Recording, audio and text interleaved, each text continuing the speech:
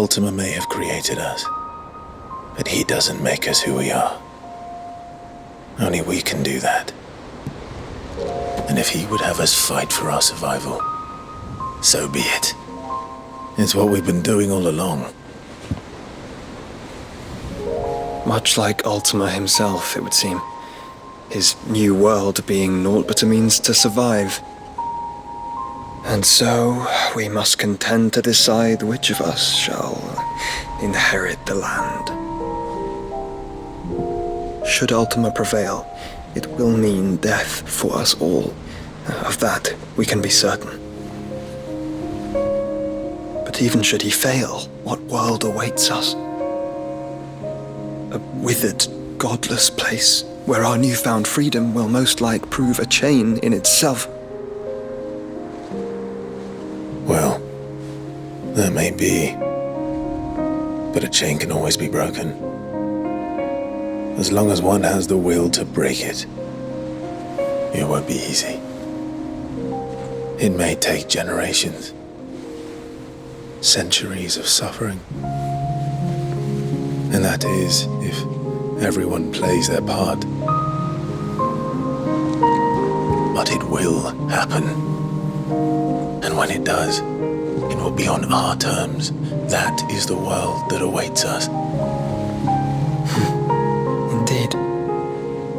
And what better world could one wish for?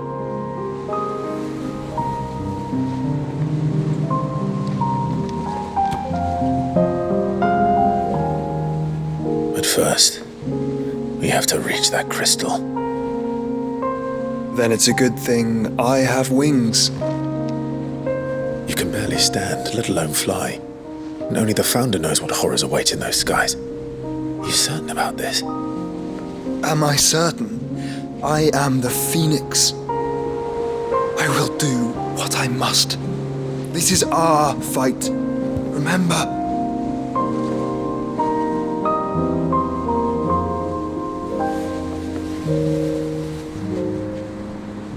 All right. I yield. But only what you must, yes? I'm still your sworn shield. That you are. And what of my wings? Lest you forget, you go to stand against a god. I would not have you succumb to fatigue before the fight begins. Ifrit, your brother mentioned that some few of the dominants who had lost their power to you were still able to prime. Is that true? It is. But their Eikons no longer submitted to their will.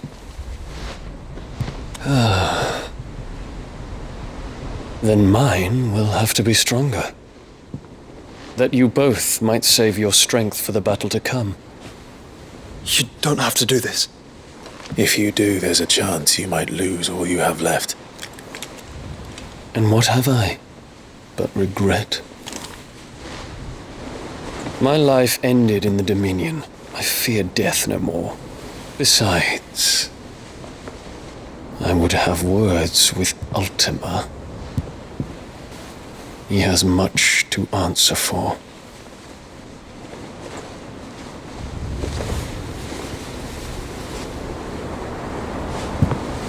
We are in your debt, Dion.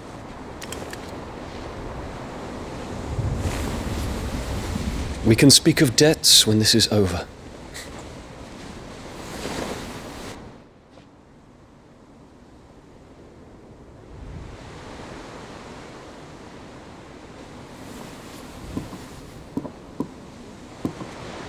He speaks like a man who knows he's not coming back.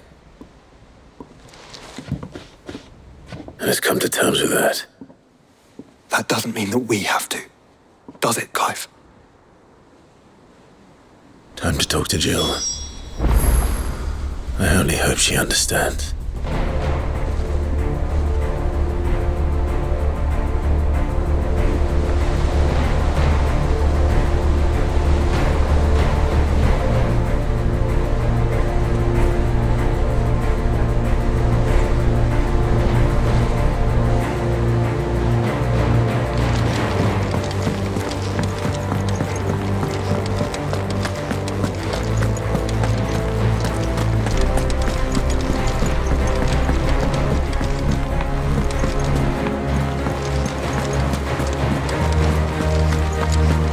There's something about it.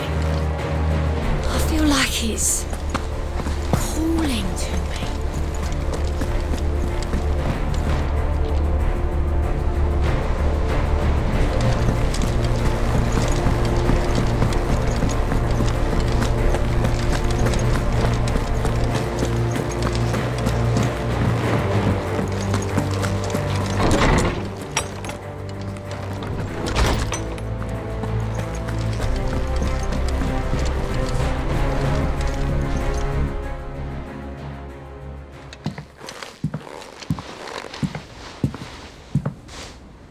Come to wish on a star. That might not be such a bad idea. This is it, Jill. You know what I have to do. Why I have to do it. There's no turning back now.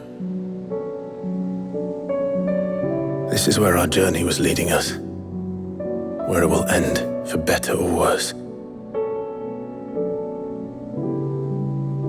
I could pray to Metia for you. But you'll be all right, won't you, Clive? You always are. I did promise we'd watch the moon together. I'll be waiting.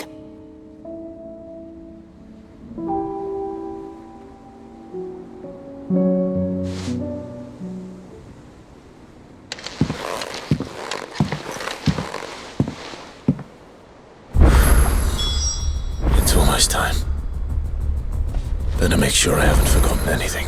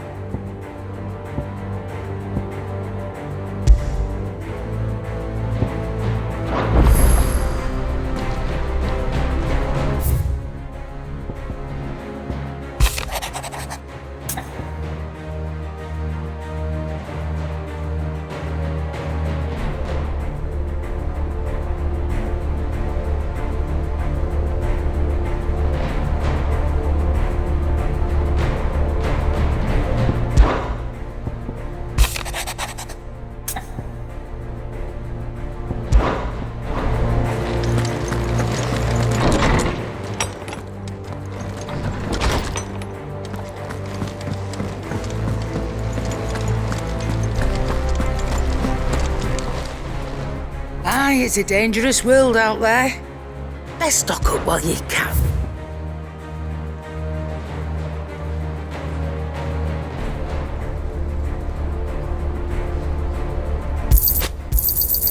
It'd better all be here.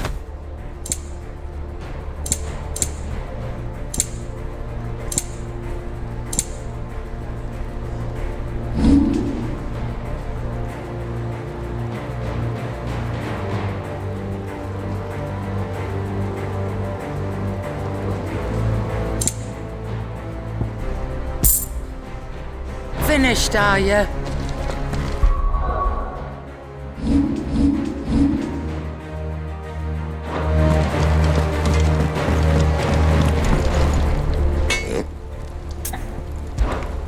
What's that for you, dear?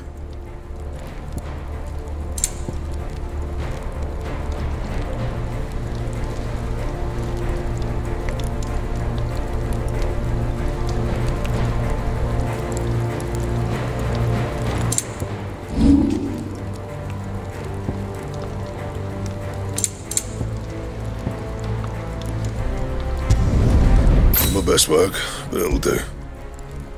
That it? Fine. First the skies, then the crystal. And what next? The advent of great Kriga herself.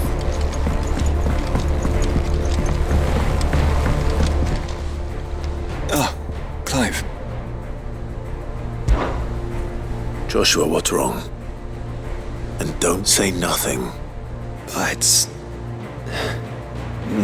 nothing. I've received word from Cyril.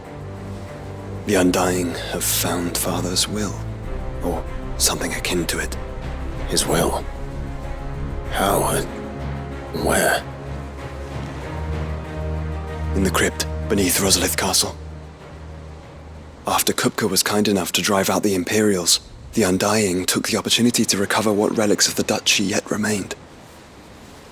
And in the process of doing so, they found a letter from Father. I'm surprised anything survived down there. Cyril asked that I join him in Tabor at my convenience. I have been meaning to go, but... would you join me?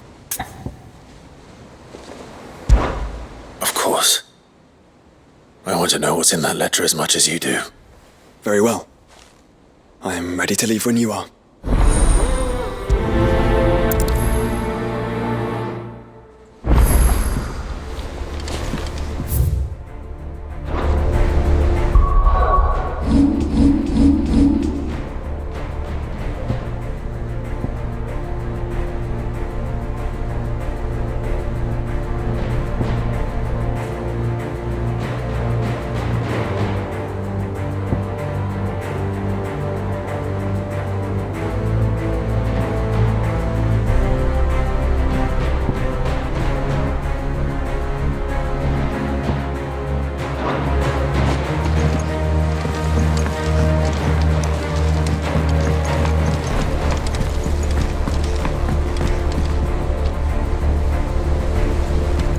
Sid, do you have a moment? By all means. It's my old master. Seems there's no escaping her. She found some way to send me a letter. And something else. Records from a Waluda prison. Seems they were keeping a lot of bearers there. How did she come by such a thing? Finding bearers always was her strong point. And it seems the cells of Balmung Dark are full of them. Foreign captives, the masterless. Bearers no one would miss. And even better for her, bearers with no one to look after them. When ether started lapping at the walls, the jailers fled. Leaving the bearers to be liberated by whoever happened to come along next. Sid, I'd like to believe that I've earned your trust by now. And while I'm well aware that you've forbidden Cursebreakers from traveling to Waloed, I can't let those bearers die in their cells. I'd rather risk shipwreck on the Shadow Coast than leave them to starve. We'll be needing the Enterprise if we're going to navigate the Narrow. Does that mean... I'm making an exception, but we travel together. And we stay no longer than we have to. Ash is an inhospitable place at the best of times. We save as many as we can, and we leave. Thank you, Sid. There was a name in the prison register. A name from my past. Chadwick. Another of my former master's protégés. A gifted soldier, and the closest thing I had to family. The thought of him held captive in that place. He must be very important to you. He was. Is. Then we find him.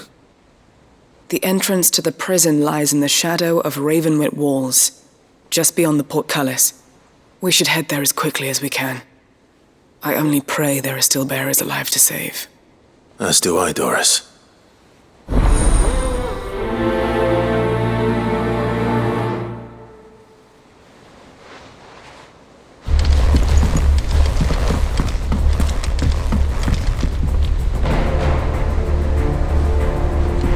Sid, I was wondering if you could help me.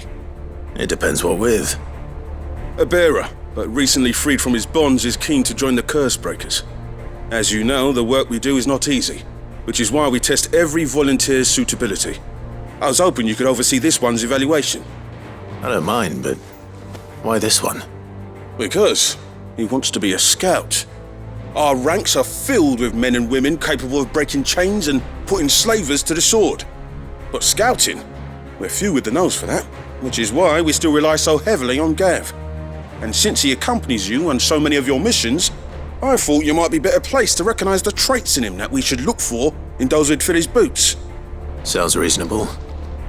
So you're happy to oversee the boys' test, then? One can never have too many scouts. Truer words, Sid. I'll let the initiate know that you'll be attending and that he is to proceed No time like the... No time like...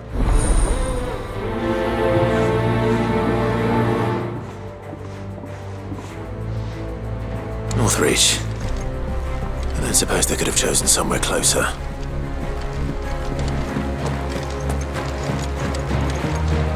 Back again? How may I help you today?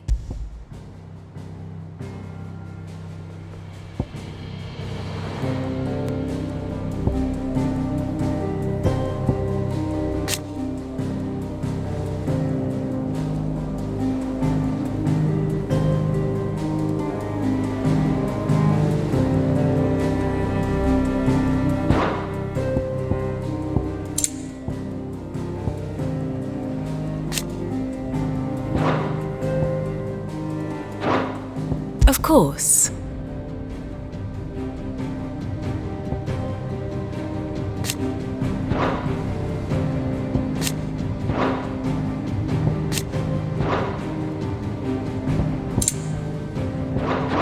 Very good.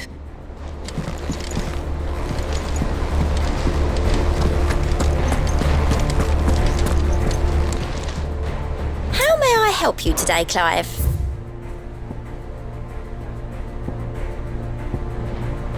Come again. I may have more for you.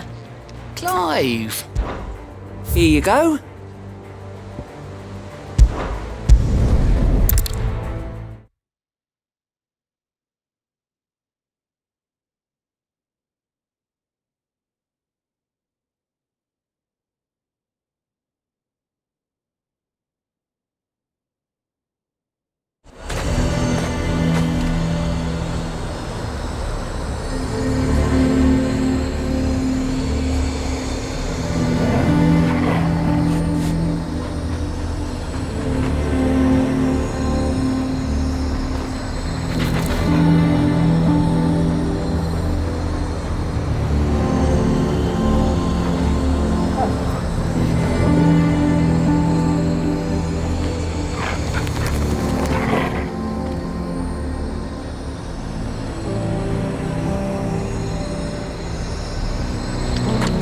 Azure might at least have mentioned where in Northreach he'd be testing this recruit. And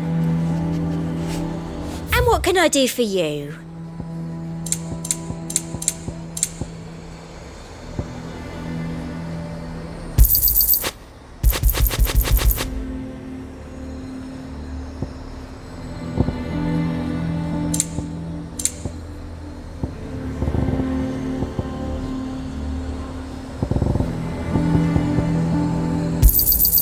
You've a keen eye.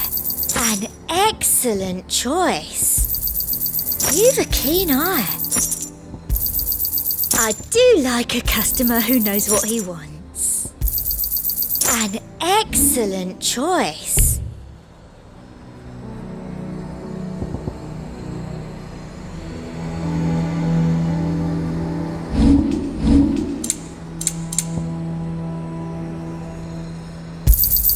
I doubt you'll get more than that in the capital. Thank you. That's the best I can do. I doubt you'll get more than that in the capital. Thank you. That's the best I can do. Come back again. A fortress? The garrison is threatening to pull their sentries from the markets if we don't cooperate.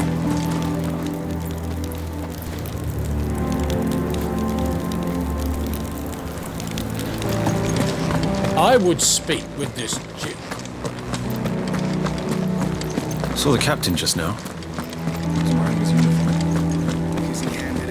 Your town needs you. I need you. But the Duke would have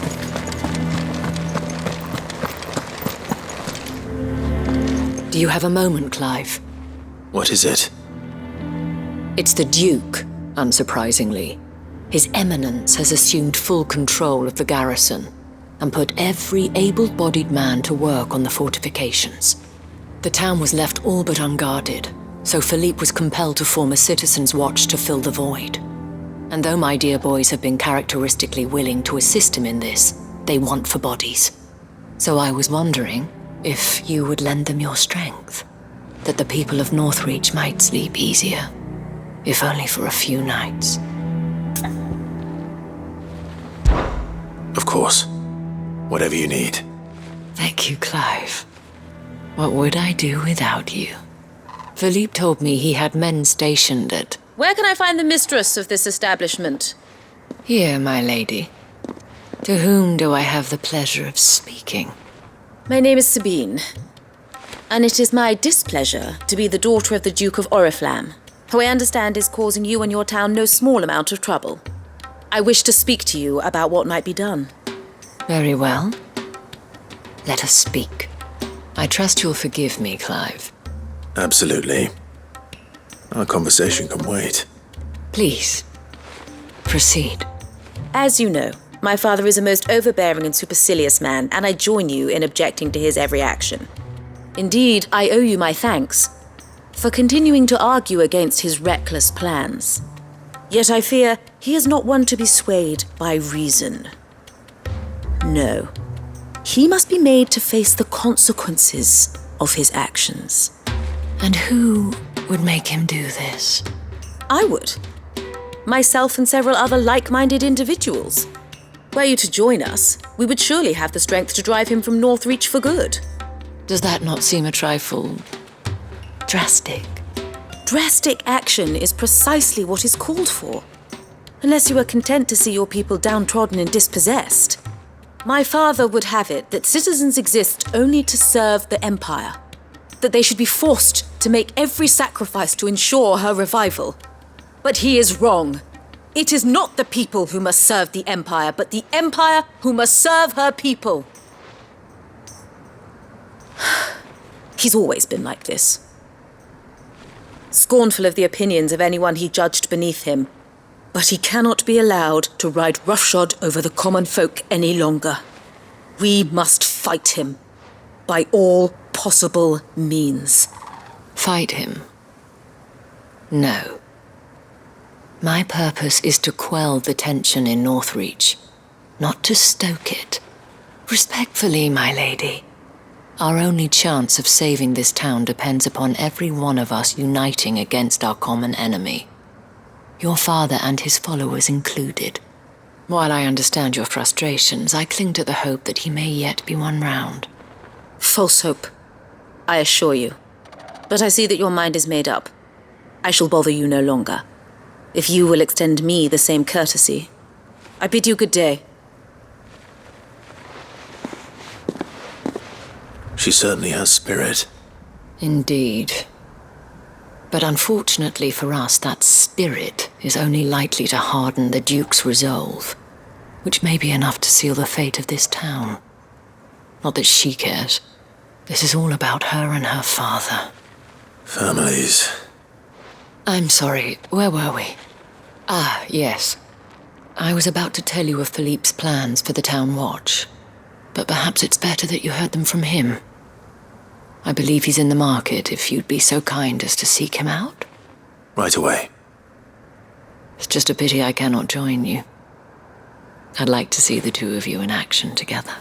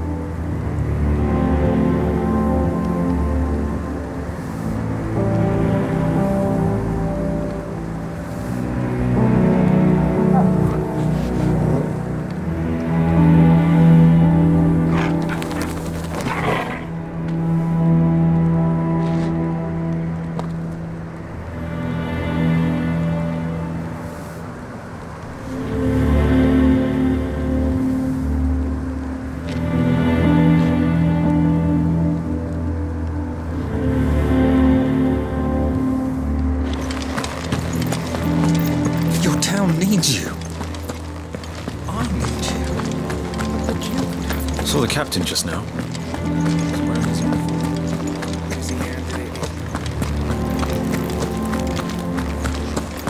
What does the dame have to say about all this, I wonder? So you are content to abandon the people to their... Please, I beseech you. If you are a true son of Northreach, you must fight to defend your home. That's exactly what I am doing, milady. Or trying to, at least. The land is crawling with fiends, and someone has to keep watch. Even when our true enemy is hiding in the garrison? Fine. You're not the only able-bodied man in Northreach. Thank you so much for your help.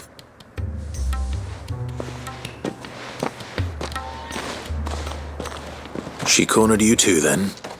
Could hardly get a word in edgeways. Like father, like daughter, eh?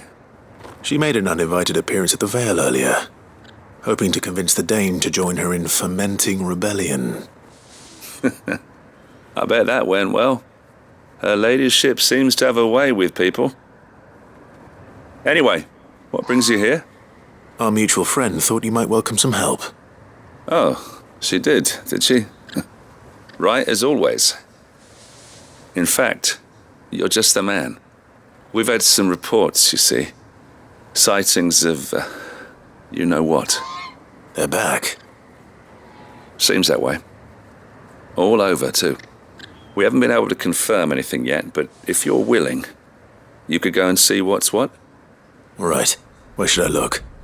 You know Grieger's Weep? One of the sightings places them somewhere on its shores. I'm on my way. Thank you, Clive. I'll look into one of the other sightings. Let's rendezvous back here later.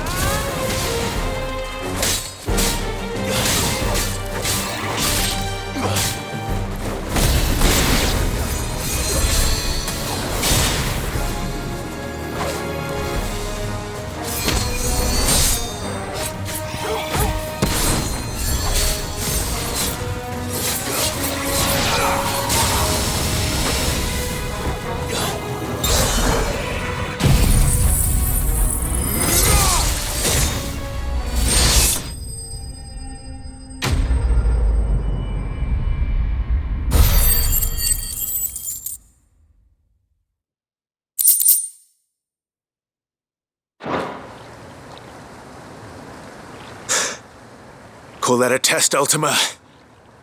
Clive, it's me. Are you all right? I am. But it seems the reports were true. The thralls have returned.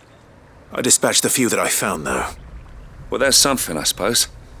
But what were they doing south of town? They all came from the north last time. We might be able to fend off an attack from one side or the other, but from both? Do you have eyes in the north? Some. I should probably go and have a look, though, just to be sure.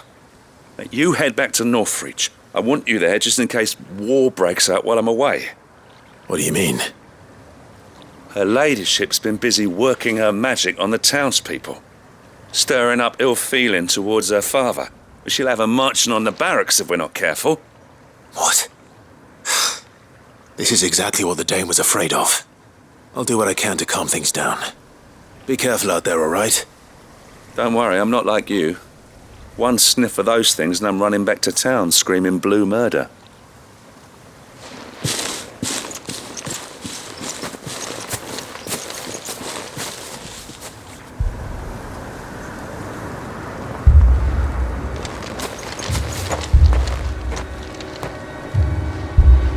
not see, Father? The people of Northreach have given enough, and only a fool would ask for more. Listen to me, Sabine.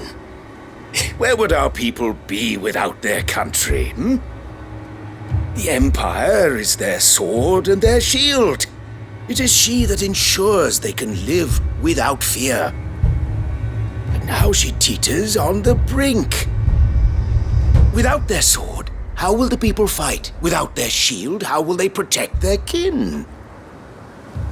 Can the unarmed stand against the advancing hordes? No. But there is yet hope. A new shield, a new sword. A new empire. We can rebuild Sandbreck, just as Great Grieger wills it. Perhaps we could, Father. But we don't want to. Not if it is built on the broken backs of the people. Please, let us not quarrel in the street. You must see that no good will come of this. Our fight is not with each other, but with the threat that draws ever closer to our gates. A threat that your sword has yet to rid us of, Your Eminence. You will hold your tongue, whore! You may have filled my daughter's head with your heresy, but I will not be corrupted. Corrupted? Your daughter's opinions are her own, as you would know if you had ever deigned to listen to her. At least I hope they are your opinions, and not posturing born of a family feud. Northreach deserves better than that. Northreach deserves better than you, Carla. Yes, I know who you are. The slut of Twinside who bedded a Branded. Say that. Jealous, are you? That a woman might choose a bearer over a pious man of Grieger. Clive! I met a swarm of thralls coming south from Oriflamme. Hundreds of them. Too many to count. No. Work on the fortifications has scarcely begun. We will retreat to Caer Norvent and there make our stand. Did you hear me? That was an order! While this is but a heartfelt plea, let us make our stand here and protect our homes. Protect those that we love. Together, for Northreach!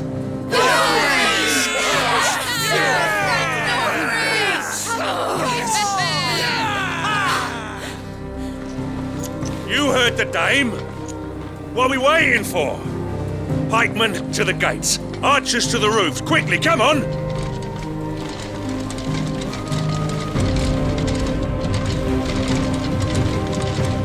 But she is but a common... whore, yes. And we'd follow her to the gates of hell.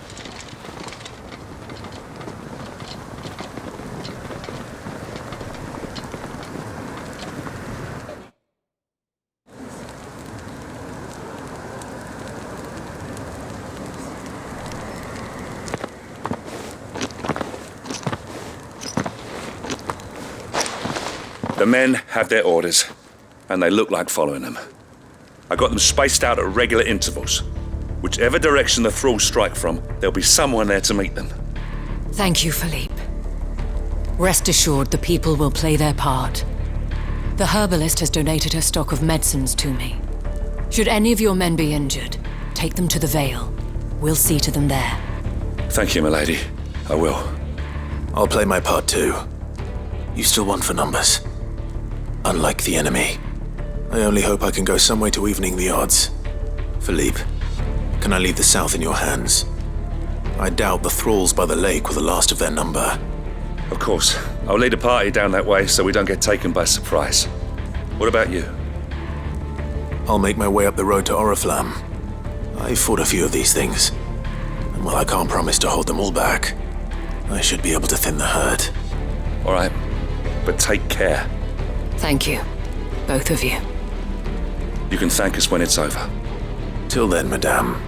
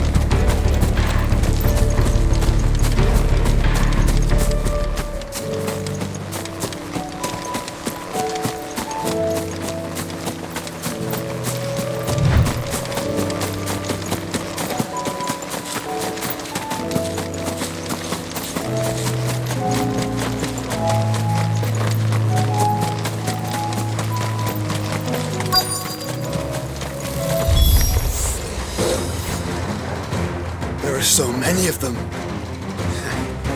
Not for long.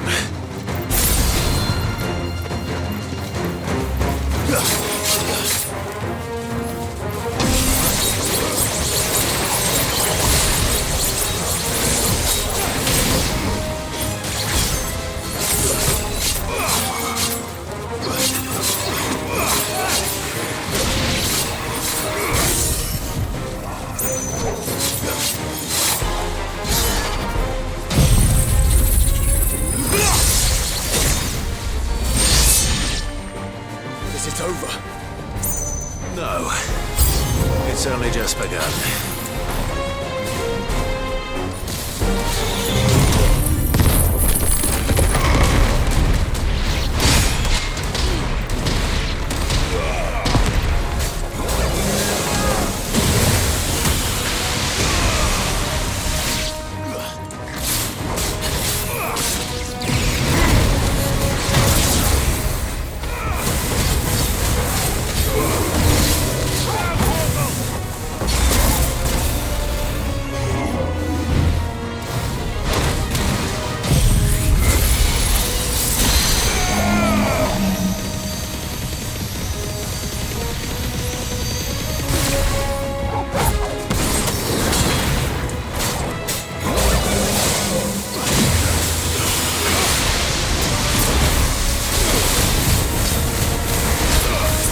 Finished.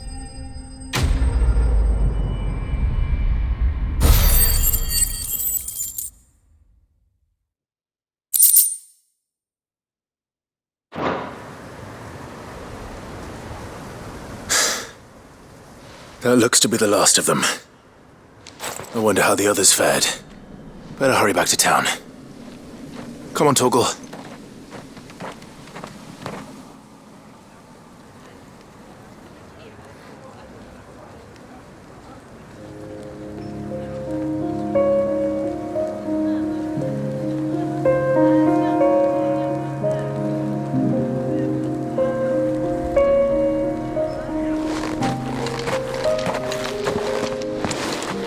Clive, it's good to see you.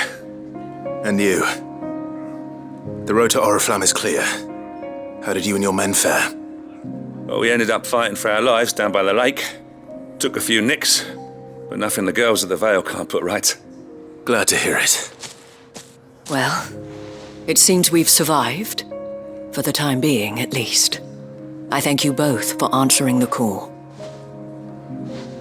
You were right. And I was wrong. About everything. I had thought that the only way to unite the people was under the banner of Empire. That without a strong hand to guide them, they would drift apart. To be borne hither and yon by the eddying currents of fate. But you brought them together. Not by force, nor by the exercise of goddess-given authority, but by simply being one of them. By knowing what they feel, because you feel it yourself. Our purpose was ever the same, Your Eminence. You were merely distracted by a loftier vision of empire and glory, while our eyes beheld matters closer to home. You have the right of it again. As did you, Sabine. His radiance said it himself. Sanbreque is naught without her citizens. I forgot that, and I am sorry. I'm sorry too, Father. I should never have taken things so far. I only wanted you to understand how the people felt. How I felt. But my anger got the better of me. Do not blame yourself, my dear. This was my doing. I should have listened to you. To all of you. Your Eminence, your ladyship, I do not doubt that you came here with the best of intentions, but I believe the same could be said of us all. We all want safety, security, prosperity. Not just for Northreach, but for the entire realm. And we may yet achieve it. If only we work together. Will you join us in this? Yes. We shall. Thank you, Your Eminence. Now that that is settled, I must go and see to the wounded. The Vale's doors are always open to any soldier in need of relief. And today there are more than ever before.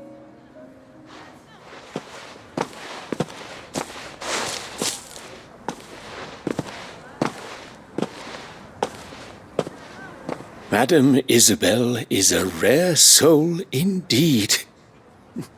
In these dark times, I see that it is not men like me who should lead the realm, but women like her. You're right. If only I'd listened to her when I had the chance. Forgive me for saying so, milady, but you still do. The dame said it herself. We can turn things around. We just have to work together. And that goes for you, too. You're one of us now. One of you? Well said, Captain. Let this be a new beginning. Not only for Sanbreque, but for us. Well, since there's nothing more to be done here, I should see if Isabel needs any help moving the wounded.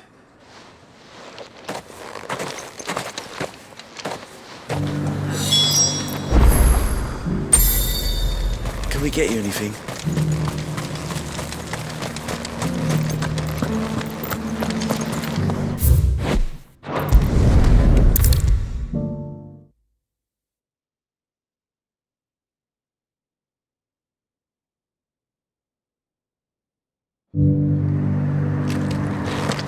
How goes the treatment of the wounded?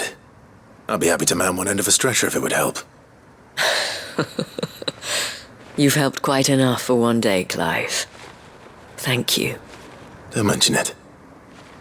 Oh, but I must.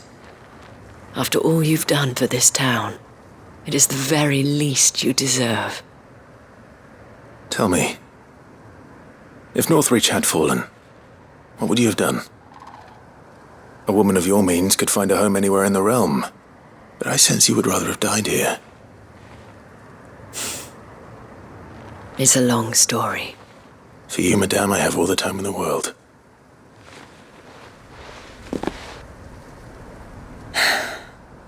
Very well. Long ago, I had a life in the crystalline dominion. I was Carla then, courtesan to the nobility. So sought after was I that it was only they who could afford my time. Alas, those halcyon days were not to last. For naive as I was, I fell in love with a bearer. He was my master's guard, the gentlest man I have ever known. After they discovered us together, he was whipped bloody and forbidden from ever looking at me again. And so we fled. Not that we had anywhere to flee to. We wandered, aimless and starving, half dreading, half praying that the next day would be our last. Until we found ourselves here, in Northreach. It was the Vale that took us in, that fed us, clothed us, and healed our hurts. Those that could be healed, at least. My love was already too far gone. He passed away. He did. Not long after we arrived. But at least we were able to share a few moments of peace before the end. It was the greatest gift I have ever received. But the generosity of this town and her people did not end there. The men and women of the Vale supported me through my grief. Shared in it, though I was still a stranger to them. They treated me like a sister. And so I swore that I would always do the same. That I would return the kindness that Northreach showed me. that I would repay my debt to the Vale.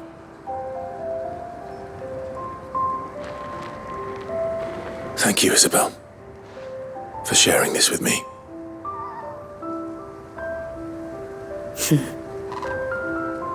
You're a lot like him, you know. Perhaps that is why I have such a soft spot for you. Never stop fighting, Clive. And I shan't either. I know that it will not be easy to keep Northreach together. But our efforts will be rewarded. Just look at us now. The people, the soldiers, even the Duke of Oriflamme and his daughter, all united in defense of this town that we have come to call our home. And what of you? Can we count on your support too? Always.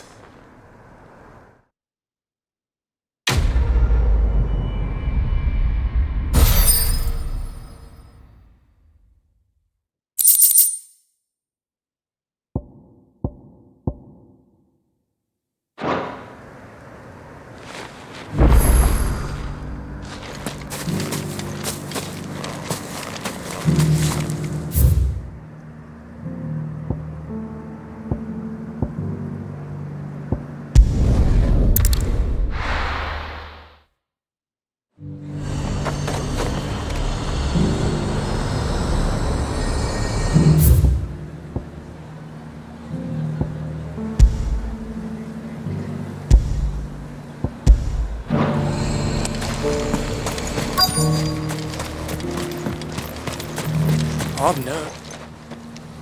Well met, Sid. This is the initiate. Ember, present yourself. At your service, Master. Please, just Sid. There are no masters here. Your life is your own.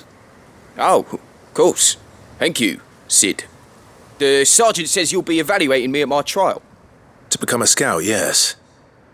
You are aware of the dangers inherent in that role. I am.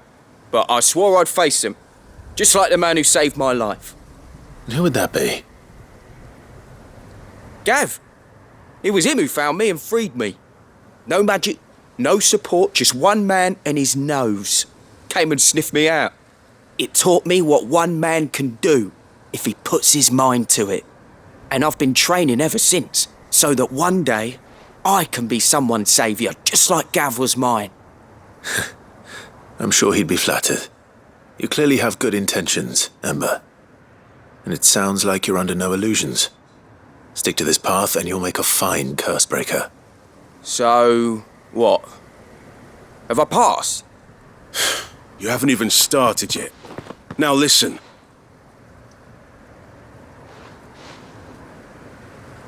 Not far from here is an Imperial lookout, Eastwatch. The guards there record all their sightings in a logbook. You are to find it and bring it here. And bring it here, right. Anything else? No. Sneaking into a heavily guarded Imperial outpost and stealing the logbook would be quite sufficient. You'll need to assess the situation, determine a point of entry, create a distraction and effect an escape, all without being discovered and thrown into an Imperial oubliette. Ember, Gav isn't our best scout because he can do everything. It's essential that you know your limits. Know my limits, right. I won't let you down.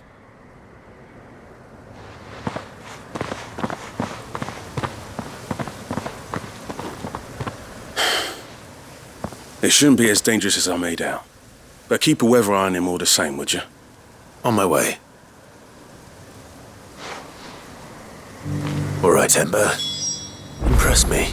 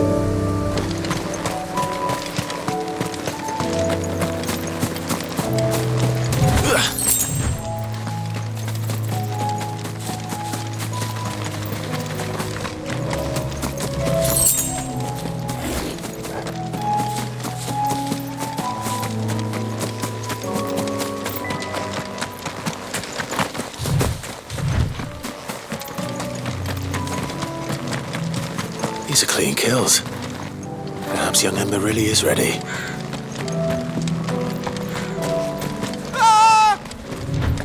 Or maybe not.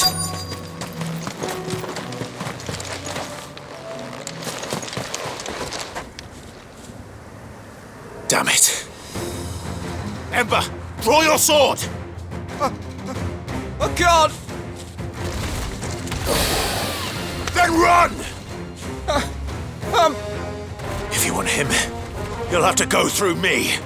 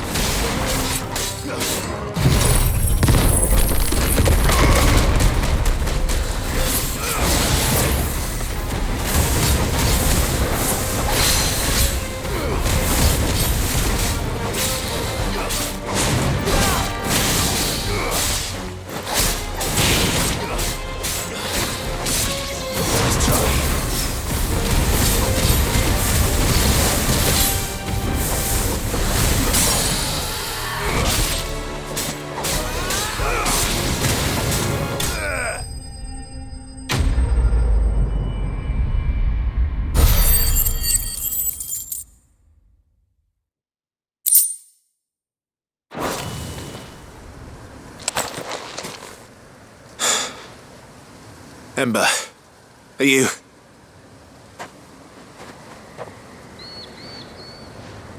Gone. Of course. Scouts really are a rare breed. Back to Northreach it is then.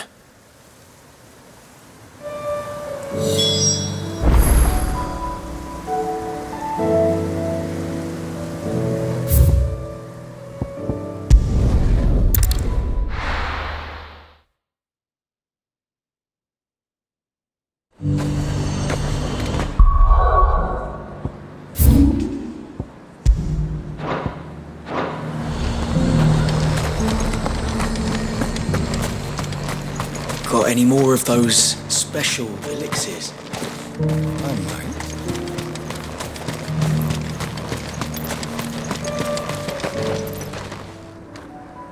I didn't expect you back so soon. Where is Ember? How did he fare? I thought I'd find him with you. He must have fled. I followed him to Eastwatch, where I found him being set upon by a wild Avis. He was just standing there. Didn't even draw his sword. I had to step in and take care of things.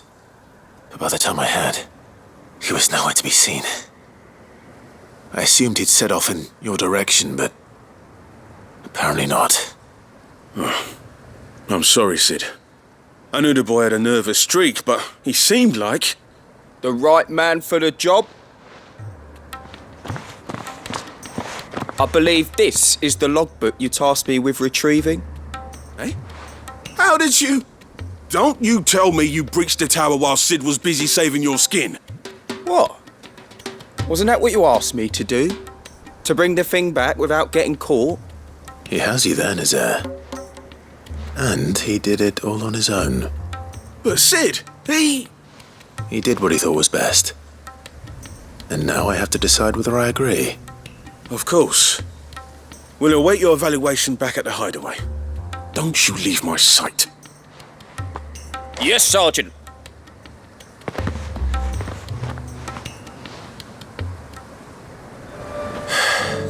This won't be an easy decision.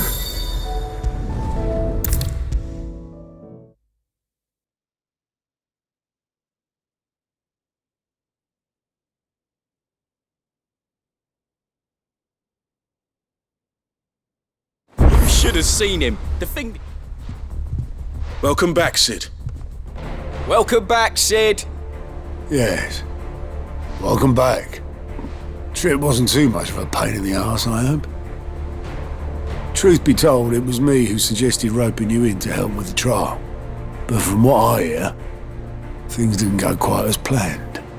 No, they most certainly did not.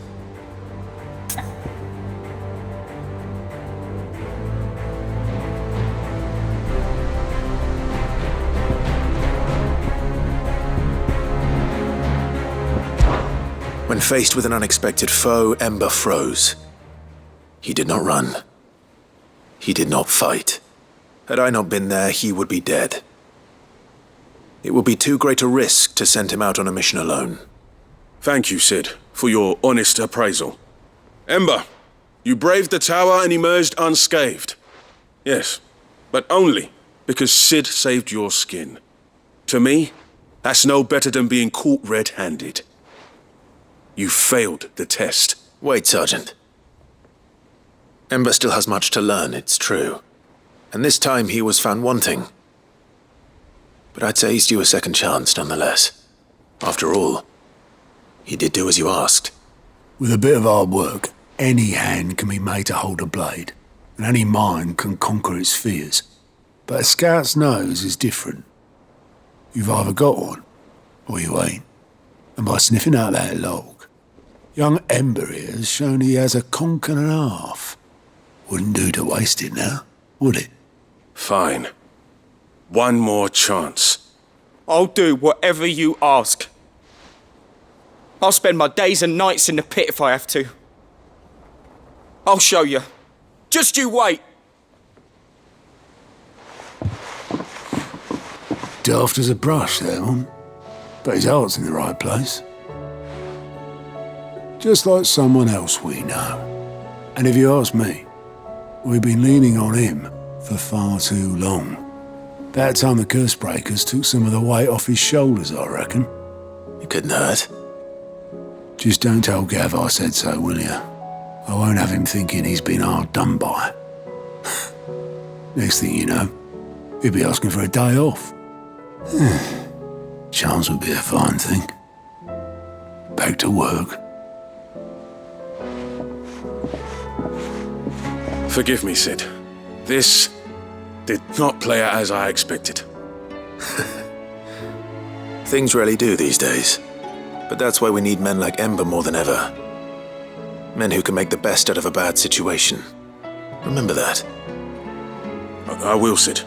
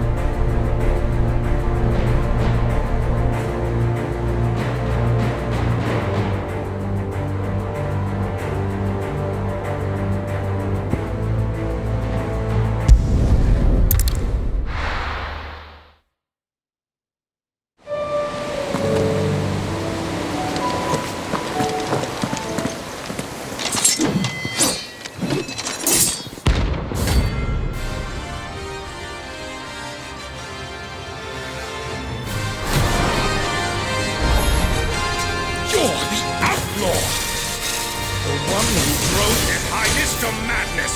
On your knees! He hasn't heard. And it doesn't look like he's willing to listen.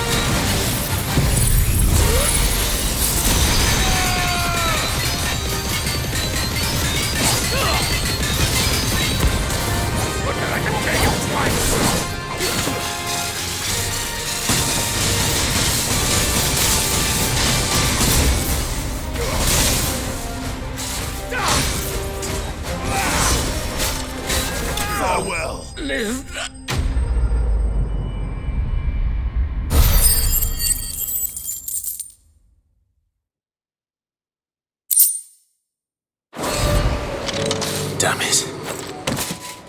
Dion would have been glad to have you back at his side.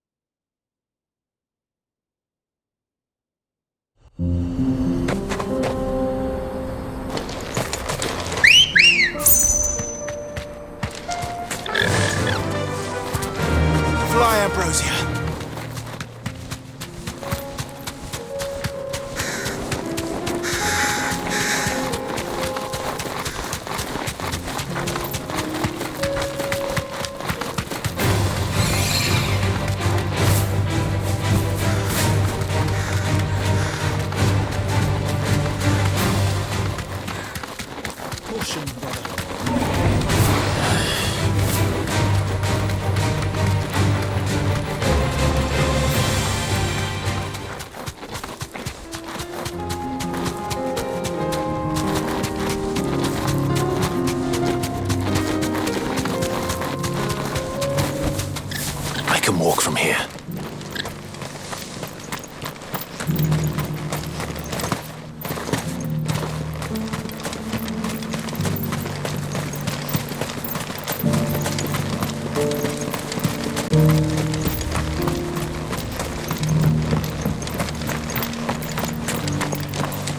Are you buying or selling?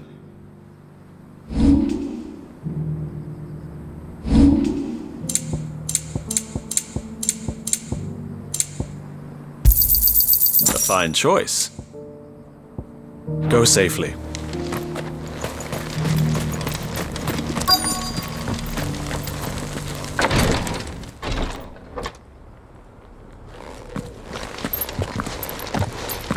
Your Grace, my lord, I trust your journey was not overly onerous. Cyril, you found a letter from Father? Yes, I have it here.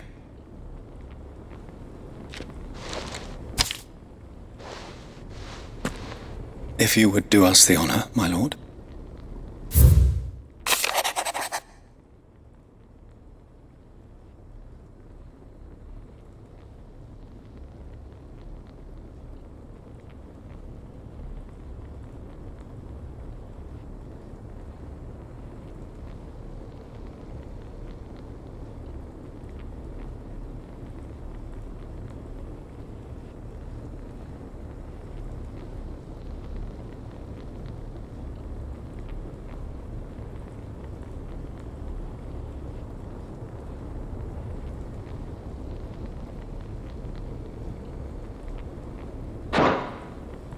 An inheritance. It would seem the late Archduke penned this missive shortly before his passing. The day before we left for Phoenix Gate. What are these plans he spoke of? His plans for the duchy, Your Grace. Your father entrusted them to my predecessor, the former bearer of the Burning Quill, who entrusted them in turn to me. The complete emancipation of bearers is their stated aim. But your father's dream did not end there. His Grace also spoke of building hospices to care for those stricken by the curse, and the founding of a new university to further the development of non-magical technologies. With the blight spreading ever more widely across the twins, Archduke Elwyn saw this as the only means of securing Rosaria's survival. He wished to see men and bearers treated as equals. To see centuries of common wisdom overturned.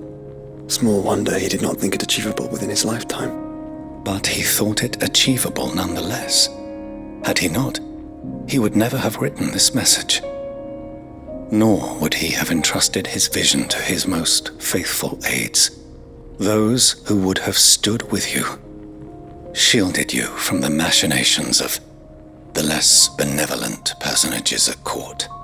It's a pity only they are still with us.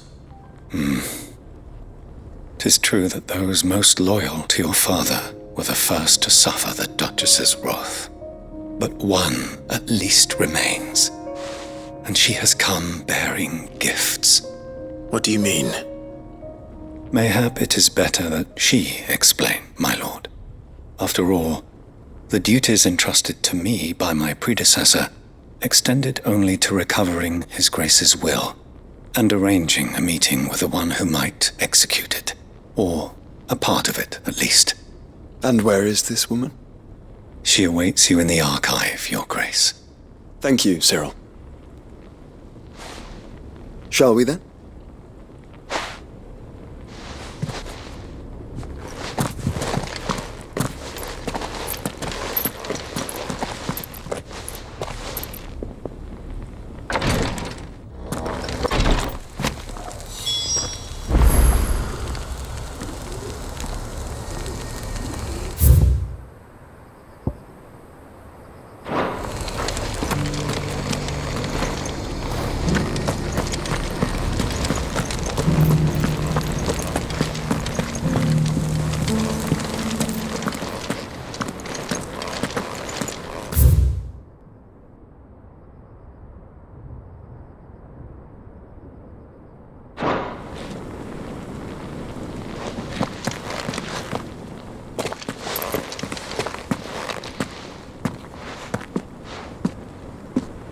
My lord, your grace.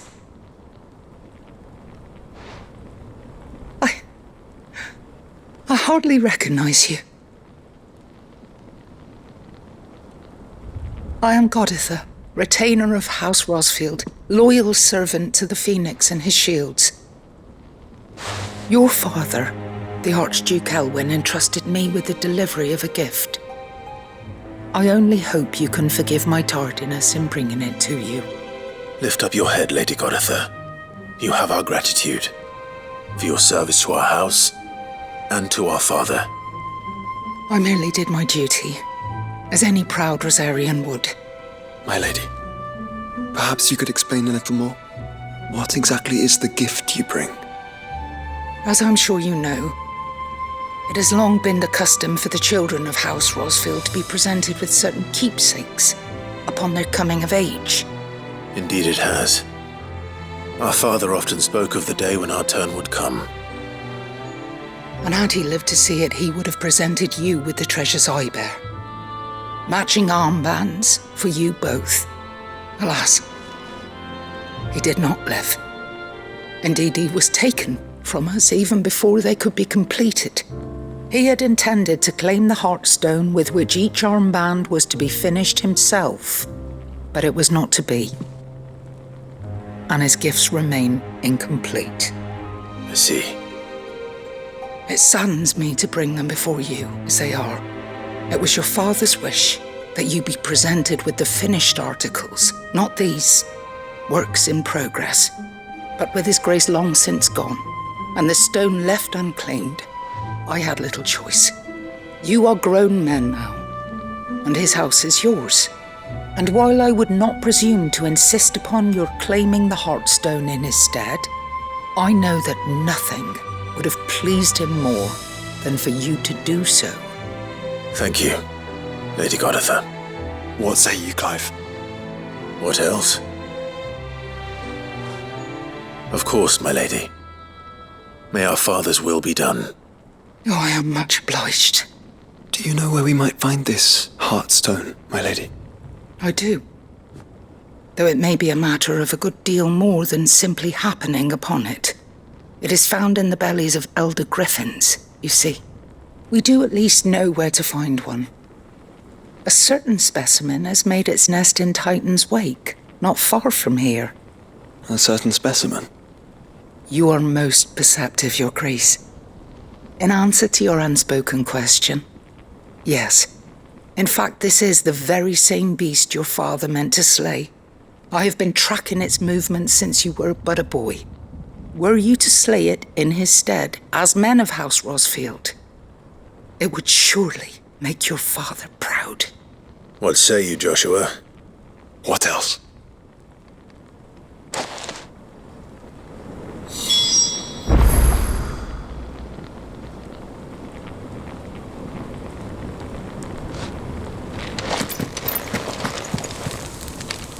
Titan's Wake is to the south of here.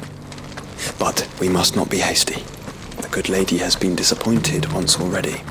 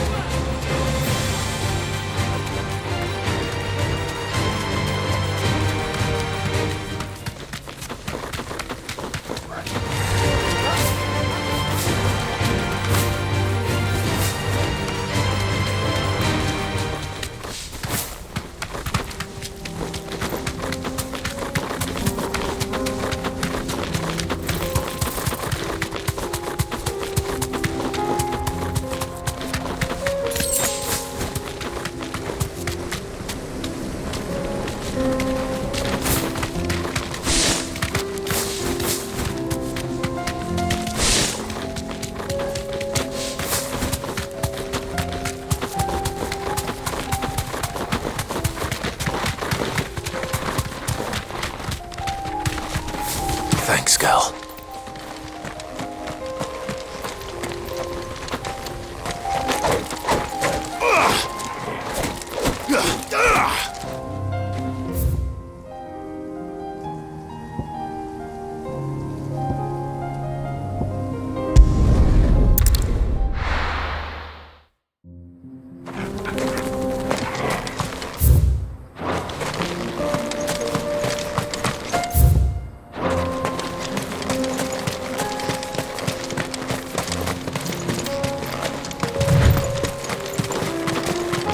Eyes peeled, Joshua.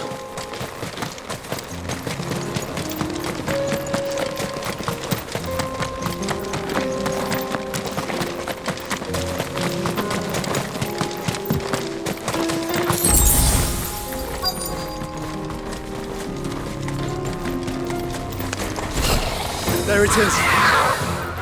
For House Rosfield.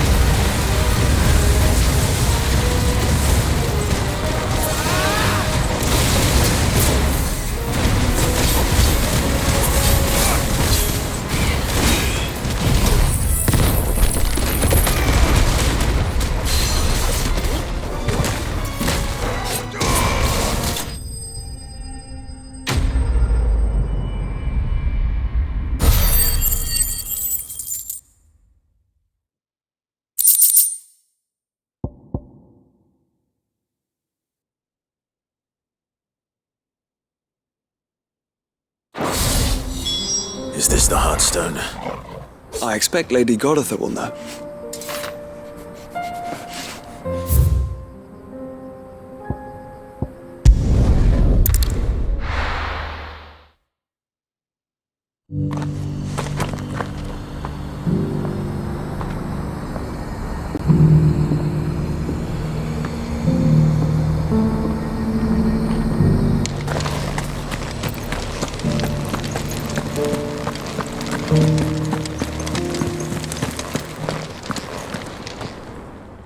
Thank the Founder you were safe. The Griffin is slain then? And the Heartstone claimed.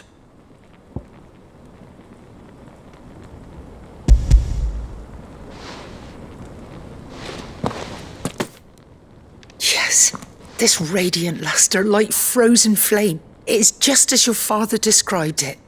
Thank you, my lord. Your Grace. Your father would be so proud. Lady Godotha, the lapidary is ready. Thank you, Cyril. I will be with him shortly. If you would excuse me, I shall have the stone cut and set forthwith.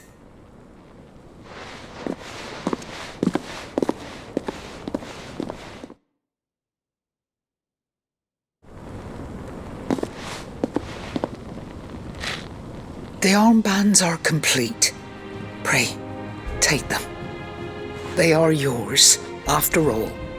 Heartstone is harder and more enduring than garnet, or even ruby. It symbolizes unwavering will and devotion, and the graven vines encircling the stone represent the unbreakable bonds between you. It's a message. Father knew we had enemies both inside and outside the duchy. Enemies who would thwart his vision. Only with unwavering devotion would it ever be realized. And only if we stood together, as Phoenix and Shield, as brothers in arms, only then might those enemies be overcome. Indeed. His Grace knew the enormity of the task he would entrust to you, his heirs. But this was more than just a message. It was a promise. That he would always be with you. Thank you, Lady Goditha, for remaining the steadfast custodian of our father's will. Forgive me, my lady, but there is something I don't quite understand. The Undying told me that after father died, mother claimed all of the ducal treasures for her own.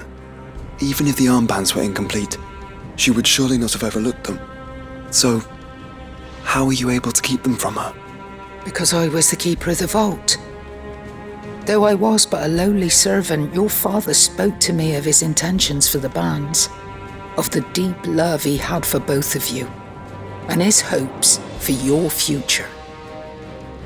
In the days before the disaster at Phoenix Gate, I discovered that the Duchess had ordered her jewellery be sent away from the castle.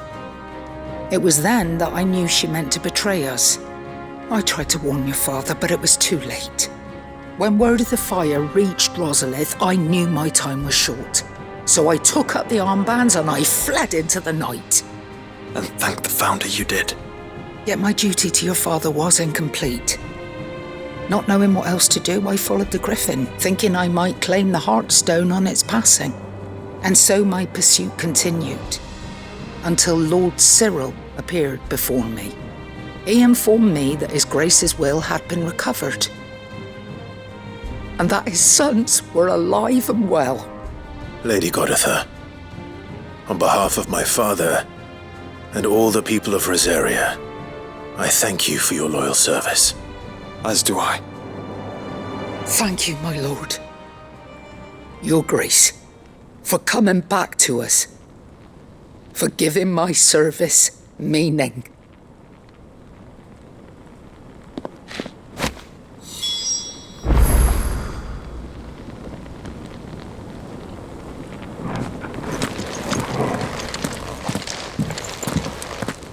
The bands suit you well. It must be gratifying to finally receive the inheritance that was denied you for so long. It is. And we thank you for the part you played, Cyril. If you would permit me to play my part a little longer, might I suggest that you make your way to your father's memorial atop Hawk's Cry Cliff? Let him see that you have received his blessing, and that his vision lives on in you. I suppose it would be churlish not to. What do you say, Clive? Shall we pay father a visit? I think we should.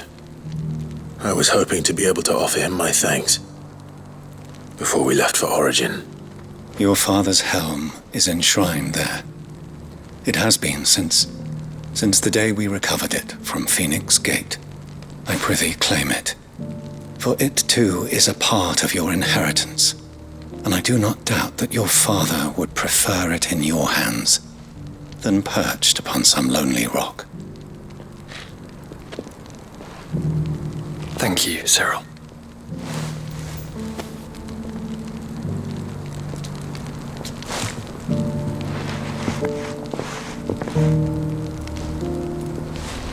Come on, Clive.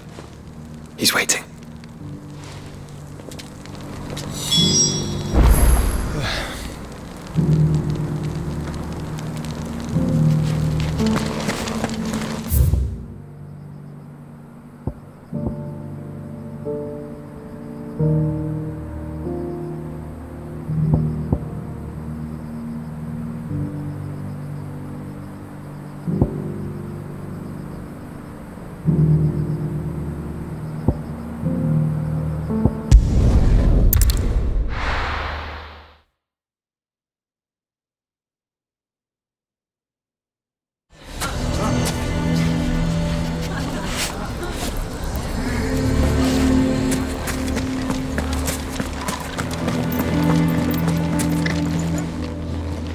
Here to help me pack? Thanks, but I'll be traveling light. I'm almost finished already, in fact. You're really going to go through with this then? I am. But before I go, there is one small issue I'd like your assistance with. Well, two, in fact. If it's within my power to help you, I will. It's the children. I refuse to let them share in my disgrace. And if I leave them here, they surely will. Our friendship would see them ostracized forever.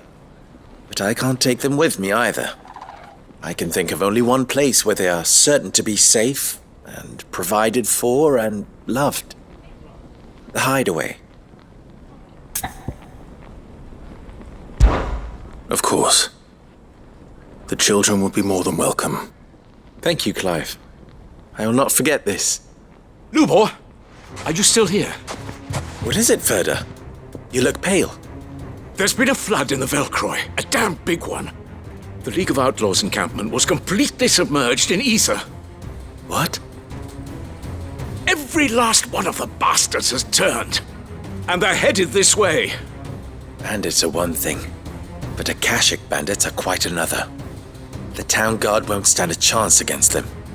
We need to evacuate. There's no time to lose. Ferda, gather the men. The Akashic may strike at any moment. We must make ready to cover the townspeople's escape. Well, what are you waiting for?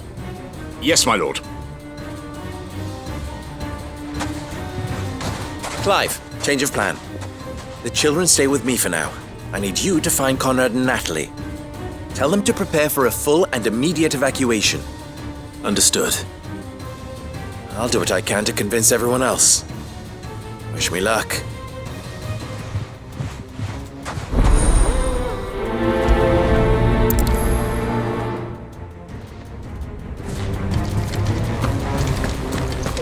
You have to listen to me.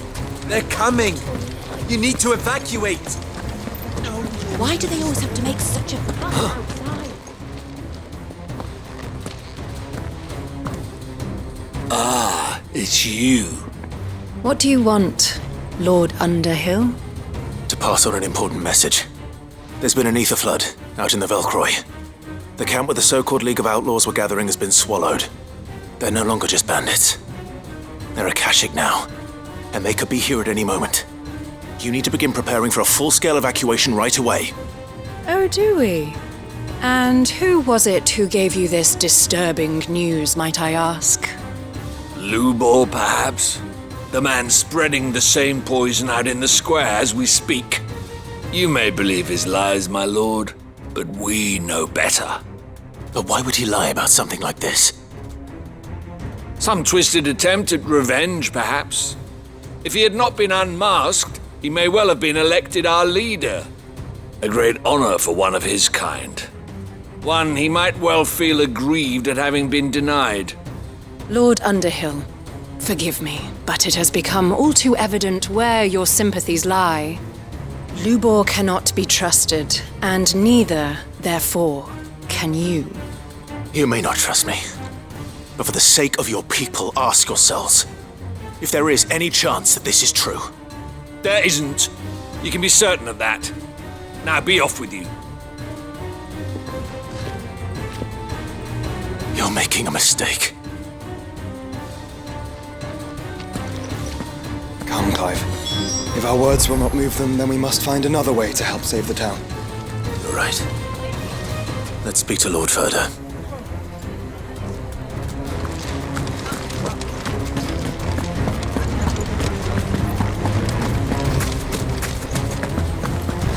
I think we'd better shut up shop. What's Lubor raving about now?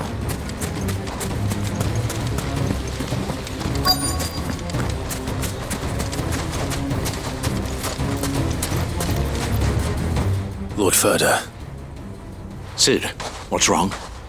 I went to warn Conrad and Natalie about the Akashic, but they wouldn't listen. They've convinced themselves that nothing Lubor says can be trusted. The bloody fools. Which means the town guard can't be counted on for support. But I can. If there's anything I can do to help you defend Dalamil, you only have to ask. I appreciate it. Sid! Ferda! I've been looking for you everywhere. Victor, I thought you'd left. I couldn't abandon a friend in need. And Lubo is in need at this very moment. Come quickly.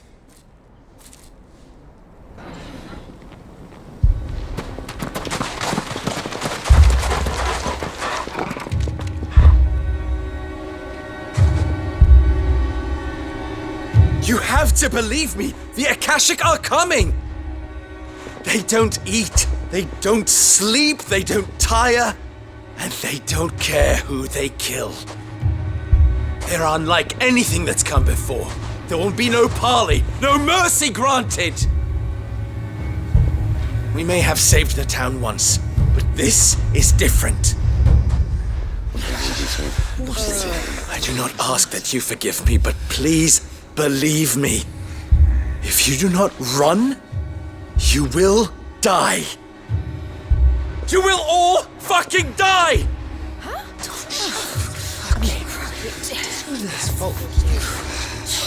You'd like that, wouldn't you, bearer? Yeah, with us out of the way, your kind will be free to claim Dalamil for yourselves. It's you who should run! Run, bearer! Yeah, run! Run! Far, far away! Run! Just go! Yeah. Yes! Go! Come on, then.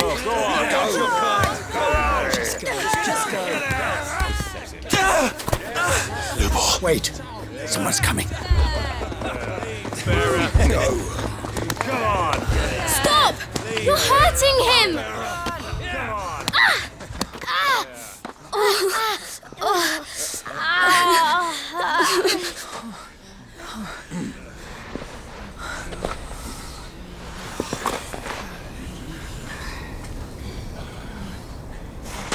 What did Lubor ever do to you? He solves all your stupid problems and he keeps all of you safe. You know there's nothing he wouldn't do for this town. Who was it who made that cleaver you use every day, Conrad? And what about your counting table, Natalie? Who fixed that?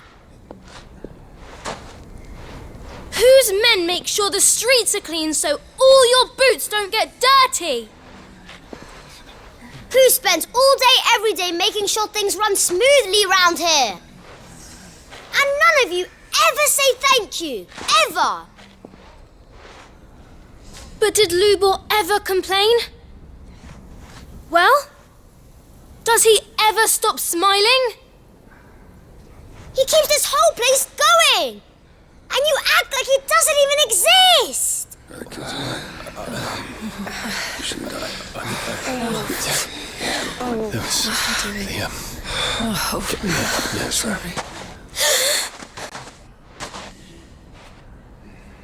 Lubor, we've heard enough. Wait! We will not run. The town guard will not abandon the very place it is sworn to protect. And I will not give up for lost the stores that we labored so hard to fill.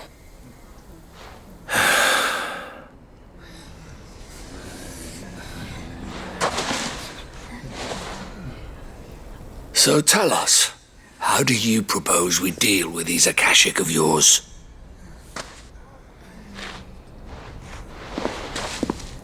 We won't run, but we will fight. All right, then.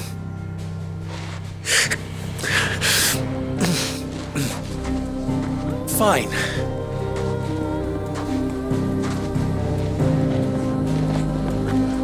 Gather round if you don't want to die.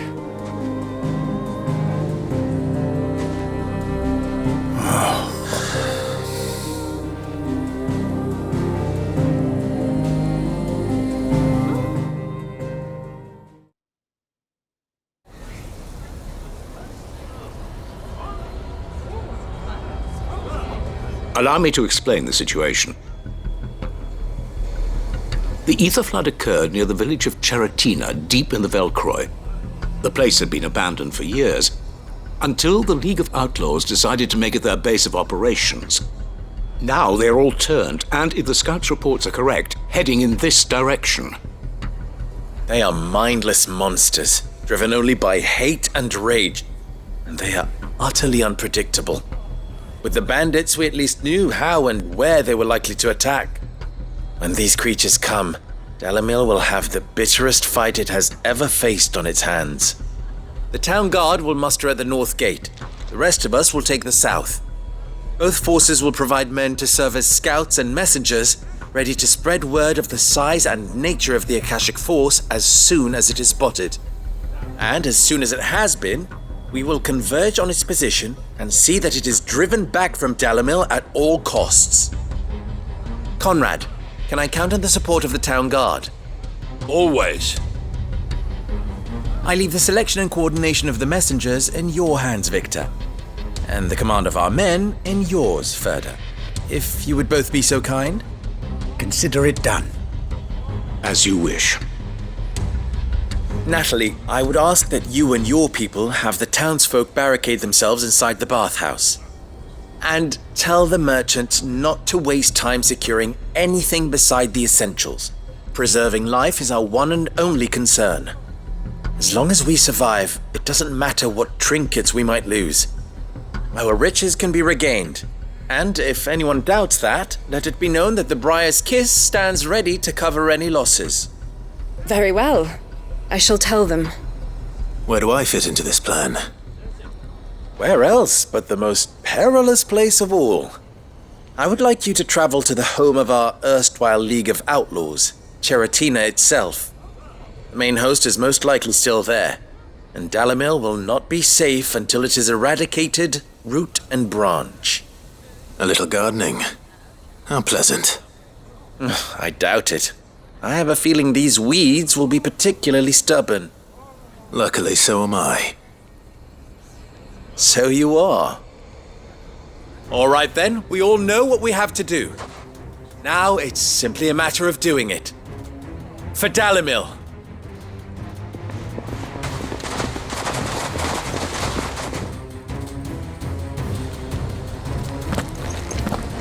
Looks like everyone's ready. I better not keep them waiting.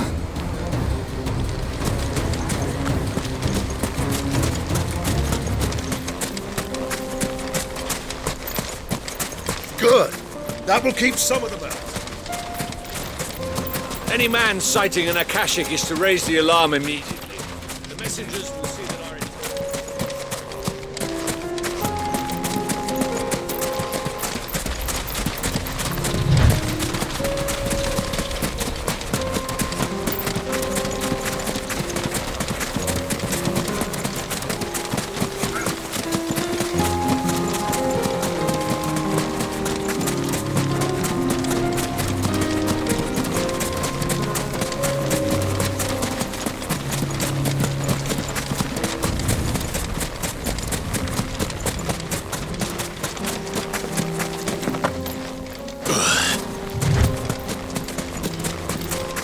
There it is. The flood. But what's waiting for us inside?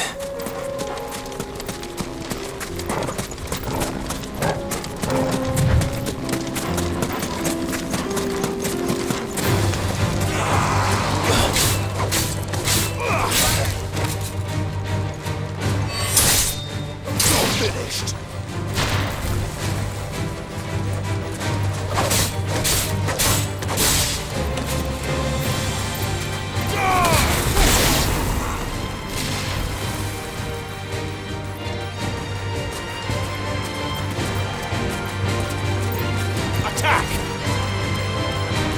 Get him! This one. Now, Torgal! Get him! Torgal, kill!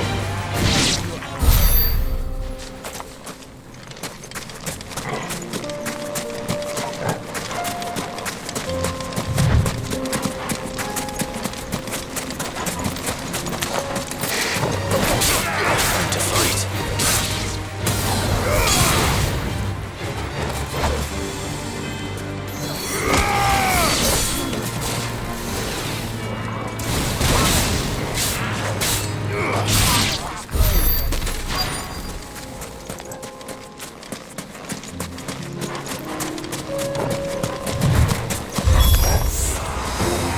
single one alive.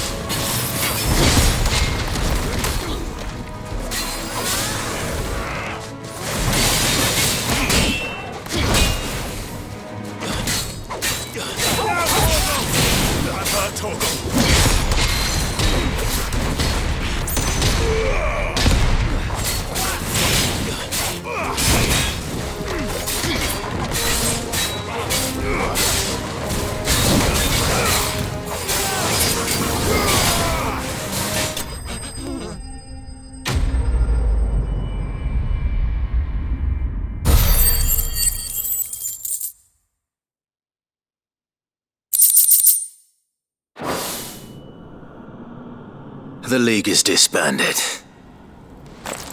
I should get back to Dalimil and see how the others fared.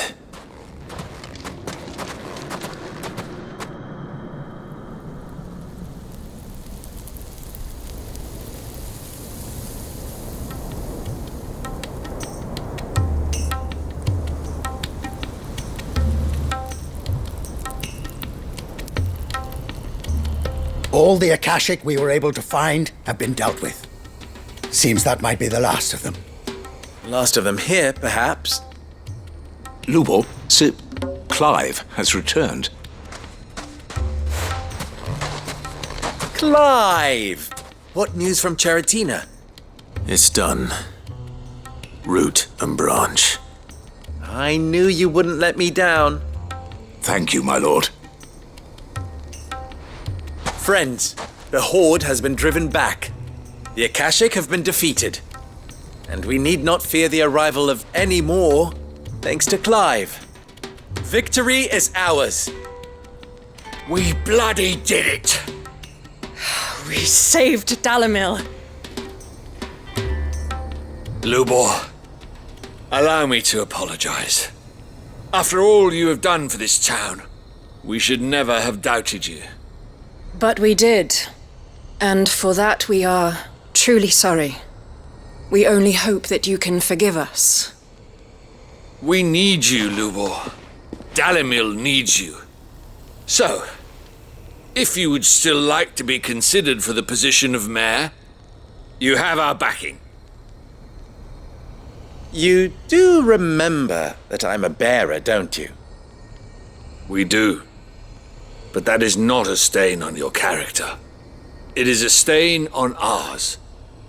We thought only of what we perceived bearers to be, not what you truly are. The man who saved Dalimil twice over. I see. But I will only accept your proposal on 2 conditions. Name them. Firstly, that you will both do everything in your power to rally your people to my cause. If the Town Guard and the Merchants League do not accept my leadership, it will be doomed from the start. Unity is the key to defending Dalimil, and I do not doubt that we shall need to call on our combined strength again. When that time comes, I will expect us all to pull together, just as we did today. Of course. You have our word. And secondly, you will accept that if I am to lead you, the mistreatment of bearers must end here in Dalimil. Any bearer within our walls shall be afforded the same rights as any other citizen. They will not be judged by what they are, but who they are. As we failed to do, and came so close to losing everything. We agree to your conditions. And we have only one in return. That you continue to work for the good of Dalimil. Condition accept. Well then, it seems my mayorship is all but confirmed.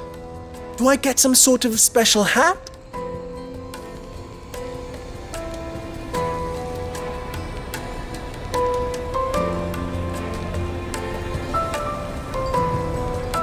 How fickle fate can be.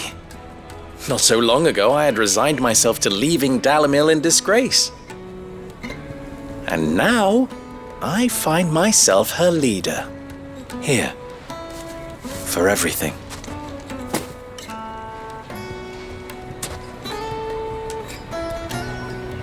Lubo, about the children. Fear not, you are of course relieved of your responsibility. I would sooner face another horde of Akashic than see them brought up as outlaws. I'll make sure they're safe here. I don't doubt that you will.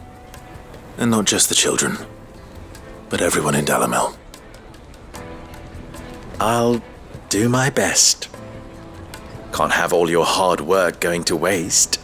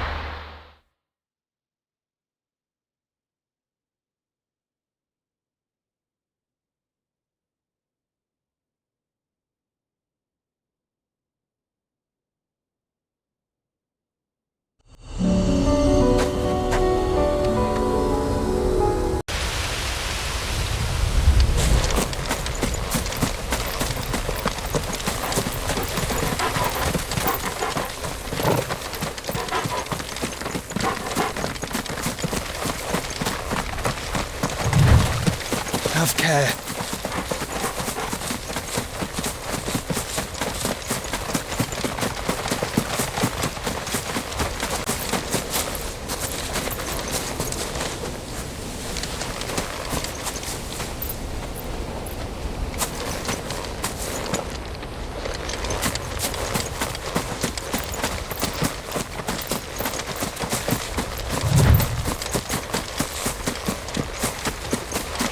It's just back there.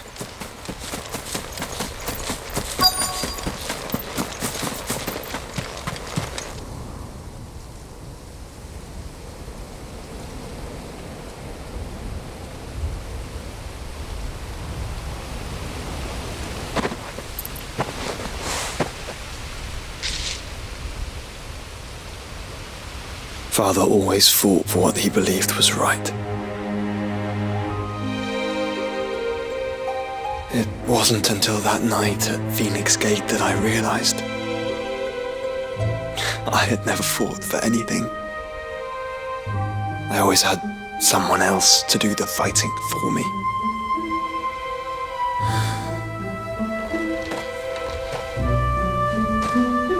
No matter how fate conspired against him, he never lost heart, never looked back, never stopped fighting. To me, he was the greatest of men. And I've been trying to live up to his ideals ever since.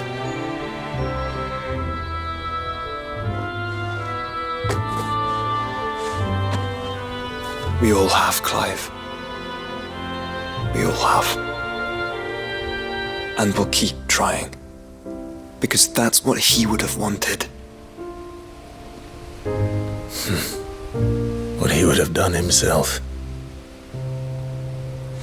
Even if it meant standing against the very gods in the heavens. I shall be borrowing this, Father, if I may. That you might watch over us as we follow in your footsteps.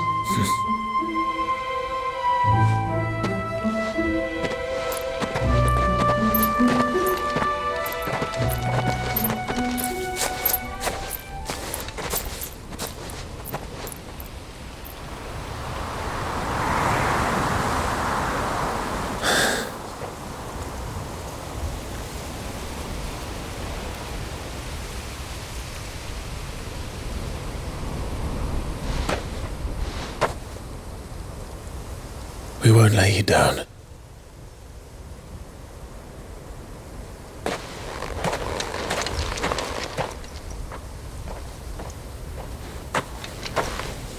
Onward then. Onward. To the end. And to a new beginning.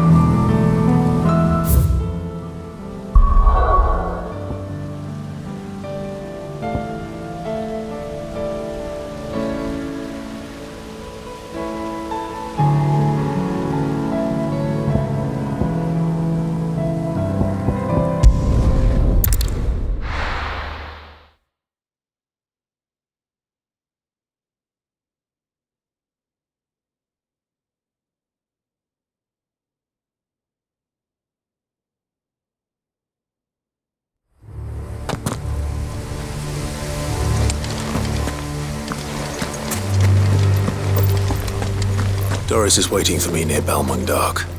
The longer she's out in the open, the more likely she is to be found by a Kashik. I need to hurry. Have care.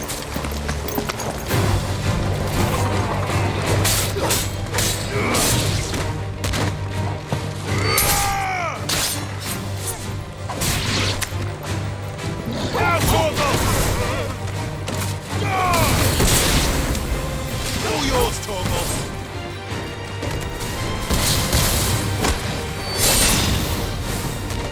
Now, Torgos!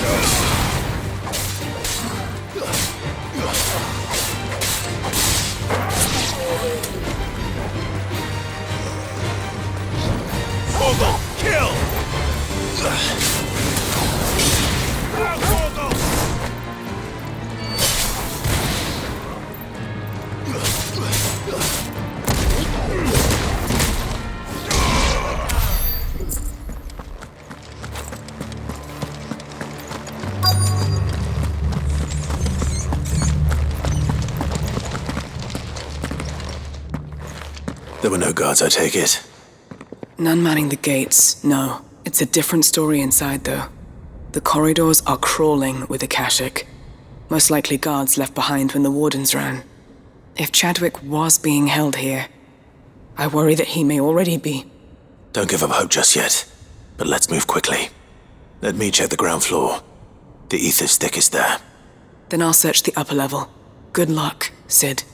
Stay safe.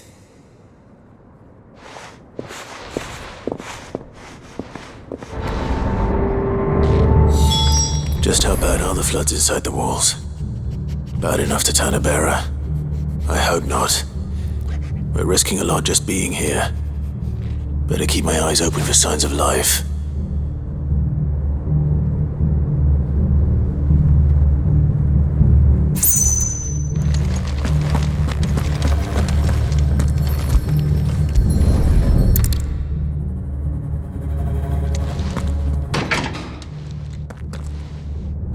Locked up tight.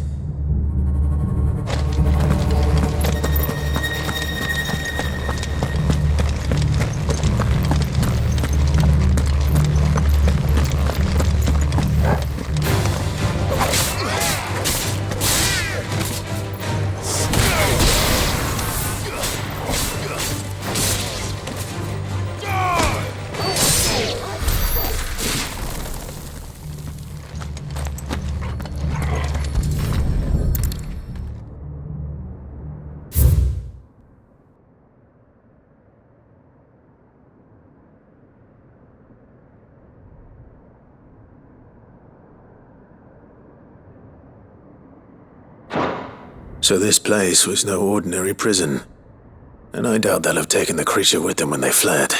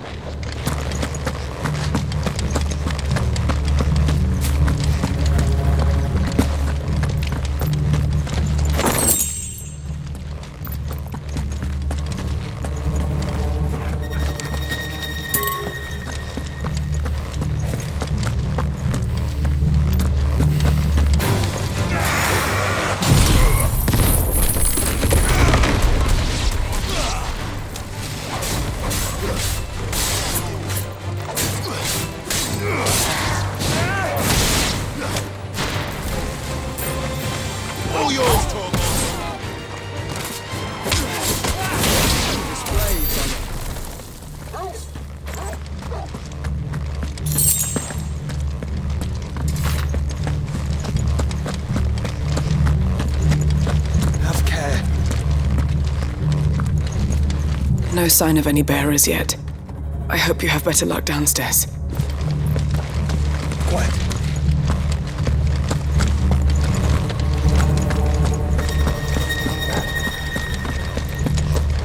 Have care.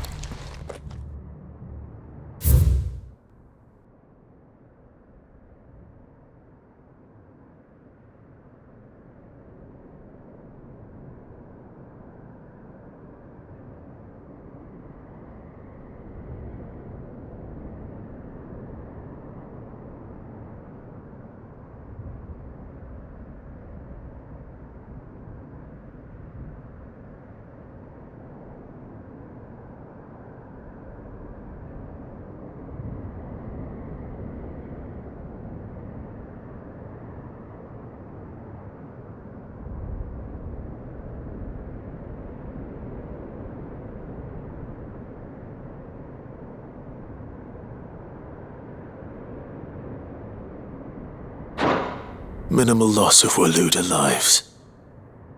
And what happens when they run out of bearers? Even the Imperials take better care of their branded than that.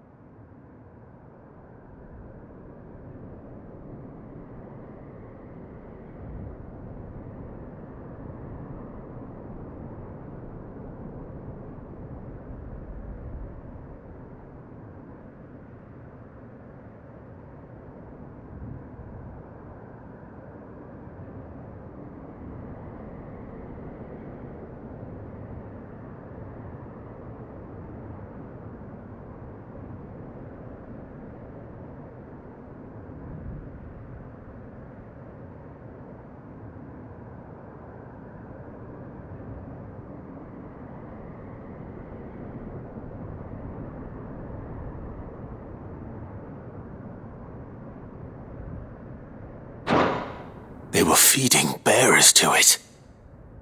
This is even worse than I'd feared. Nothing but a caching down here. Hopefully things are looking better upstairs. I should go and see how Doris is getting on.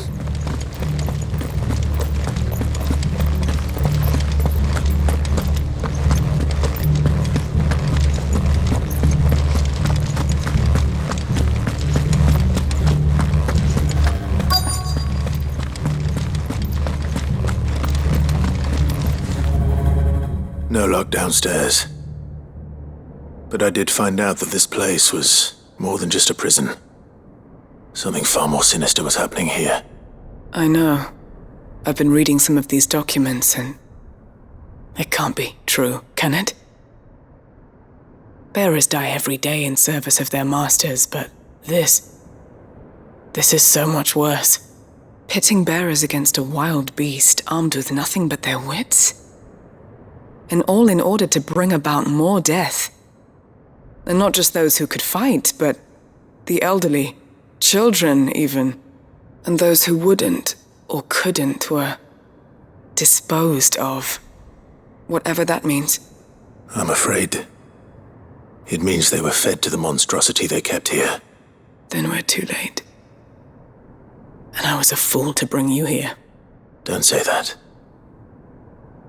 Did you find anything else? A key.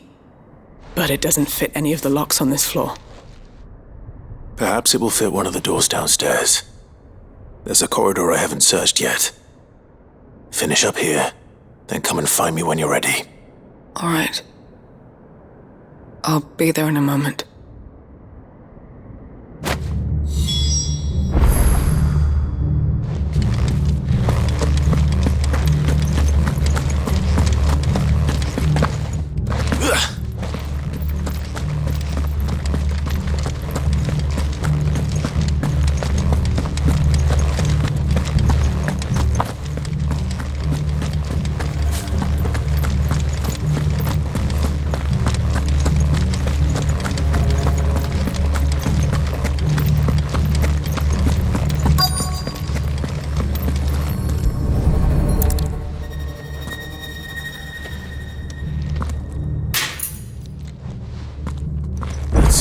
Find down here.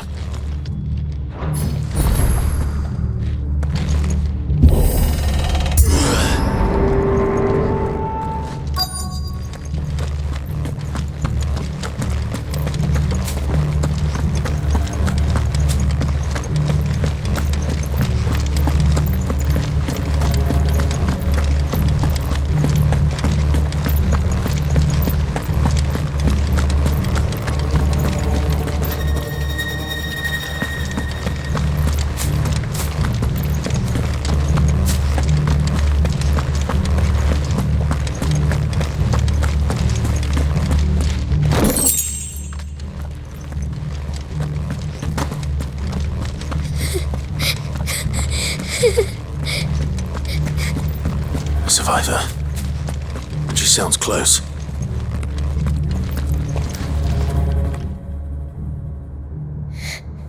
you? There's no need to be afraid. Are you alone? Are there any other survivors? Some of the guards, they're still here. But something's wrong with them. Everyone else was eaten by the monster. Of course there were. Thank the Founder. It was worth our coming. But I'd rather we didn't linger. Are you ready? Ready when you are. You poor thing. He must have been terrified. Did Chadwick send you? What? He fought the monster. Distracted it so I could run away. He must have sent you. He promised to free the others too. Where is he? He opened your cell, didn't he? He wouldn't be here otherwise. Chadwick.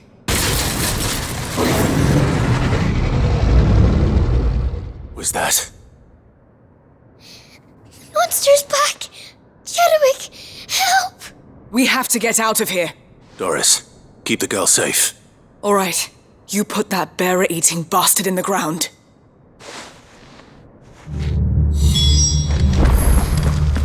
It's out there waiting for me. I can't let it live. Not if it's got a taste for bearers.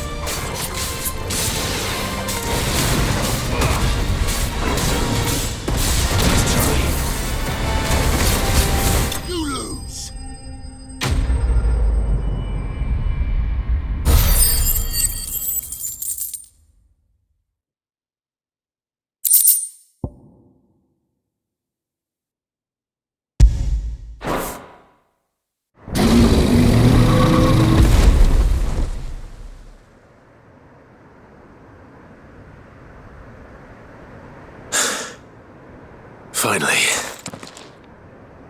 Sid, are you hurt? I'm fine. I think.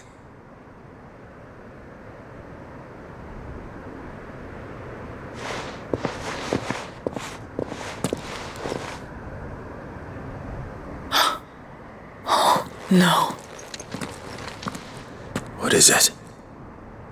A diary. I gave it to Chadwick before we went our separate ways. He was here. Do you think that creature? I'm sure he fought bravely to the last. The girl is safe thanks to him. Chadwick. You fool. Come on. We have to get her back to the hideaway. We don't want his sacrifice to have been in vain. No. Of course not. I'll see that she's looked after from now on. It's the least I can do.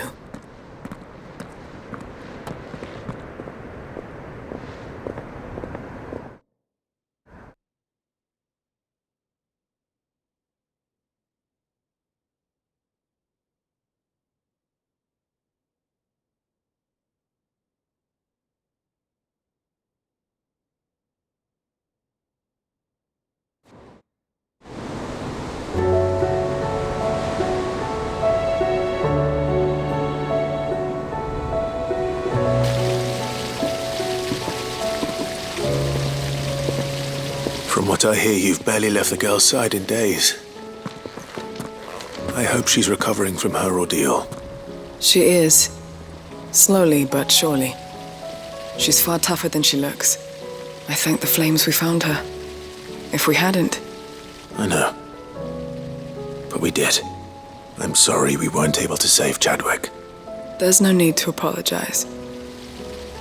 Without your help, I would never have found out what happened to him. How he fought to the bitter end to save her. To save Haida Marie. That's the man I remember. The man I thought of as a brother. I wish I could have met him. I'd like to hear more about your past. If you don't mind, that is. Of course. You already met my former master. She trained Chadwick and I to do two things. Kill and obey. We were supposed to be sold to the highest bidder when the time came. But no bid was ever high enough to convince her to part with us. For years we were her daggers in the shadows. But we could never quite shake our doubts about the things she made us do. And then, one day, we just couldn't do them anymore. So we escaped. But staying together was out of the question. They would have found us too easily. After so many years of training, the pull to serve was always strong. It scared me to think he might have taken another master, become a dagger in someone else's hand. But even in captivity, the battles he fought were his own. And he died not as someone's tool, but as a hero. Haida Marie is proof of that. Bearers can cast off their shackles. And the curse breakers will show them how. I'll fight until my dying breath to see it done. For Chadwick, and for all of us. Thank you, Doris. We'll be counting on you.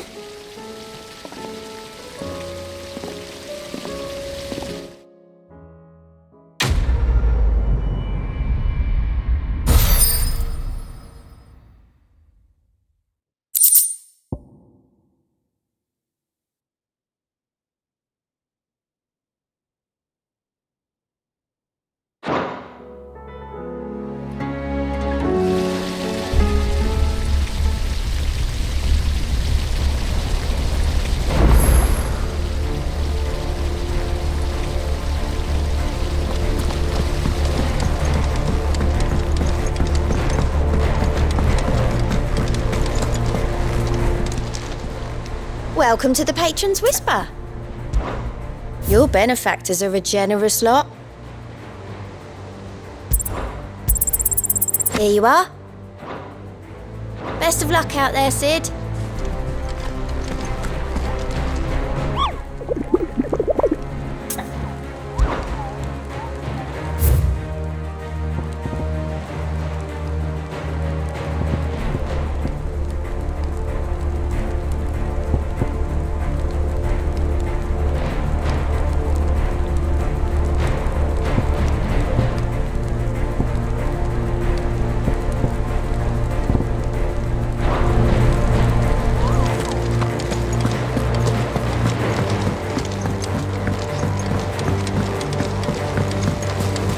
There's something about it.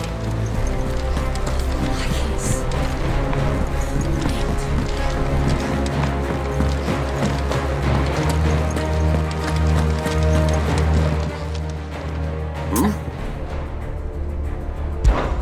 Clive, my boy! Rutherford informs me that we owe you our thanks. Hadn't intended for you to get involved, but such are the times we live in, huh? I would have done the same for anyone else. You're far too modest, Clive. You'd make a terrible nobleman. But tell me, is the realm truly in as dire a state as Rutherford suggests? From what little I saw, you were right to be worried. I suppose I should have expected the worst. But I was rather hoping the great and good of the realm might have things a little more under control. Alas, it seems that firm leadership is in short supply these days, and without it, the people are bound to lose their way. We must move quickly. But where do we start? True, the challenges that face us are many. But in my estimation, there are two key areas to be addressed before any other. The realm's armies and her larders. As you've seen firsthand, it's every man and woman for themselves out there. Certain cities have banded together to try and maintain some semblance of order, yes, but such cases are few and far between. And yet, the only remedy for the chaos that faces us is unity. A unity that transcends even the borders laid down by our ancestors. In short, if Storm does not stand together, she will fall apart. But how would one even begin to unite the realm? The armies, my boy. As I told you already, we begin by restoring order among the ranks of those sworn to maintain it. Sadly, I doubt I could convince even the lowliest gaggle of privates to dig a latrine together. But I do know someone the High Commanders have been known to listen to on occasion. Field Marshal Eugen Havel. I thought he was retired. He was, until an Akashic army tore through Randalar and killed most of the rank and file. There is no man alive more capable. Literally. And as luck would have it, I've already spoken with him on the matter. Of course you have. And he's agreed to help. On one condition. That he first speaks with you personally. Havel has always been a man of frustratingly rigid principle, and he has certain qualms about clasping arms with, well, with an outlaw. I extolled your many virtues as best I could, of course, but the old goat was adamant that he be allowed to appraise you in person. You don't mind, do you, my boy?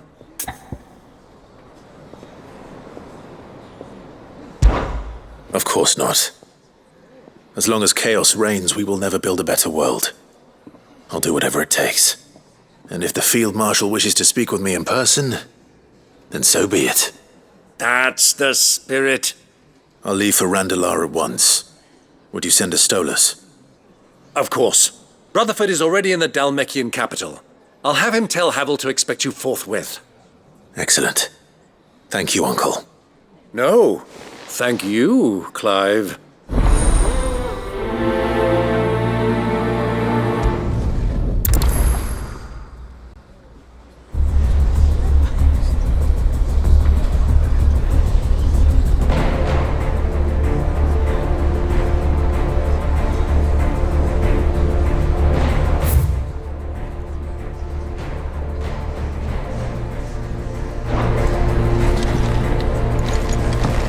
I tell you.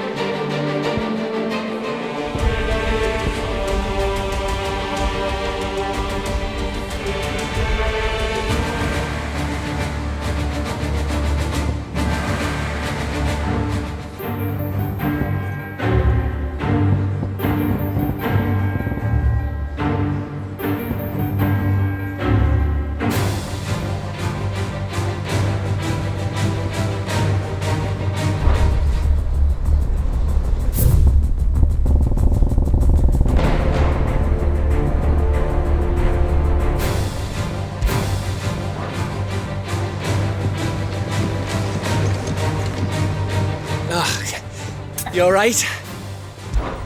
Something troubling you? No more than usual. It's just... Eda's baby will be coming soon, and I wanted to make something for it. I'm sure she'd like that. Back in the north, families would always make gifts when a bairn was on the way.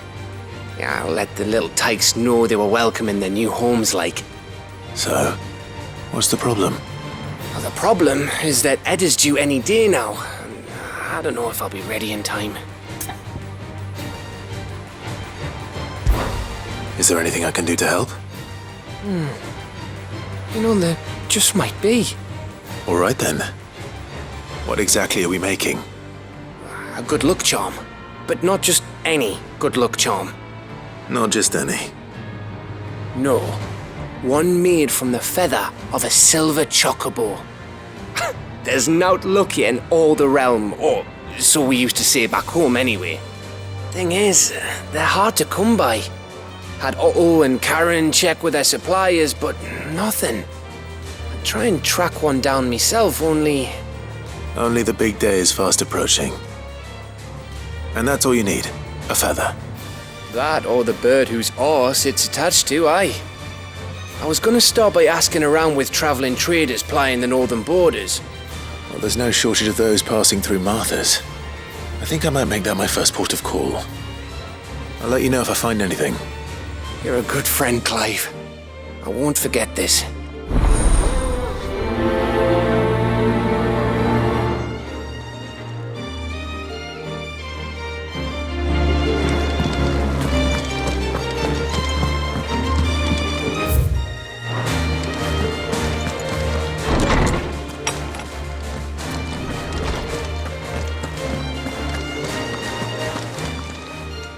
Knowledge hoarded is knowledge lost. I have a few new notes that might interest you.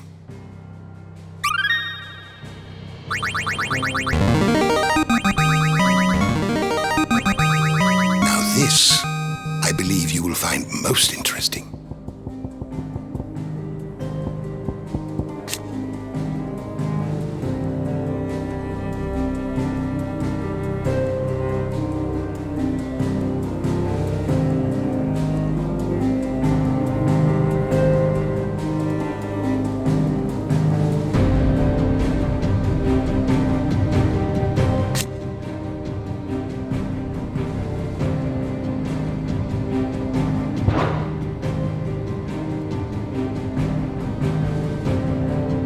What subject shall we consider today?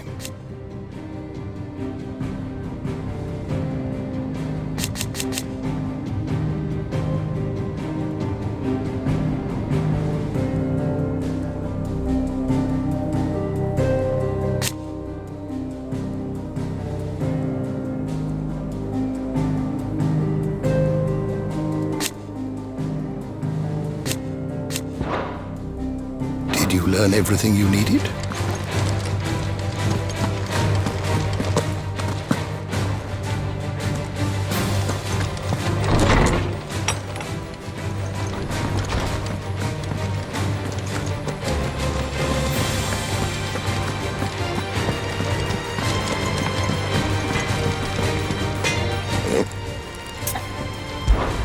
So, what'll it be?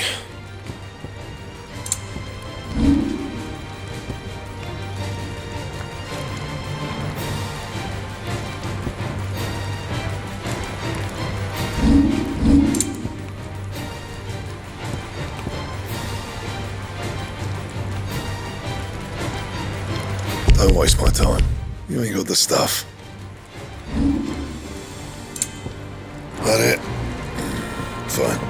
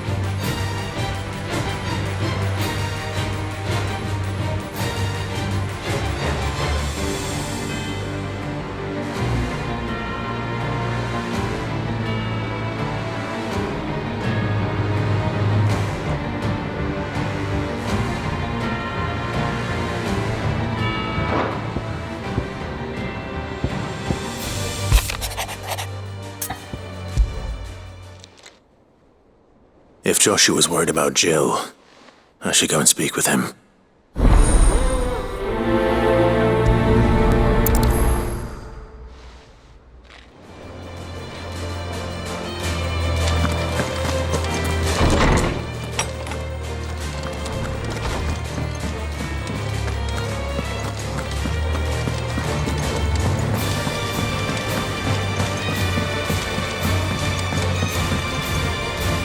Joshua, I read your message. You're right. Jill is different. I don't think I'd realized how different, but since we returned from Drake's spine, I've felt it more and more. I suppose it's not hard to imagine why. She doesn't think she belongs anymore. And that's why we need to remind her she is still one of us. And to let her know that we still need her. Now more than ever.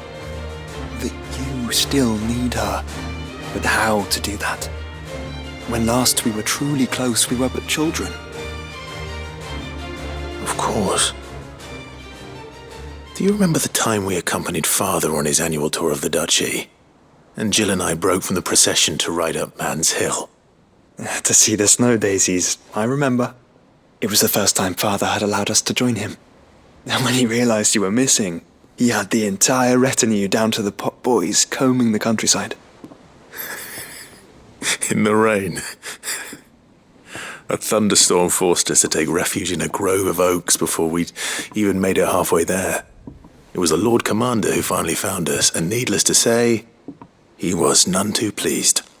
Then it seems you and Jill have unfinished business. What do you say? Man's Hill. It's not that far. True. Though I suspect it is also much changed. Little in southern Rosaria remains as it was when we were children. You're saying I should go and scout the area for bandits? I'm saying we should first go and see if there are actually still any snow daisies left. What would you do without me, Clive?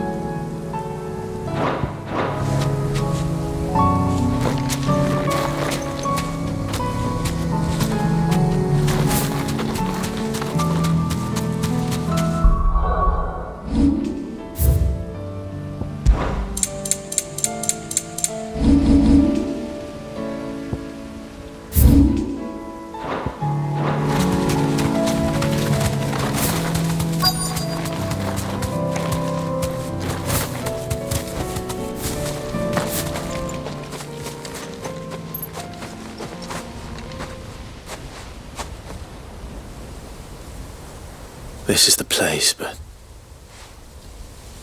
I'm sorry, Clive.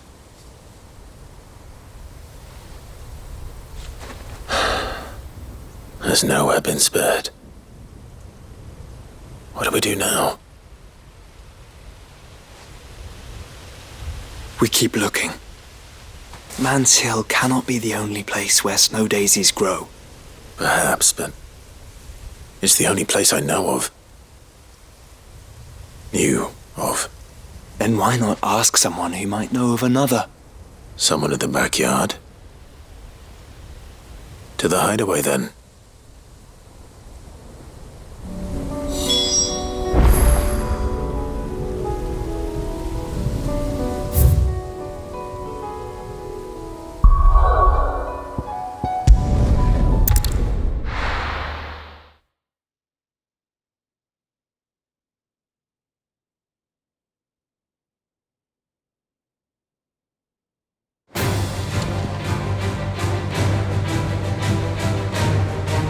Let's hope one of the gardeners knows where to find snow daisies.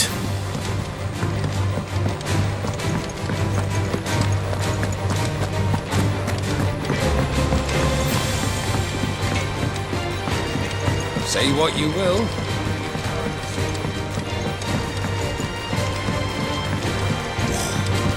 This should tide us over until the new moon.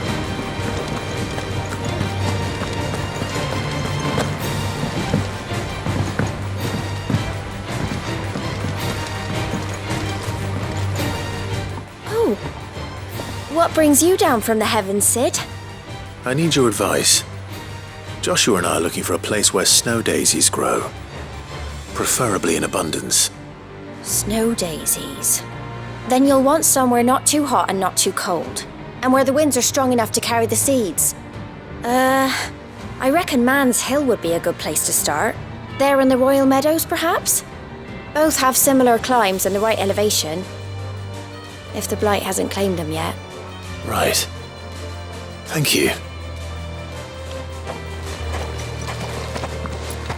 Did you learn where we might find our flowers? The gardener here mentioned the Royal Meadows in Sambrek. The fields beyond Northreach. Well, if that's the case, then Yote was right. I recalled that she kept a record of our travels, you see. So I asked her if she'd perhaps noted anywhere that snow daisies grew, and she mentioned Oilefeist Bay. Whose shores border the meadows. Off we go then.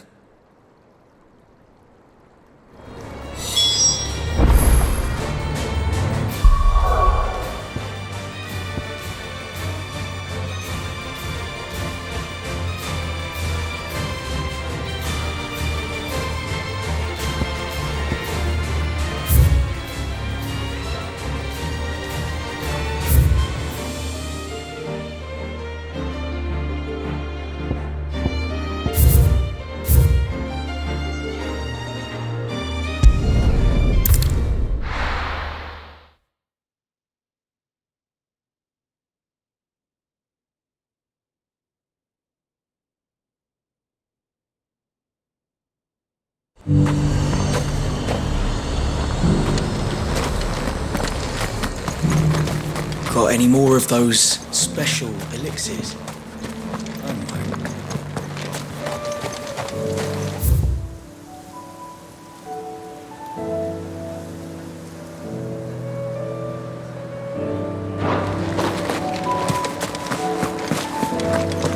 I hear the Duke's agreed We've to got let us more keep pips our than the land. Vale's got pats. Seems the Duke's had a change of heart.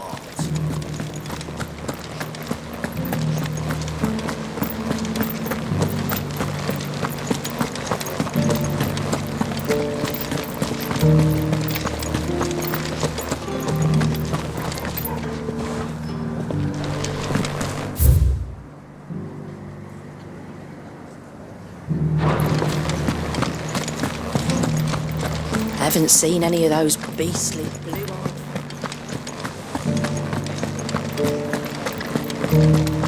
Do be careful.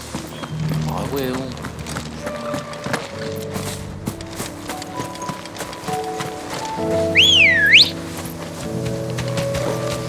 Let's go.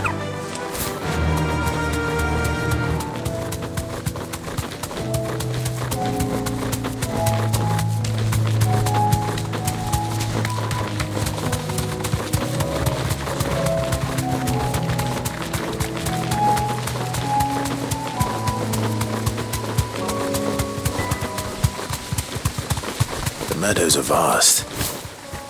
Where do we even start? Yote mentioned the coastline. We can start there.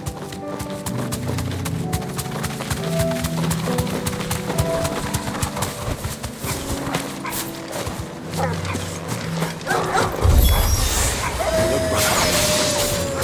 You see them? I do. The flowers and our friends.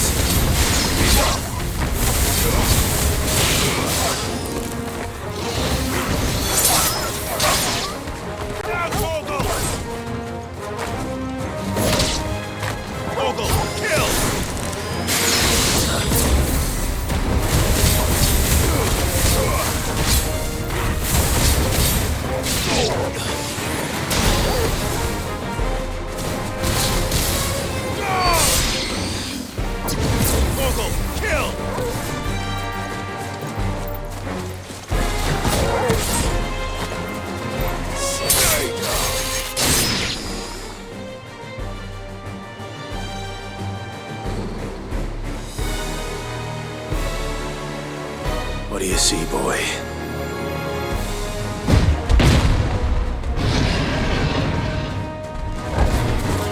Let's hope this is the last one. Only one way to find out.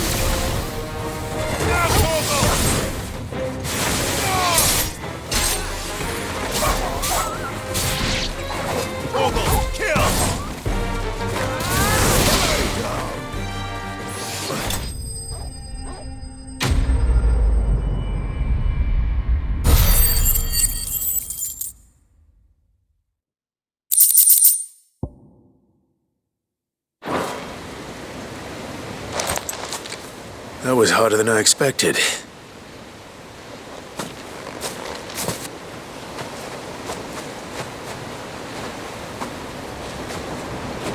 But found her. It was worth it. They're beautiful. Do you think Jill will like them?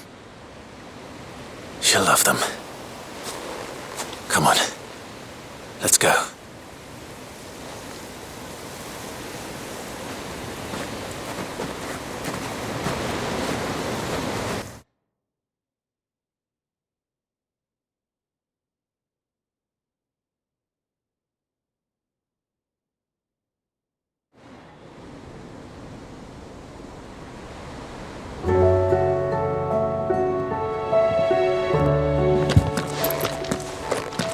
It appears my work is done.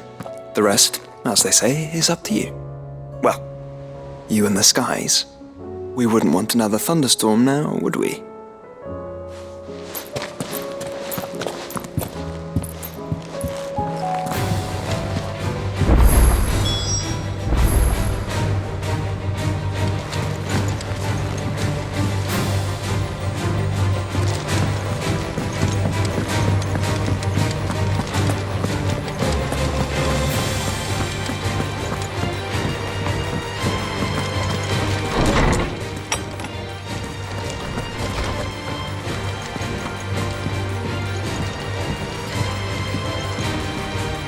Jill, there's something I'd like to show you. There is? And where might this something be? It's, not here. Now, I know this is sudden, but how would you fancy a trip to Oriflamme?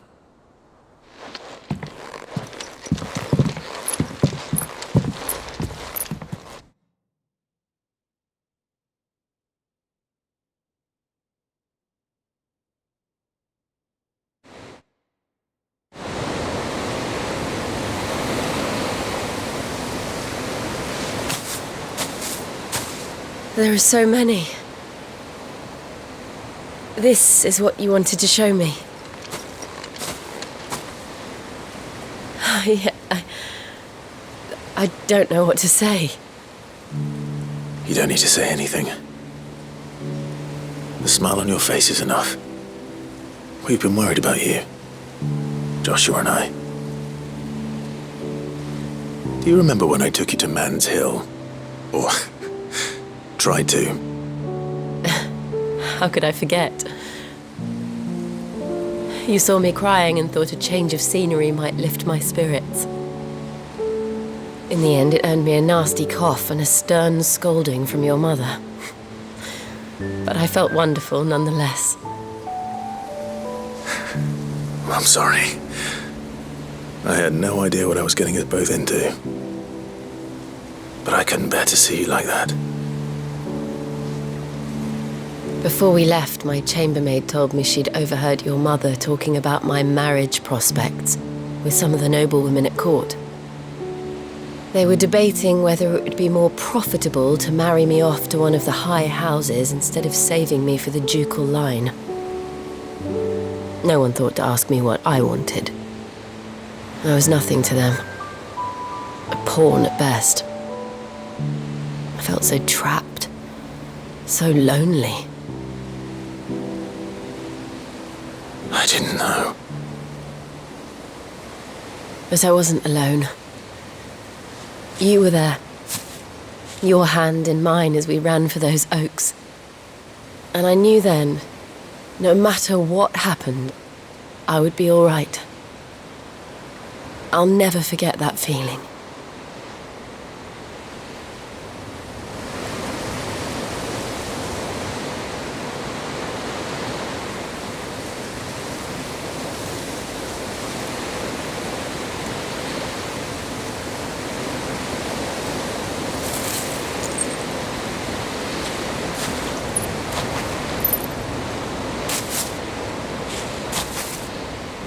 Before we broke camp, the morning after the storm, do you know what I did? No? What? I slipped away from my governess to climb the tor. And from there I saw a sea of petals, all reaching for the sun. And I realized no matter how terrible the night, dawn would always come.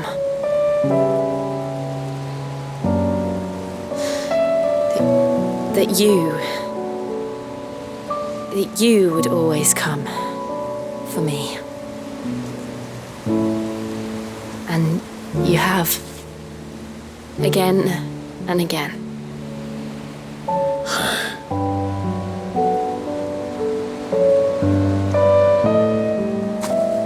Where do you see us? When all this is over?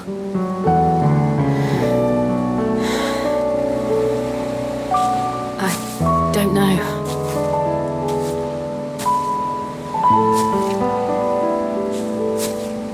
Not here, though. I think I've outgrown the twins. After everything we've been through, the realm just seems so small. I'll need some space to spread my wings. Then that's what you'll have. And I'll stop at nothing to see that you do.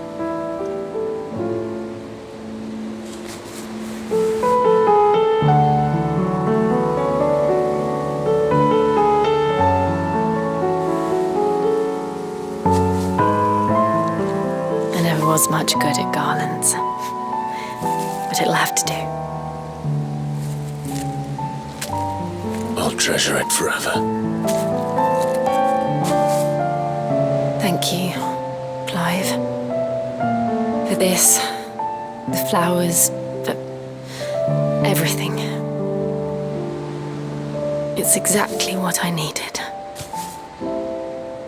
You are my treasure.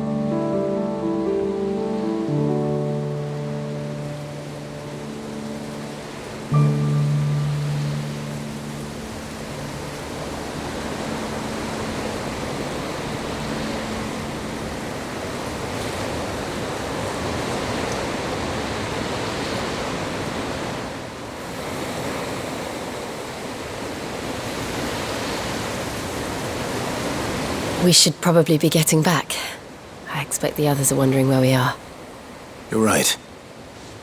There's still much to do. And we'll do it together.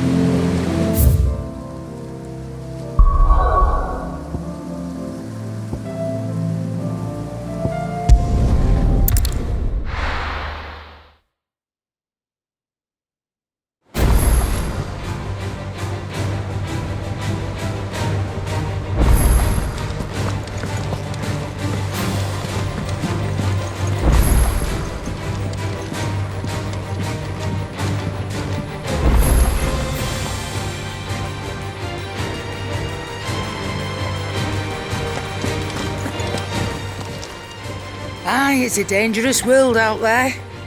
Let's stock up while you... Is something the matter, Karen? You seem... perturbed. Do I now? How clever of you to notice. But yes, something's come to my attention, and I'll be damned if I know what to make of it. Go on. It's probably quicker if I just show you. Here. Some sort of crystal. Though, I don't remember seeing one that colour before. Aye, well, that makes two of us. In all my long years of trading, both over and under the counter, I've never seen anything quite like it. They're calling them dusk crystals, on account of colour. I see. And they can be used to cast magics. That they can. Just like their brighter, shinier cousins. Difference is, they don't last as long. After a couple of goes lighting your pipe, they crumble away to nothing. That's how I heard about them. From crystal traders moaning that someone's been flooding the market with dodgy goods.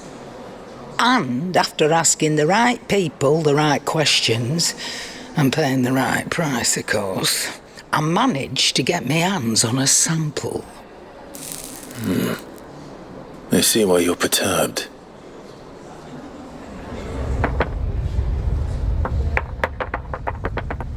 I hope. Do you feel that, Clive? Yes.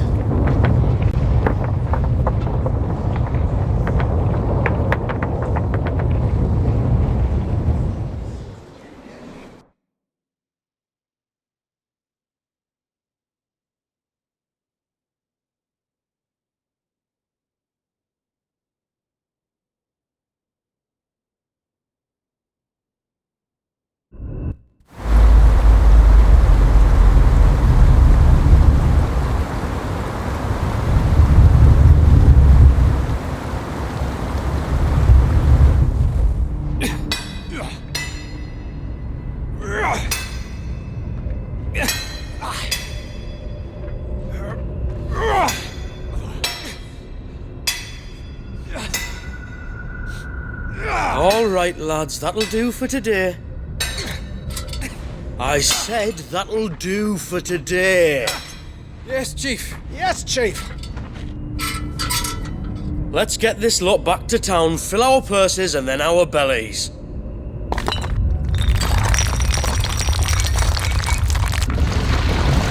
What did you two do now?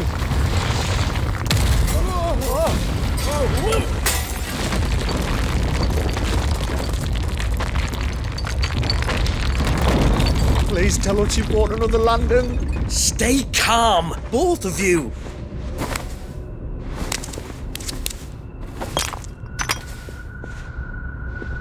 Who needs a lantern when you've got one of these?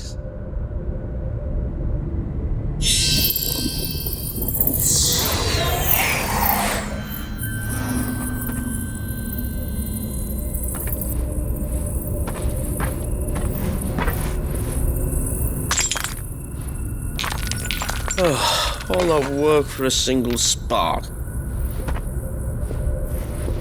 Well, there'll be no more sampling the merchandise today.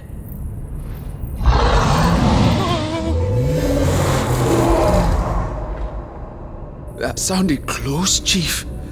Really close. Really, really close. Now, lads, what am I always telling you? Good things come to those who run! Wait for us, Chief!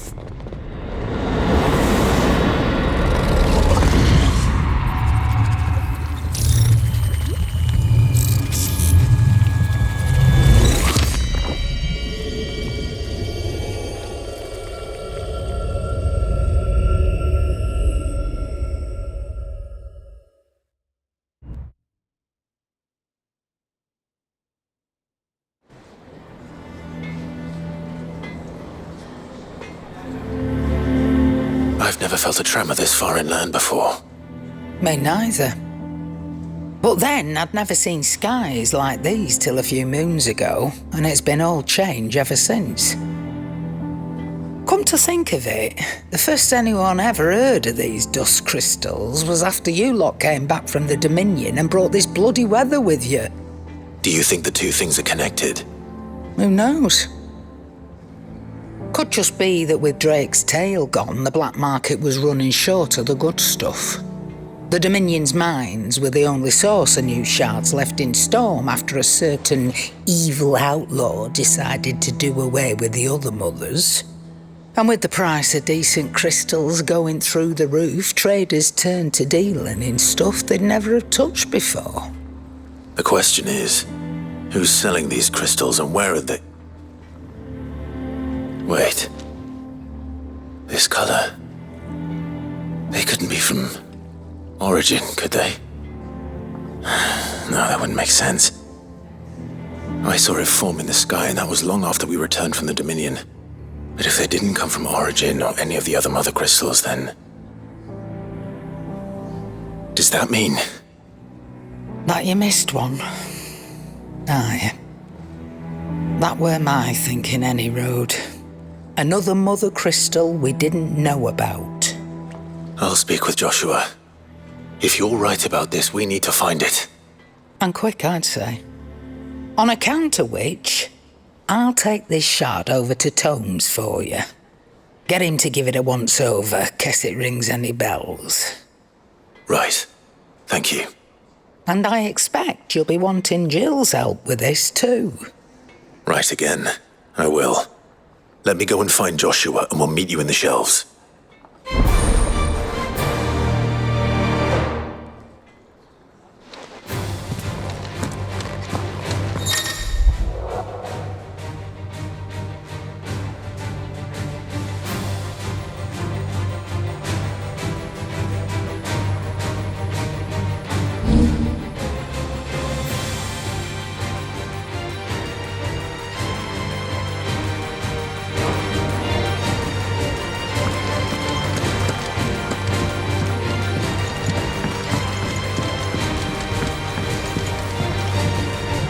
Joshua, we need to talk. Karen's caught wind of something that I don't think we can afford to ignore.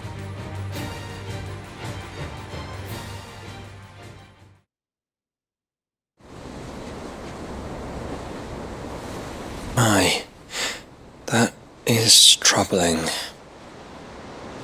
Not least because the Undying made no mention of these dusk crystals in any of their recent reports. So they weren't aware of them either? Perhaps. Or perhaps they merely deemed them unworthy of my attention. Wrongly, I might add, for I am inclined to share Lady Karen's misgivings. Then we'd better take her advice and consult Hippocrates forthwith. To the shelves, then. With our combined insight, I'm sure we'll discern something of use, be it no more than a place to start. Let's hope so.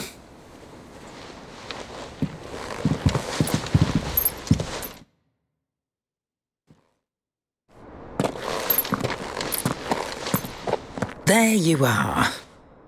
I've taken the liberty of telling these two everything I told you. Thank you, Karen. It's hard to believe such a lusterless shard could conjure much of anything. And you truly think this came from a mother crystal? One we never knew existed? Every other shard in the Twins did. Why should these dusk crystals be any different? Dim though they may be. We know they first appeared on the black market shortly after Ultima Car's primogenesis, darkening the skies. So might the two be connected? Could the spell have created a new mother crystal, perhaps? A replacement for the ones we destroyed? What do you think, Hippocrates? I think there may well be a connection. Yet, if we are to believe that the original mother crystals were of Ultima's making, does it seem likely that he would have need of anything so palpably inferior? No. I hazard that it was not Ultima who created these crystals, but humanity. More specifically, our fallen forebears, whose wonders litter the land even now. Legend holds that the fallen challenged the gods in order to win their power, and came tantalizingly close to doing so. It seems only reasonable that they should wish to learn the secrets of the crystals which the gods bestowed upon them. So they could make their own. Precisely. You may recall that the tale of the sins of Zemeckis begins with the colloquy of the sages, a council wherein humanity sought to uncover the last secrets of the gods before waging their war to learn what little remained. It is perfectly possible that an understanding of how to craft crystals was among their many achievements. Among their many achievements, prior to their fall. Indeed. The same enlightened souls forged great and terrible weapons called the iconoclasts, from which Eikons derived their name, and turned them against each other in the Magitech War. A pointless conflict which served only to make its victors more confident of their right to supplant the gods on high. and when at last they ventured to do so, the resultant imbalance in the ether is said to have been so great that the skies themselves turned black and began to boil. The first recorded arcane sky, I suspect. Which brings us back to the matter at hand. It is my belief that these shards are the product of a long-slumbering Magitech mother crystal, stirred to life by a similar etheric upheaval to the one which accompanied its creator's fall. There's only one way to know for sure. We track down whoever's selling them and find their source. Karen, where did you buy this one? Down in Port Isolde when I was scratching around for supplies. Since the Imperials buggered off and took the tariffs with them, you can find all sorts of interesting stuff on the docks. Go and have a chat with the mercenaries guarding the gates. Your uncle's got some good lads there. You know when to keep a watchful eye and when to turn a blind one. Oh, and take the crystal with you. Might be your key to the underworld. Thank you. I will. Shall we then, brother? I'm coming too. If there is another mother crystal out there and it's anything like the others, you'll need all the help you can get. I was hoping you'd say that. One more time then. Together.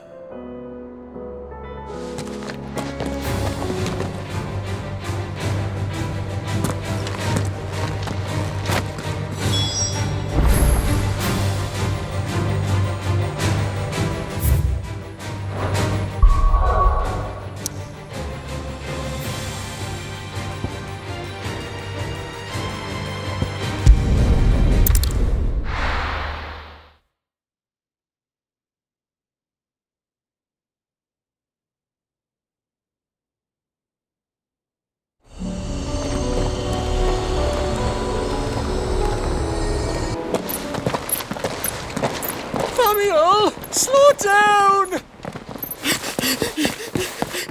Not bloody likely!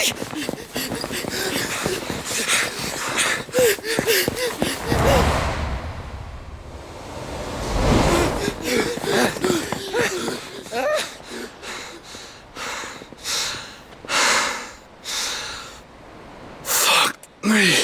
They're fast on their feet. What's going on here, I wonder?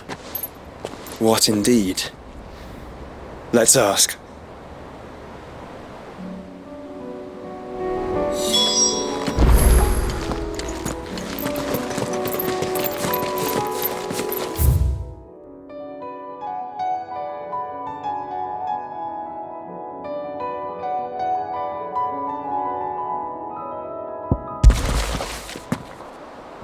Excuse me. Who were those men just now? Bloody troublemakers, that's who. As soon as I asked them to present their packs for inspection, they turned white as a sheet and legged it. I chased them all away from the gates, but they're swift as hares.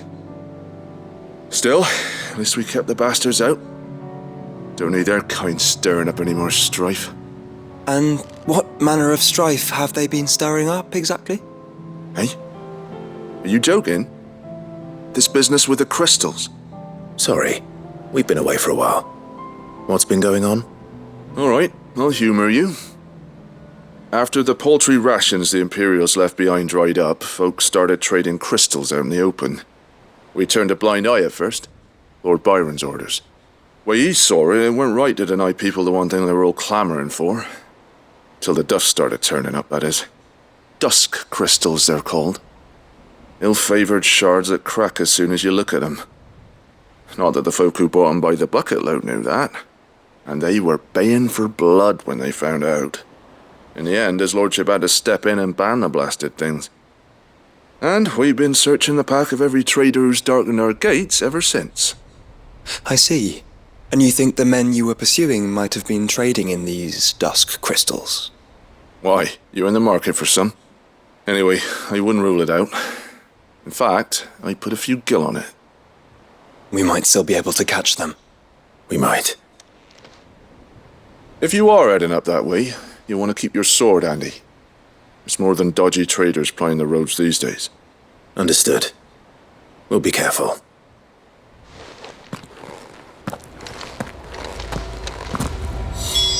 If those men were selling dusk crystals, I think it unlikely that they will risk returning to Port Isolde. Which means this might be our only chance of catching them.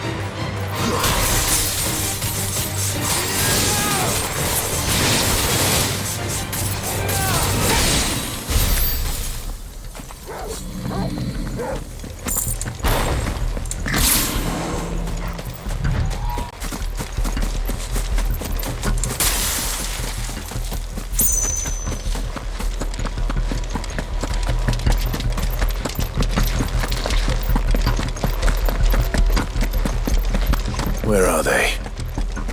Still some distance ahead, I'd wager. They were making a good pace. All right. It's over.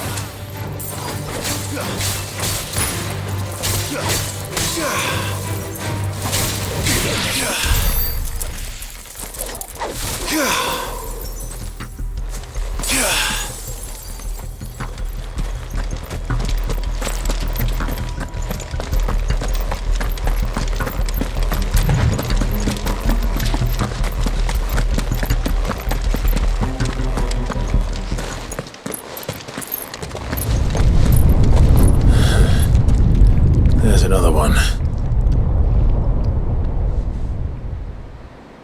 Still no sign of those traders, though. No. I just hope we haven't lost them. These blimmin' tremors are scaring off all our customers. The few that weren't scared off by the skies, you mean? Perhaps one of those merchants has seen something.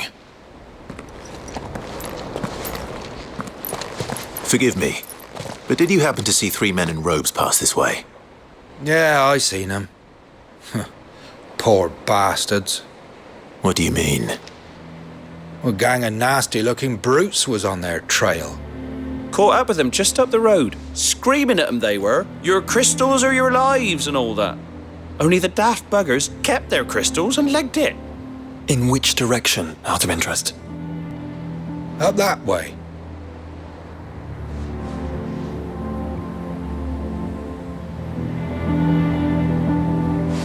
Towards the Old Hill docks. If it's help they seek there, they won't find any. But perhaps they might find a place to hide. Let's hope so. And then we can find them before their pursuers do. Thank you. And please, take care on the road.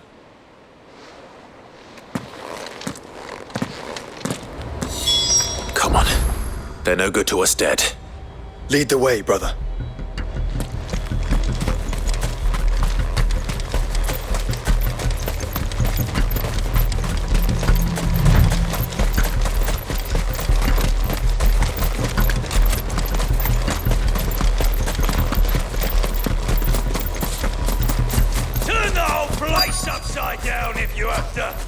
They're here somewhere. So the bandits haven't found them either. There's still time.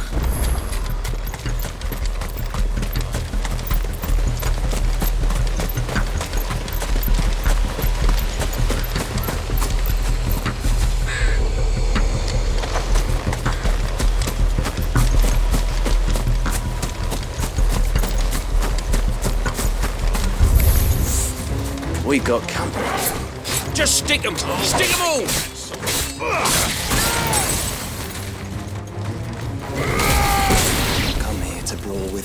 Yes, brother. You're right. Let's focus on finding the traitors.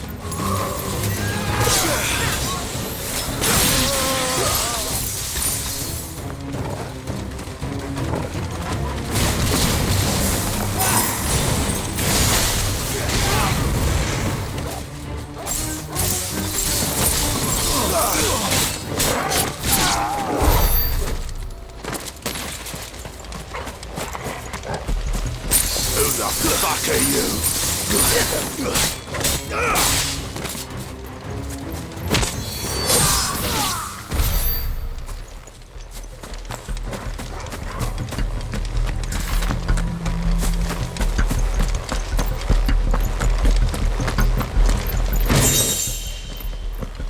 Hand over those crystals!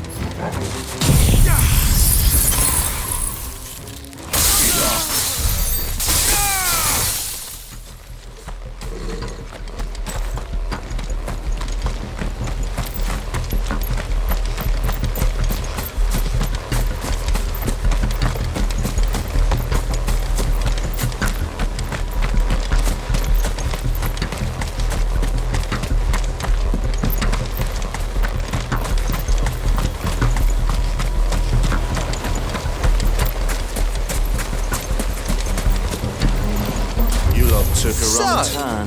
Lord Rosfield sent his sellswords, did he?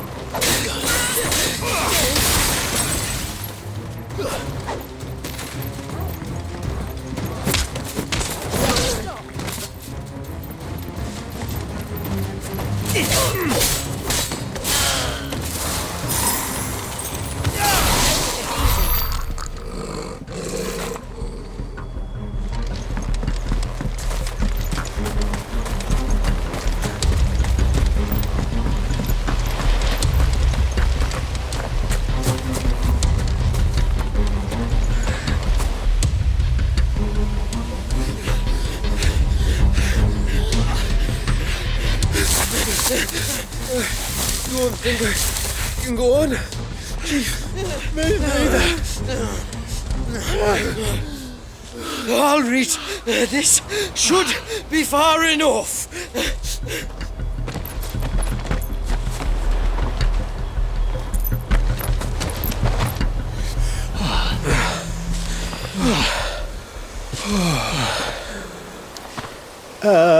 Chief? They've found us. It's getting so a man can't even catch his fucking breath. Gentlemen, a word. We understand you've been selling some crystals. And like I told your thieving mates, you're not fucking getting them. So you can take your massive sword and shove it. I'm sure I could, but we're not thieves. Over here! I can smell the one who shat himself. If you've got a plan, Chief, tell us you've got a plan. Of course I've got a bloody plan. Good things and all that. Let's start again, shall we? You say you're interested in the crystal trade? Not exactly. In actual fact, we were hoping to talk about this. Is that all? Well, then I know just how to help. If you're after the short shifter, he's over here! Are you mad?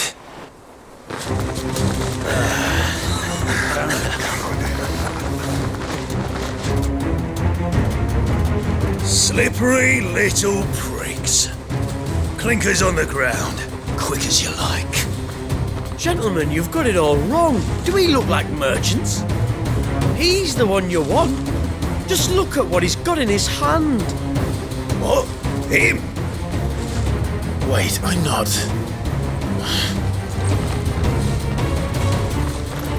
Do let us know if you need any more help.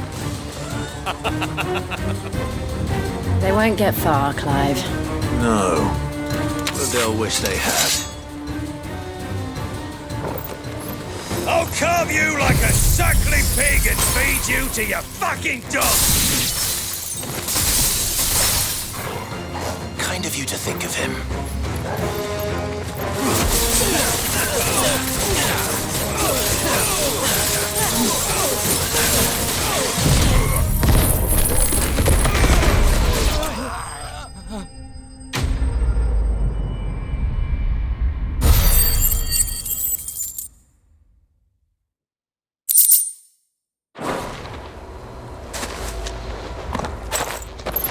Did you see which way they went?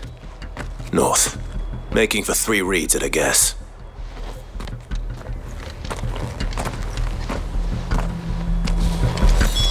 After them. If they reach the swamps, we'll never pick up their trail.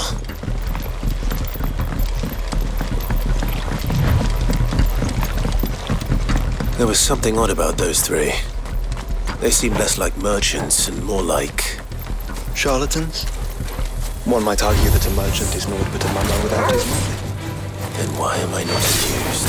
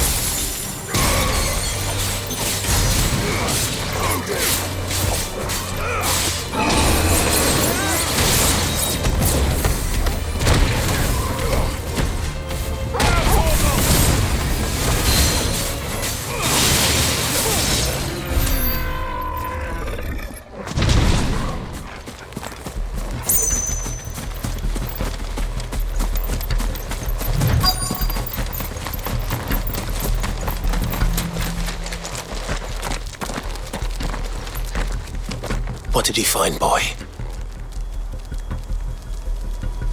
Clive, judging by the state of the ground, a lot more passed this way than our 3 charlatans.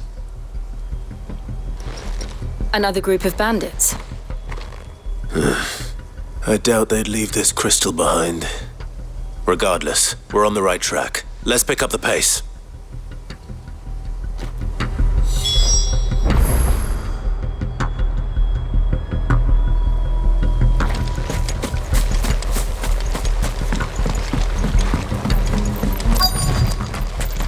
They wouldn't risk stopping at Martha's Rest, would they?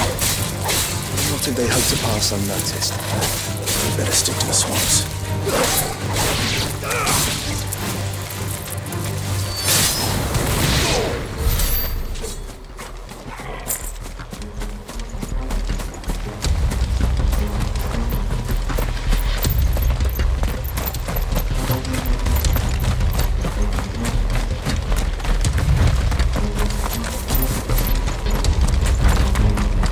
Gathered as much bog mint and feverfew as I could find.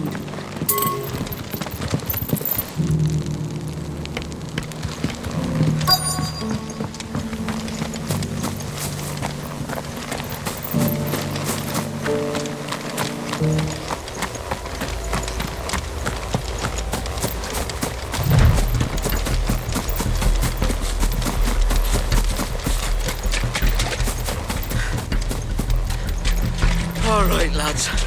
I think we finally lost them. Then think again.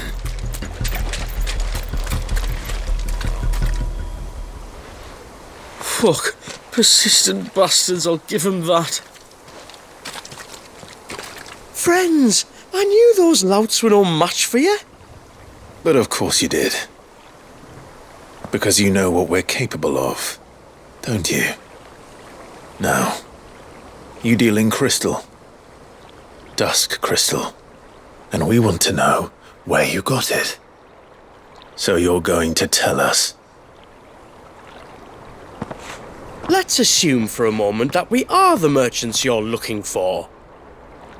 Why would we tell you where we procure our stock? What kind of shepherd leads a wolf straight? Are they getting worse? Clive, the tower. Well, that's new. That's impossible. Yeah, Chief, do you think someone else got into the tower? Quiet, you daft sod! And what would they find there if they did? I wouldn't know. I've never been there. Echoes, maybe? Or fallen rubbish? I really couldn't say. The entrance is sealed tight. No way in. And how would you know that? If you've never been there?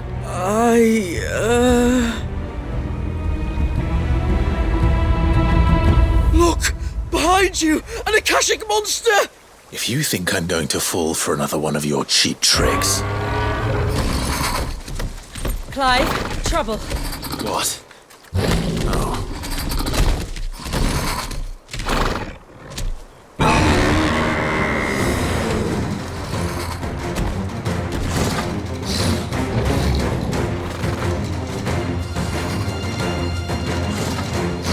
Wait, don't you dare! I don't think Martha would appreciate that thing on her doorstep.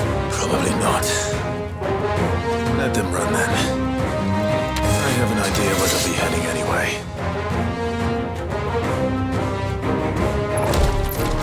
This shouldn't take too long.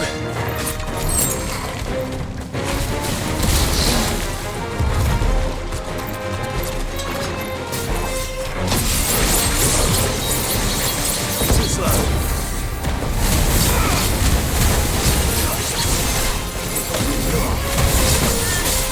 All yours, Torg.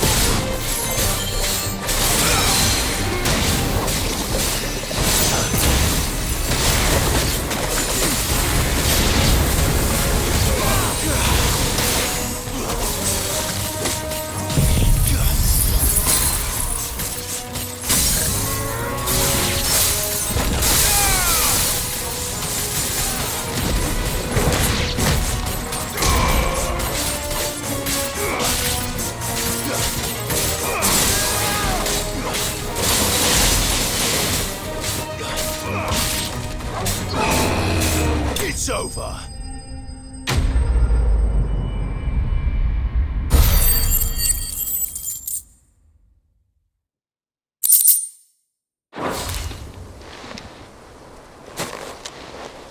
Well, that was ill-timed. But at least we know what was chasing the merchants. That's twice we've saved them now.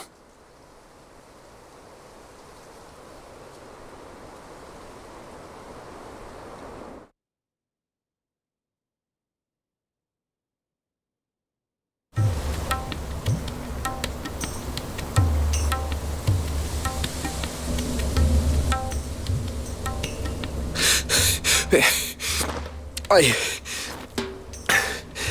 don't see anyone. I've had enough of bandits and beasts, Chief. Can't we just go home? And let those thieving pricks march in and take what's ours? What's ours? Oh, no. You don't mean... The dusk crystals, aye. Halleck? Marnik? We're going back to that tower if it's the last thing we do. But the lights, Chief! What about the lights? First you whine about it being too dark, then you whine about it being too light. Think about how easy it'll be to mine now.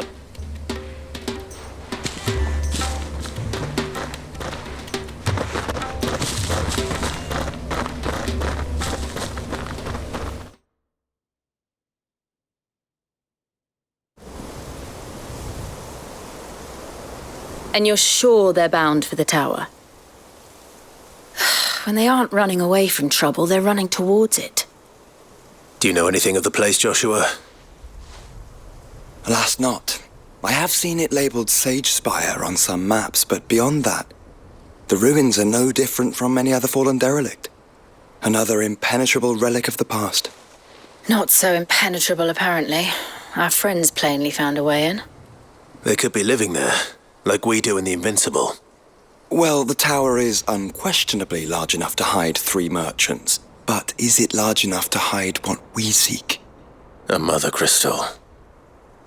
It would go some way to explain why the area was among the first in Rosaria to fall to the Blight. Then it's settled. We head to Eastpool and make our approach from the dim.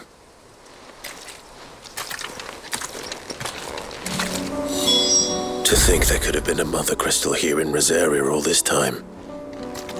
The wars that could have been avoided. We still don't know what's in there, Clive. But whatever it is, there is a good reason it has gone unnoticed for so long. The tower sits atop a jagged ridge. Few have ever had occasion to pick their way through the rocks, even before the Blight swallowed them.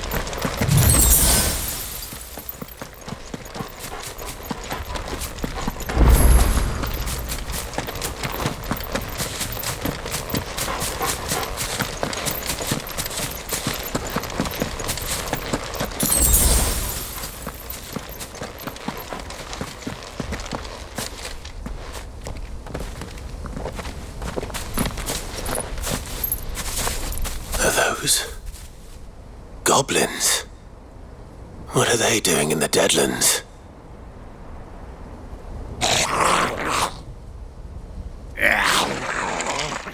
Look what they're carrying. I don't recall ever hearing of goblins using fallen relics as weapons. Well, they certainly aren't welcoming gifts. Clive, remember where we are. No magic. Right.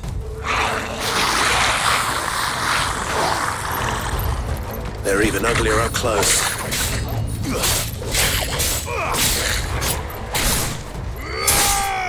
You're gonna be all right. I'll manage.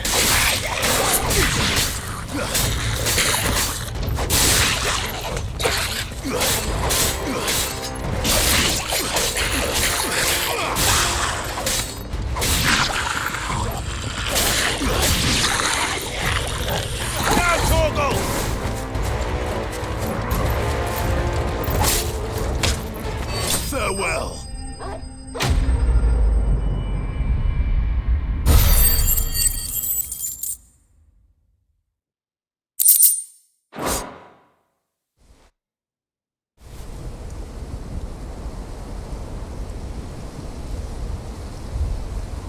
Let's hope that was the last of them. Indeed. I'd almost forgotten what it was like to have to rely on steel alone. Clive? Joe? You may want to see this.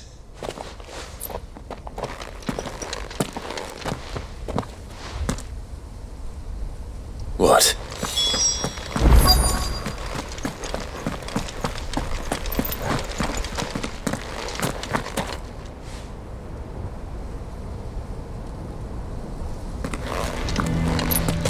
It was open when I found it. Someone was in a hurry. 3 guesses as to who. Then this must be their way into the tower. There's only one way to find out.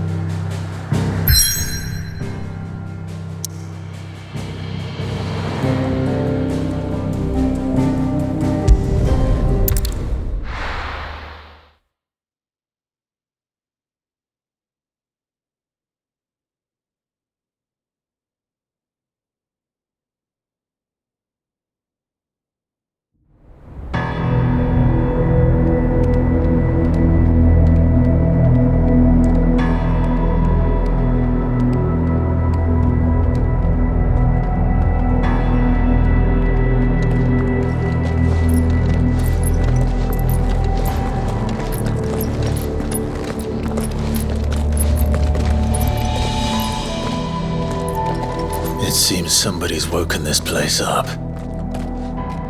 The question is, who? Well, I can tell you who it wasn't.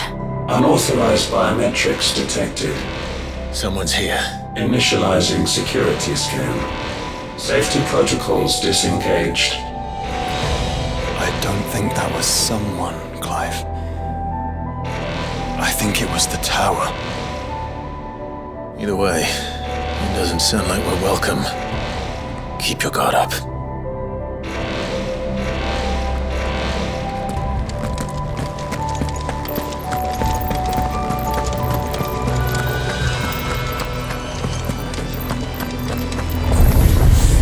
Intruder alert. Intruder alert.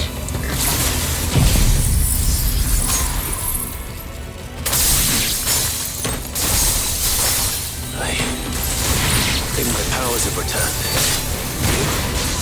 The same. There's ether here. An abundance of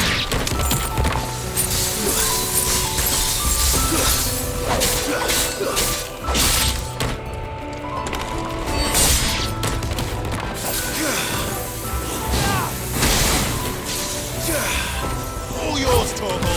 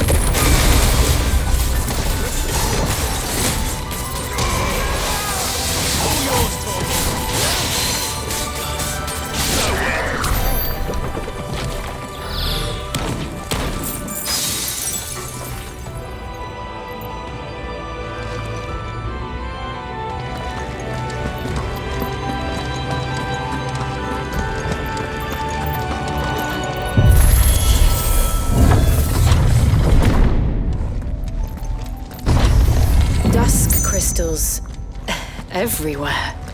Well, that's one mystery solved. But there's no mother crystal. Yet.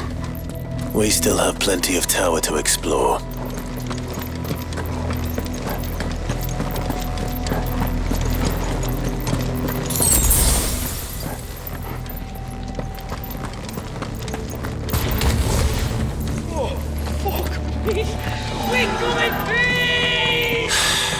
I know that voice. Come on.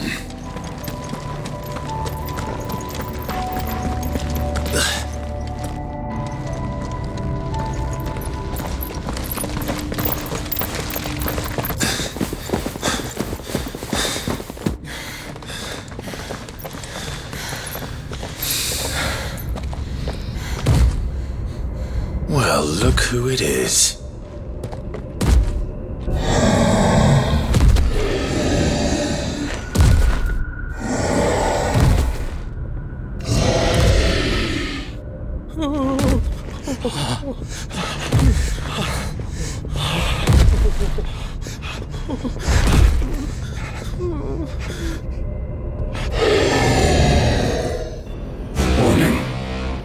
Warning.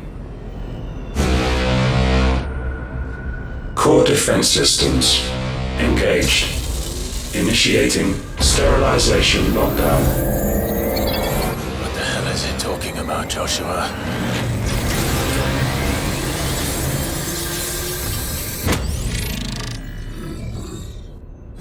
Good things, lads. Good things.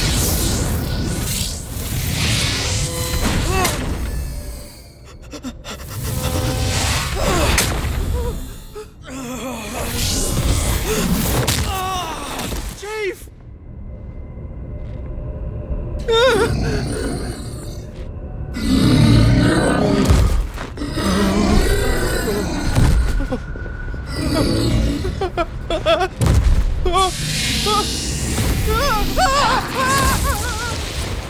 Hey! Over here.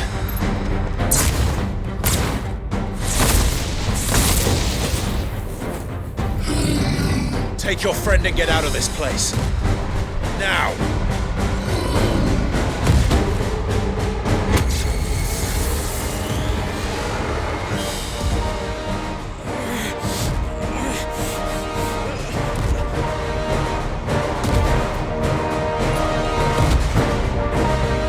Will they run away? Or do the fighting?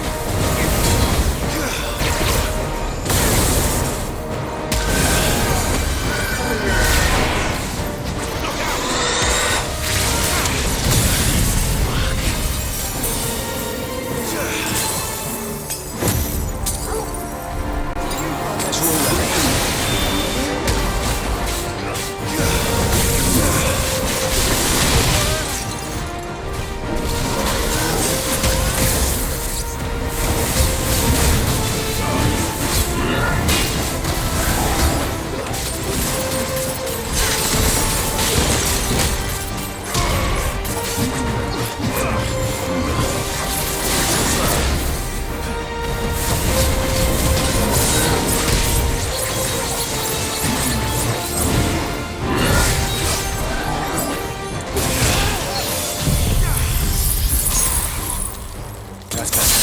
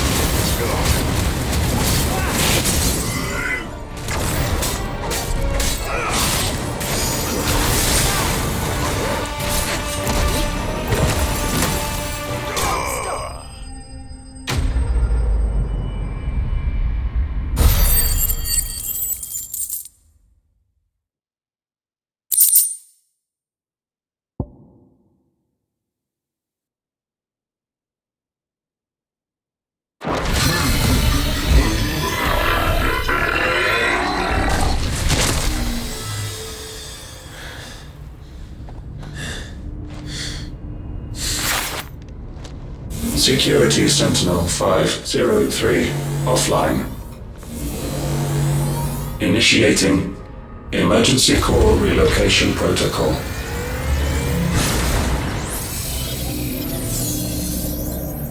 If I didn't know better, I'd say that was the heart of a mother crystal.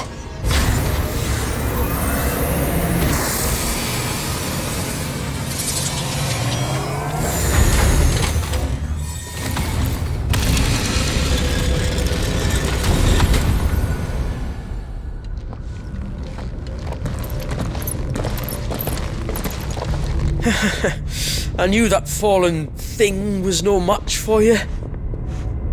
Allow me to apologise for earlier. That was, ill-played. All born of a misunderstanding, though. Can we start again? We don't need your apologies. We need answers. And you're going to give them to us. I suppose you'll be wanting to know about the tower, then. As you've probably guessed, this isn't the first time we've been here. Fact is, my people have been coming to this place for centuries. Have they now? To these ruins in particular? Aye, well, they, talked to us, told us what this lot was all for. And what is it for? Well, believe it or not, the Fallen were actually using this place to make their own, mother crystal. Though, despite years of searching, all we ever found was shards. Then, Harpocrates was right. It would seem that the Fallen did indeed acquire the god's ability to craft crystals. I wouldn't go that far. The shards aren't exactly divine. They're not even what you'd call decent. But they're better than nothing, and nothing is what our people had before we found them. So we've been coming here ever since. But these dust crystals have only recently appeared on the black market. What made you decide to start selling them? The skies. Once they went dark, the crystals started growing back, till there were more than you could count. And with the mothers all cracked, anyone with anything that could muster so much as a spark had people queuing up to take their coin. Yes, at a cost to us all. Quality apart, these crystals are no different from the ones the world has been using since the dawn of time. And it cannot continue. No, it cannot. While this is clearly none of Ultima's doing, there can be little doubt but that it serves his cause. Then our path is clear. So let's do what must be done. Wait, you lot aren't thinking what I think you're thinking, are you? Oh, I think there's a good chance we are. But what about the tower's defences? That thing you just fought, it won't be the last one. And the further you climb, the worse they'll get. How about we head back to Martha's before someone gets hurt, eh? That is sound advice, which I suggest you take before someone gets hurt.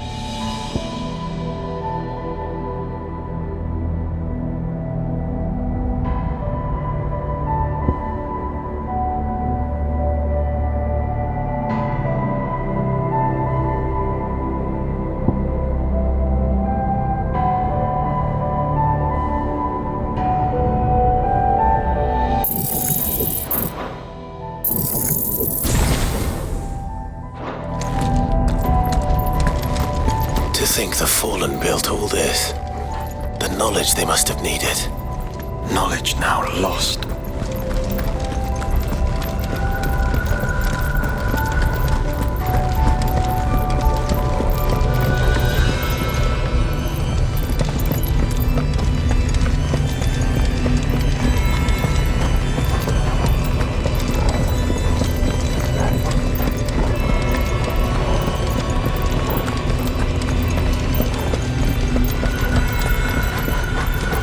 If this is like every other fallen ruin, then there'll be a lift.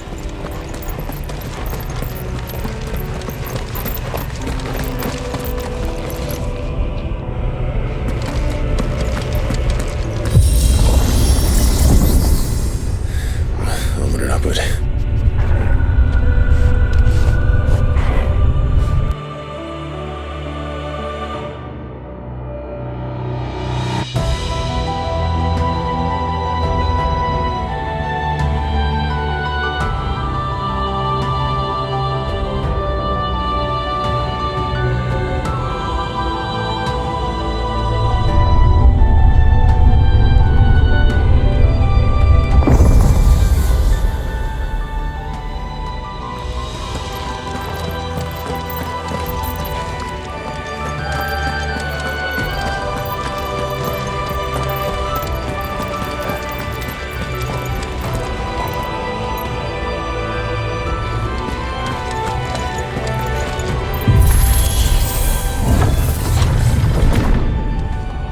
Any idea what those are? They seem to be containers of some sort. Or perhaps... Cages. Like some sort of twisted menagerie. But why here?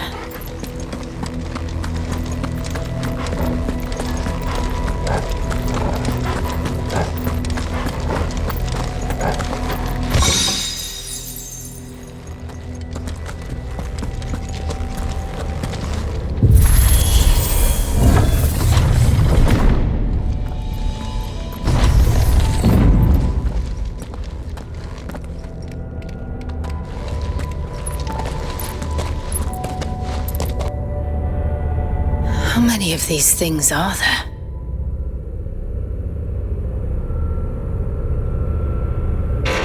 Contaminant detected. Releasing subjects Alpha to Epsilon. Wait, they're still alive. But this tower is more than 15 centuries old.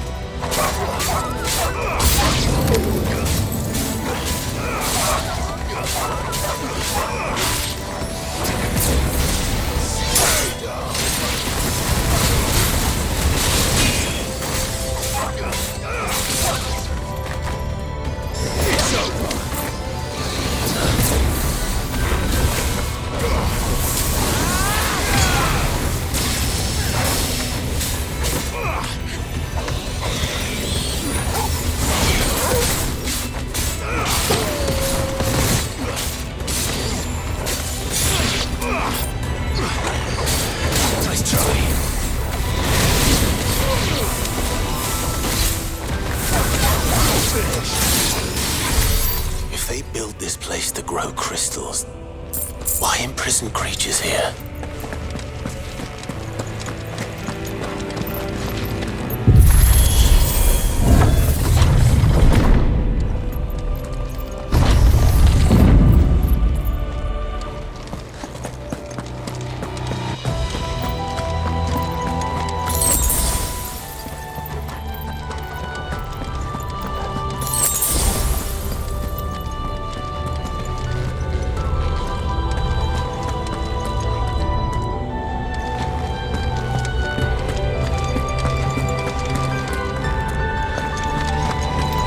Device.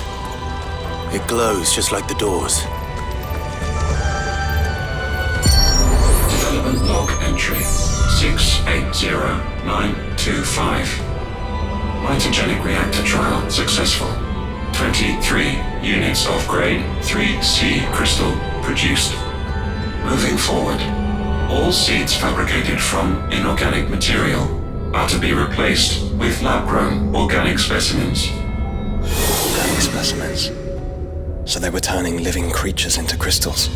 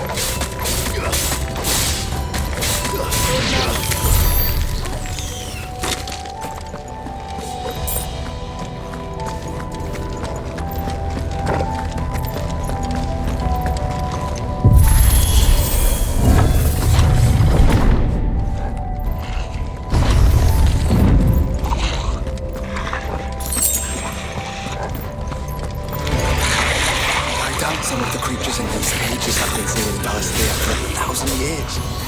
Well, here's to 1,000 more.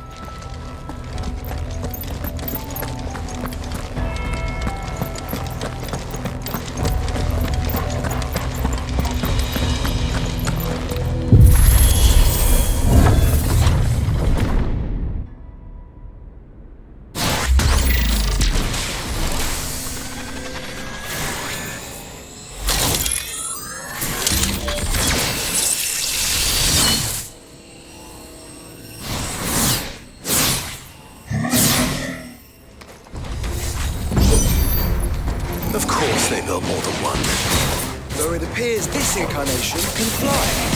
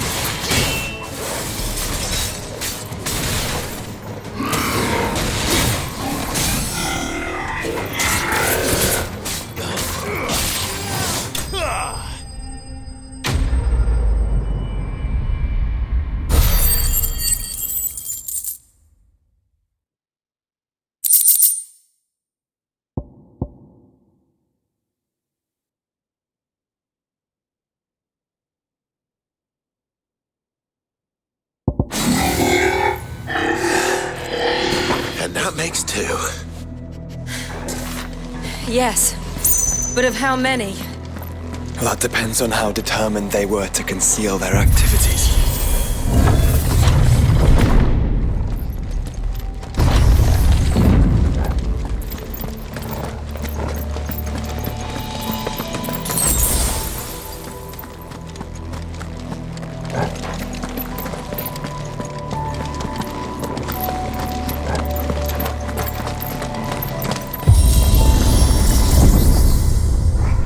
This is all too easy.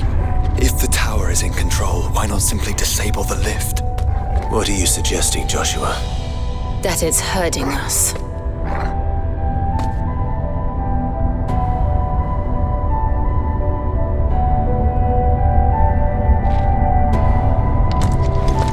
There's an entire fleet. I wonder if any are still capable of flight. Mid will want to see this.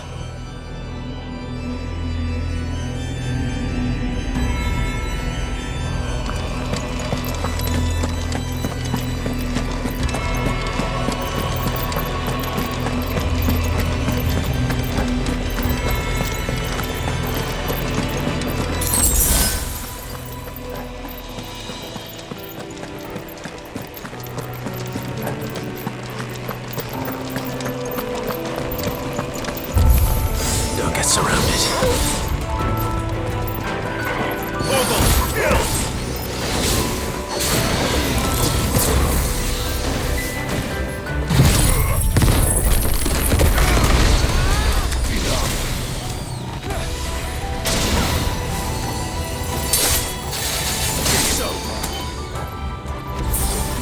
All yours, Torgal.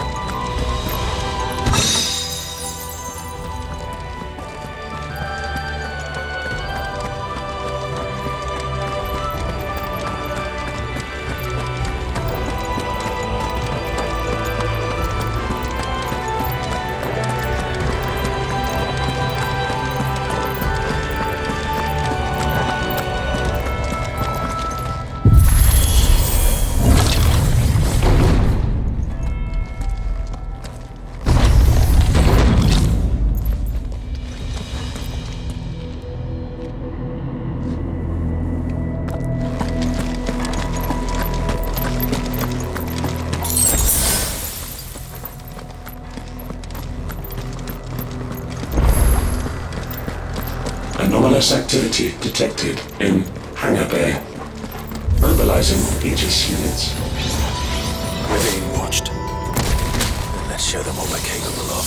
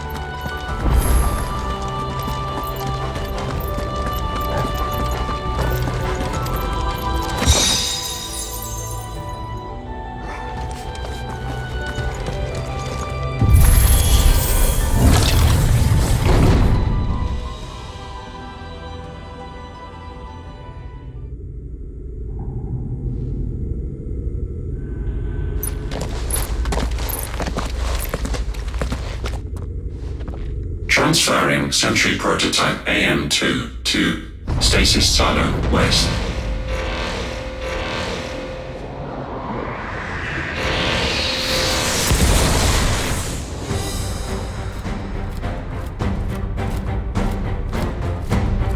We'll just have to hope those crystals it's sporting are as worthless as the others.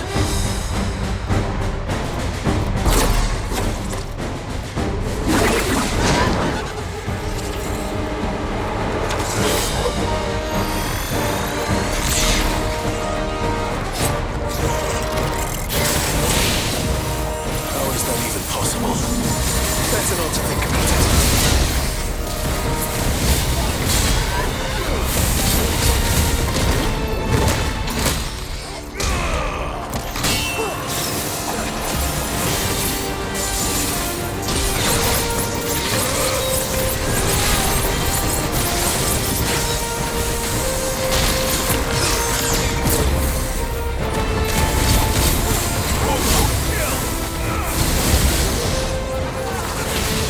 Follow the ether, Clive.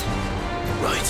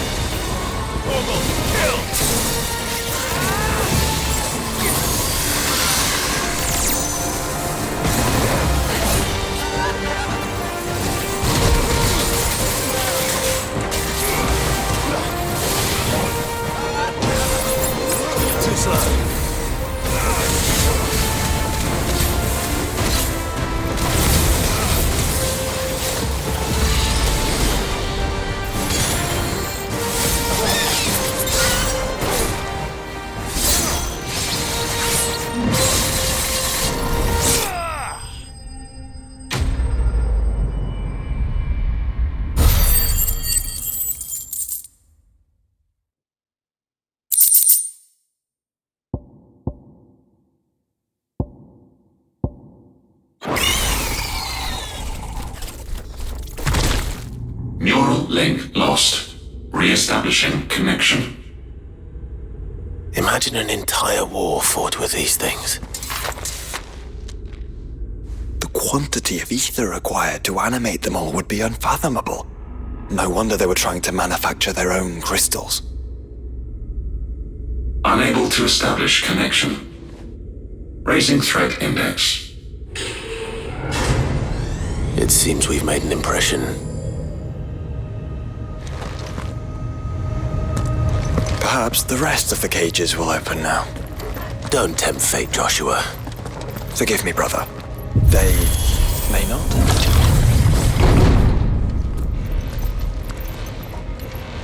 Primary file was breached. Code orange. Passing safety protocols. Research staff are to proceed to the nearest flight zone immediately.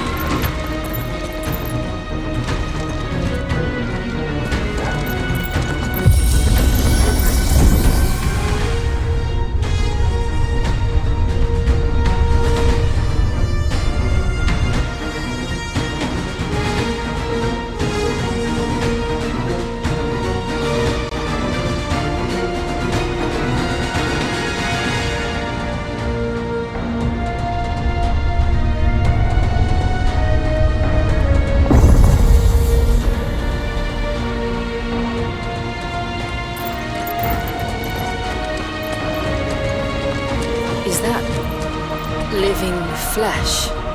I'm beginning to think this whole tower is alive.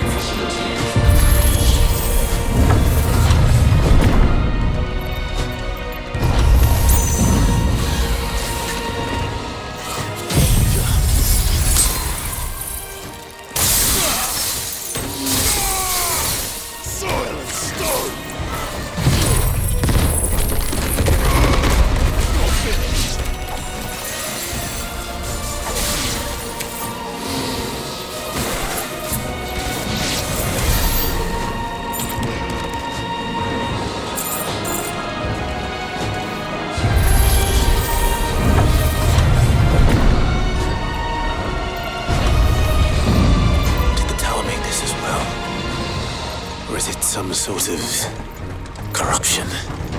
I don't know, but wouldn't you say it looks oddly familiar?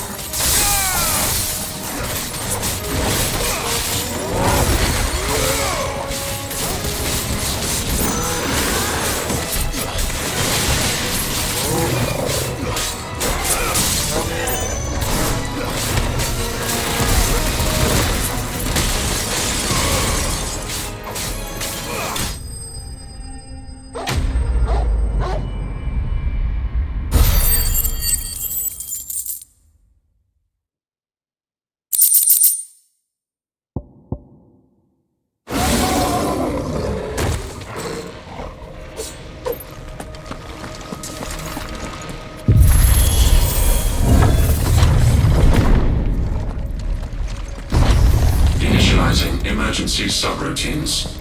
Diverting reactor power. I think it's getting ready to receive us.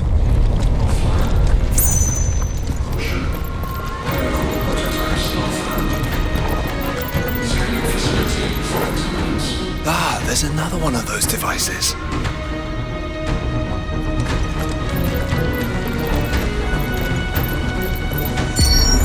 Development log entry 750501.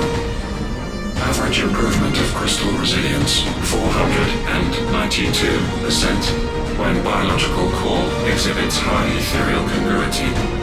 Specimens with a congruity rating of 7 or below are to be sent to B level for military repurposing.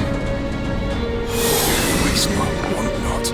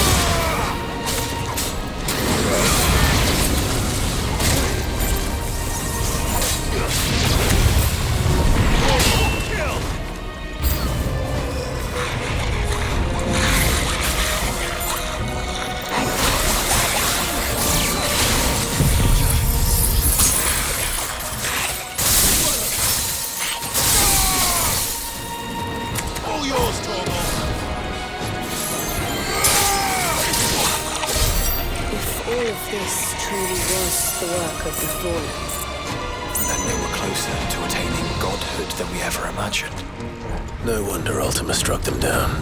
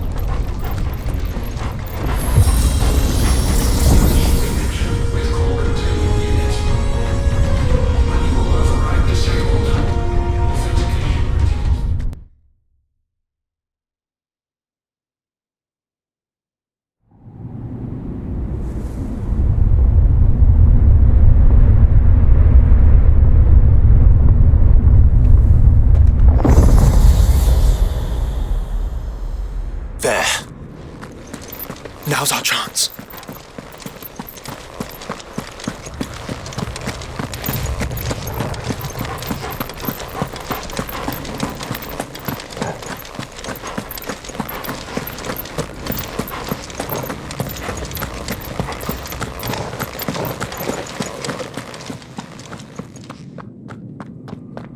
Unauthorized entry detected.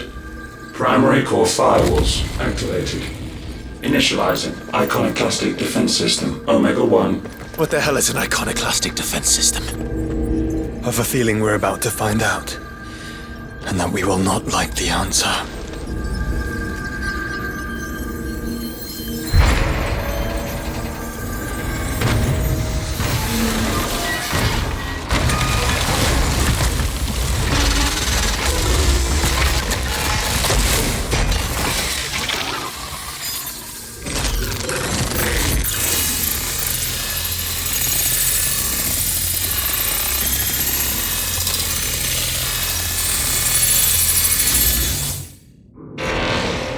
Containment complete. Authorizing environmental sterilization protocol. Well, at least we know where it is this time. Quite. And if we want it... If we want it, all we have to do is kill an Eikon. Safety routines disabled. Weapons armed. Stand clear.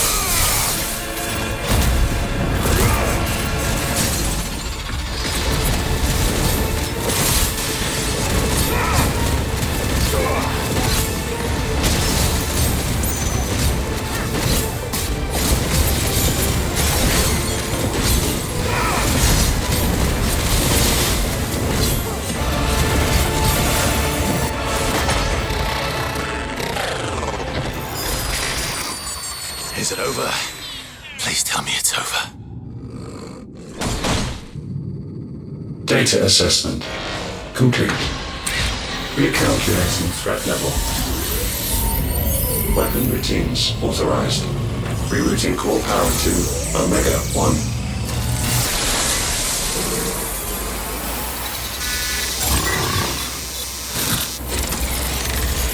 Not yet.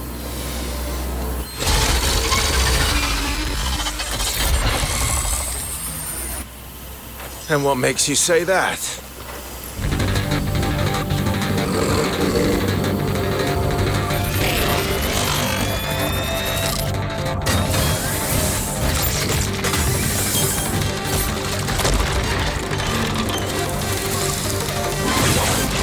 Those new arms, for one.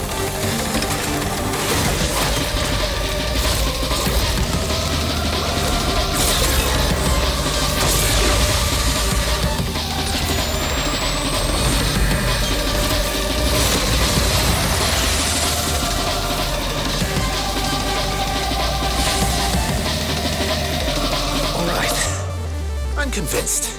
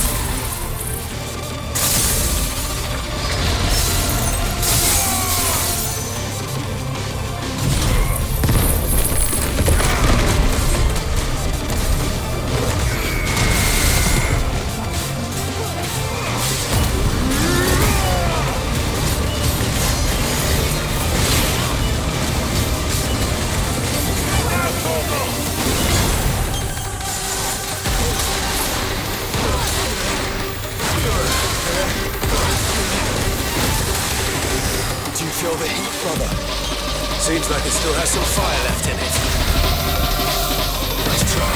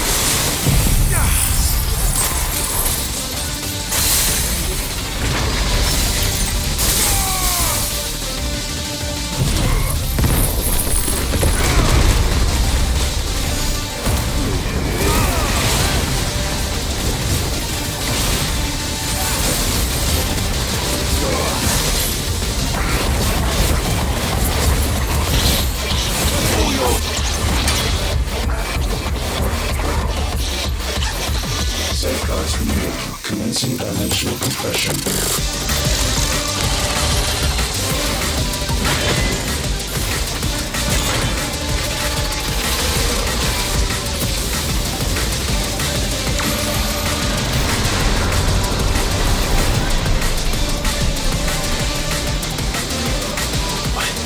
Why can't I breathe?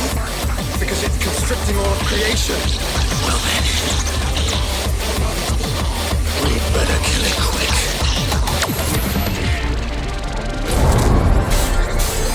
Clive, we're running out of room. Just keep fighting.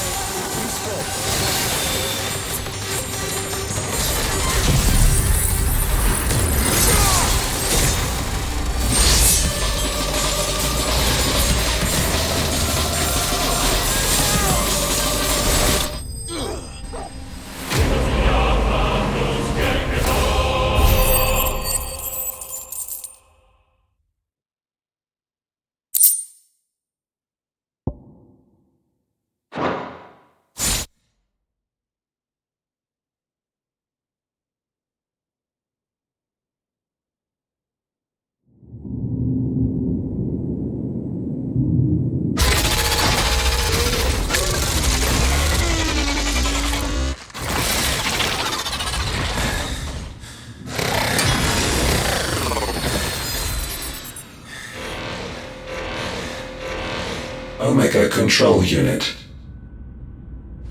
Offline. Initiating emergency core extraction.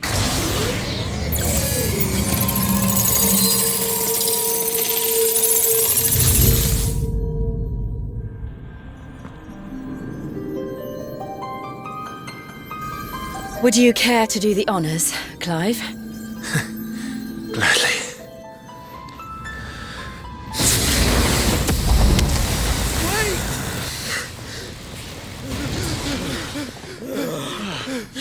For what? I thought I told you to leave this place. What must you ruin us all? I cannot let you do that. We need these crystals. They're all we have.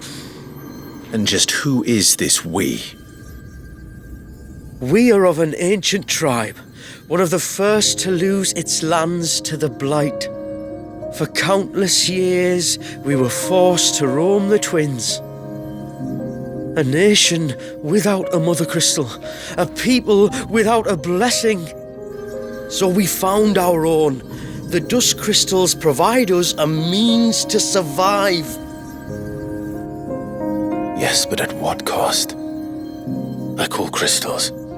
These shards channel ether. And where do you think that ether comes from? It's sucked from the land, as a leech sucks blood from a beast. And what? You just expect us to believe that? No, but that doesn't make what we've told you any less true. If this heart is anything like the others, it will bleed the twins of their life force, till naught remains, naught but death. The proof is all around. What do you think robbed your people of their home in the first place? We are trying to stop that from happening again. And this is the only way. Fuck me! You're Sid! You saw what happened after the Empire lost Drake's head. What do you suppose they will do when they find out, as they surely will, that there is another heart hidden right here under their noses? Your people's need will count for naught.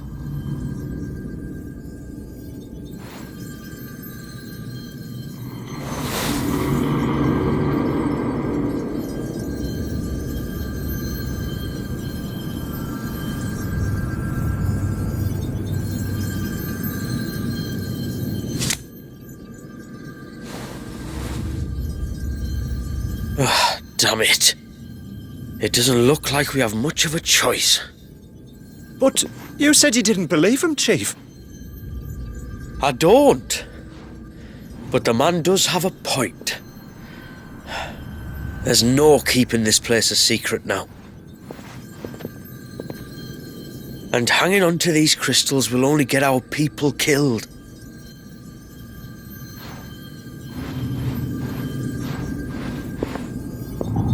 Have it your way then. Just promise me you'll leave my people out of it. Stand back. It's about to get hot in here.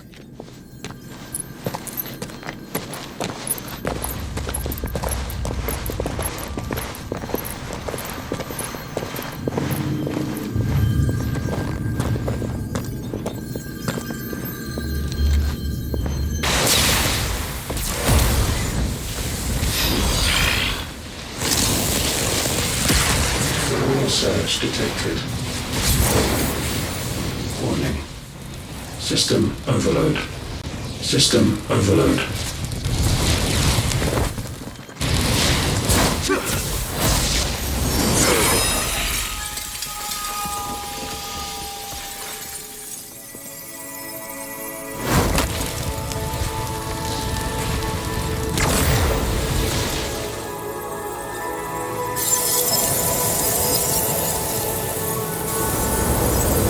Error. Core not found. System failure imminent. System failure.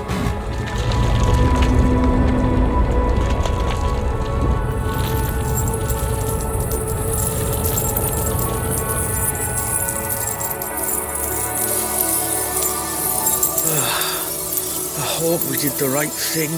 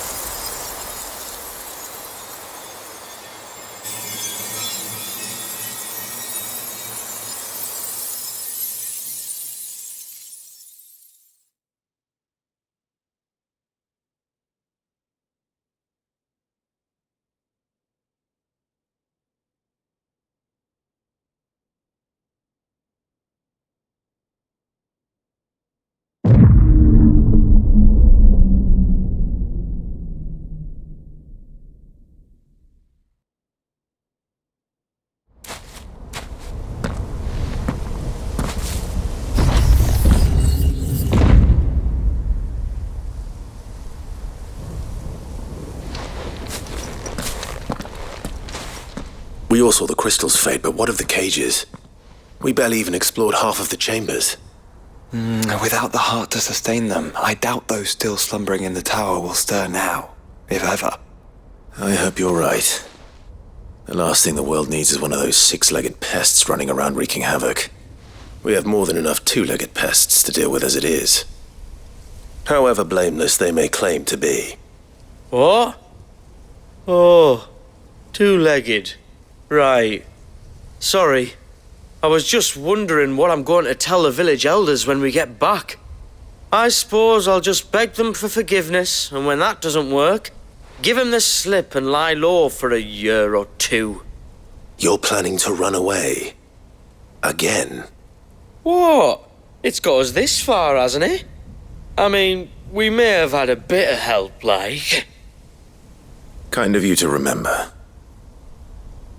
Will you and your people be alright? Oh, we've made do without before.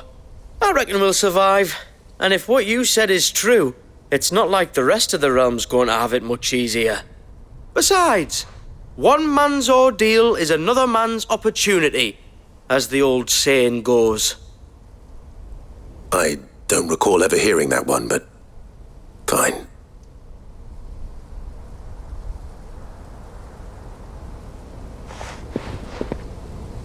Now, if you don't mind, we've got places to be. We do? I mean, we do. Thanks for everything. I said we've got places to be.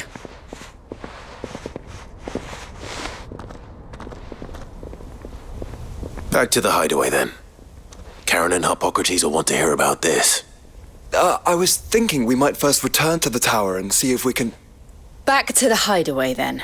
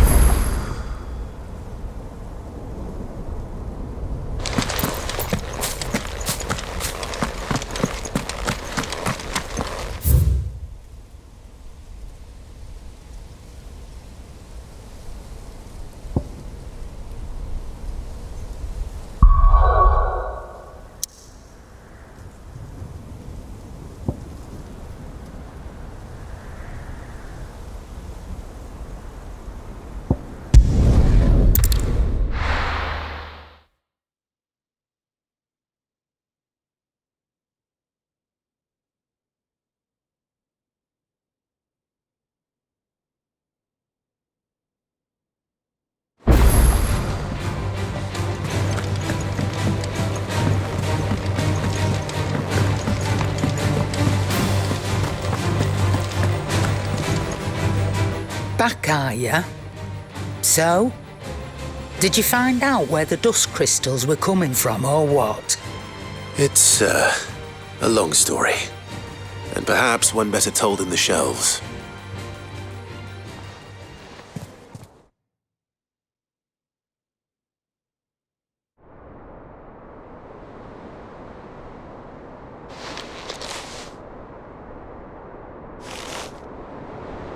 Bloody hell. Remind me never to go poking round in any fallen ruins. Not only a mother crystal of human creation, but an icon as well. Truly, the study of our fallen forebears is endlessly rewarding. The wonders of which they were capable never cease to amaze. They came as something of a surprise to us, too. You can say that again. We had no idea what we were getting ourselves into when we set foot in that tower. We only knew the old stories.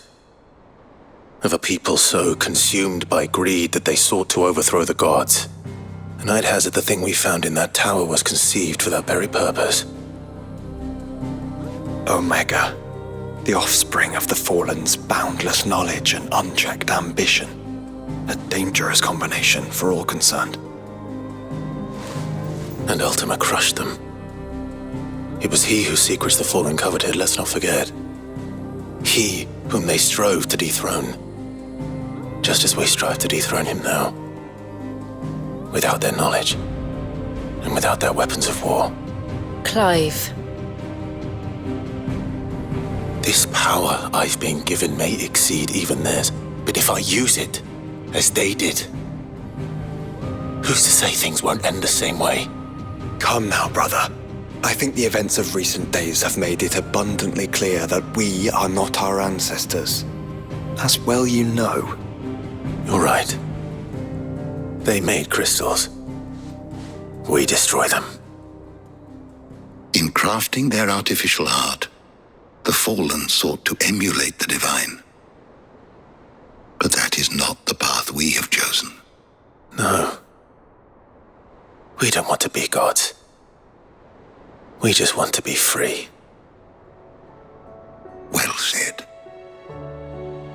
If one does not learn from the mistakes of the past, one is doomed to repeat them. And so, I mean to write down everything you told me to the very last detail, that those who come after might learn from our travails, and perhaps, just perhaps, forge a brighter future for our descendants.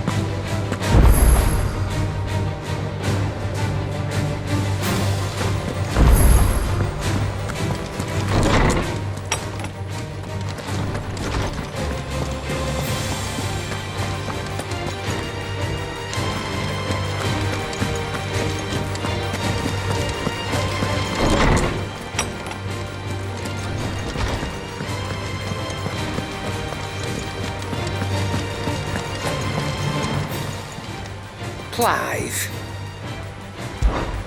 Go on then.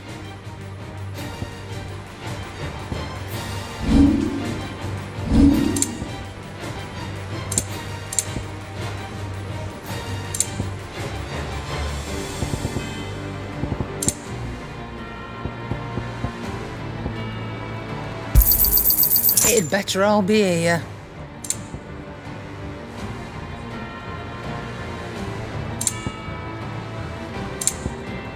Is that all?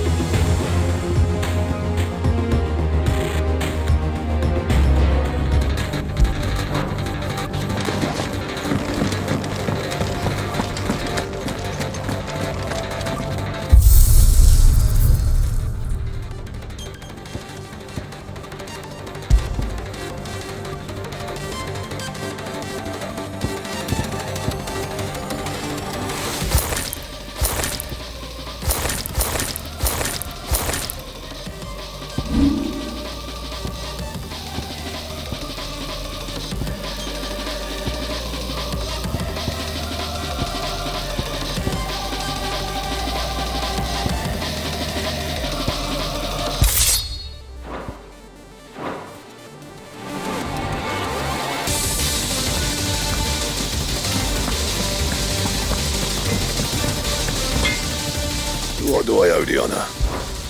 What do you want?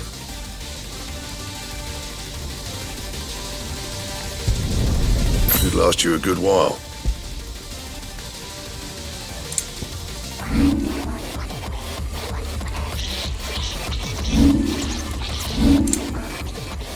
That it?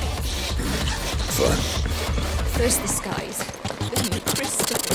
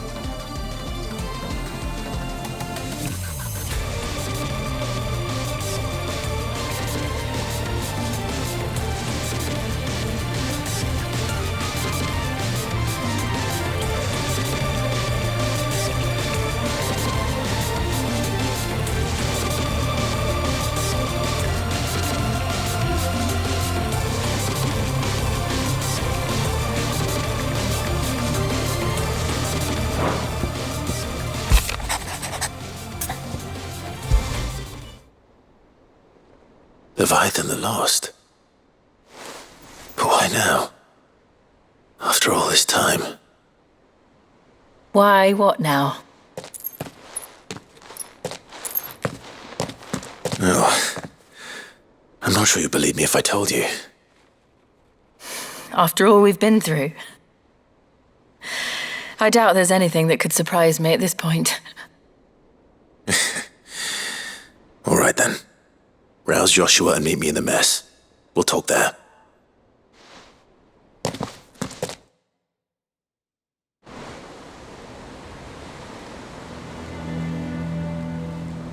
I see we're all here. So, what is it this time?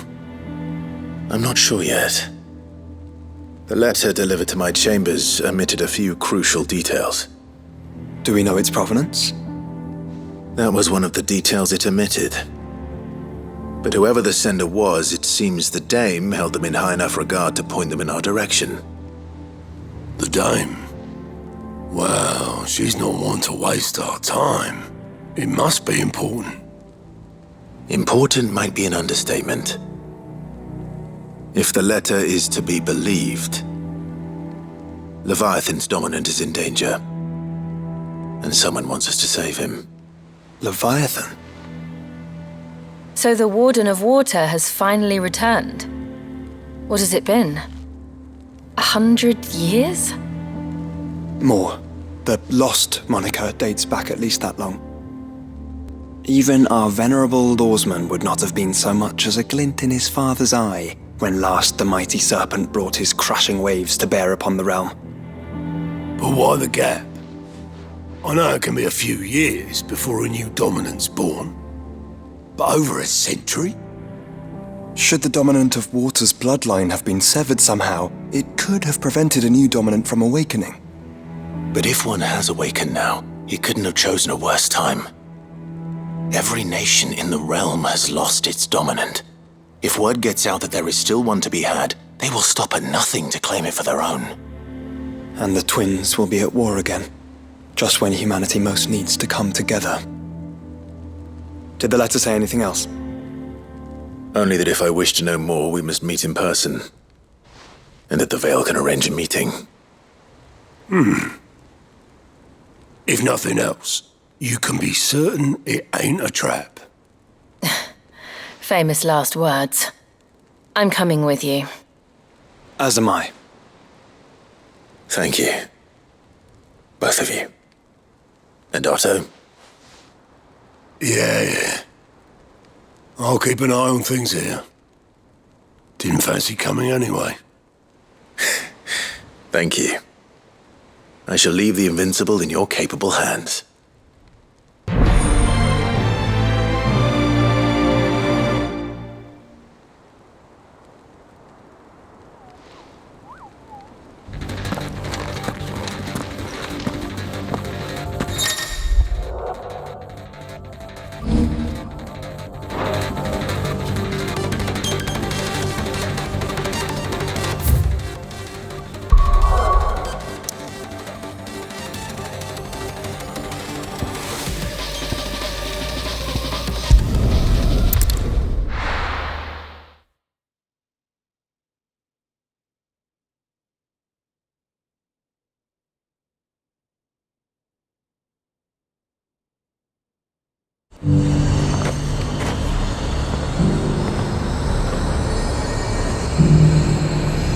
The garrison said they'd take another 100. To the Vale it is, then.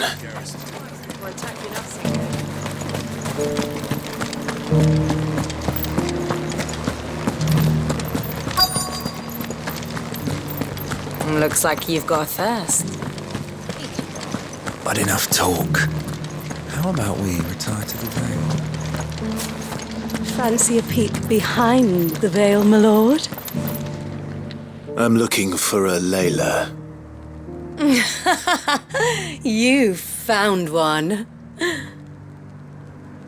So, will your friends be joining in? Or just watching?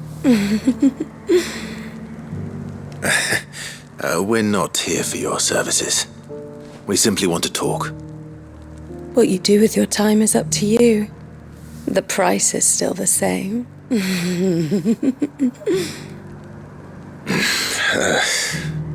We're here about the letter.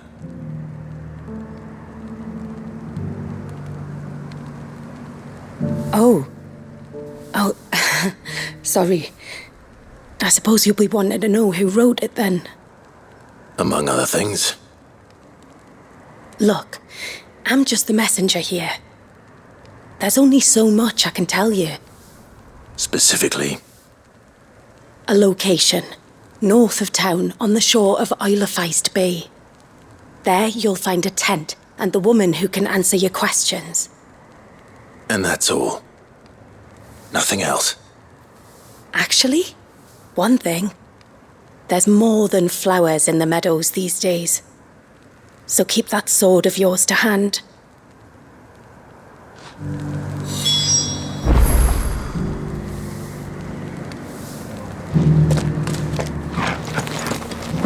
Does anyone else think it's strange that this woman should prefer to keep to the outskirts of town?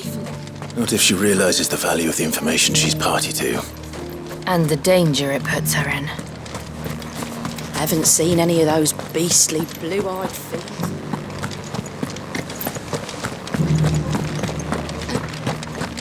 Do be careful. I will.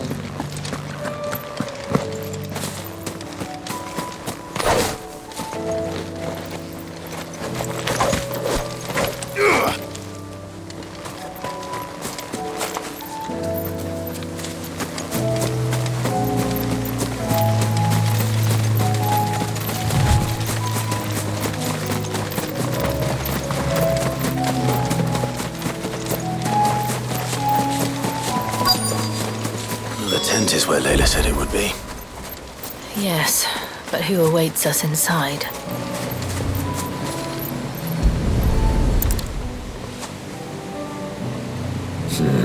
It's empty. Why am I not surprised?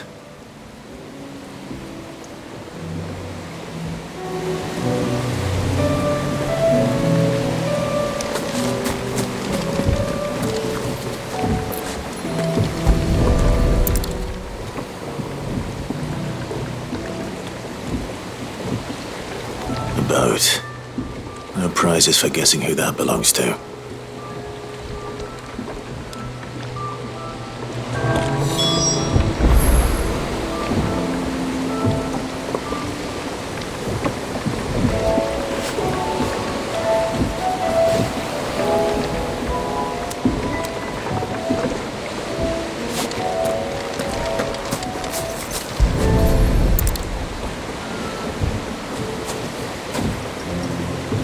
The embers are still warm.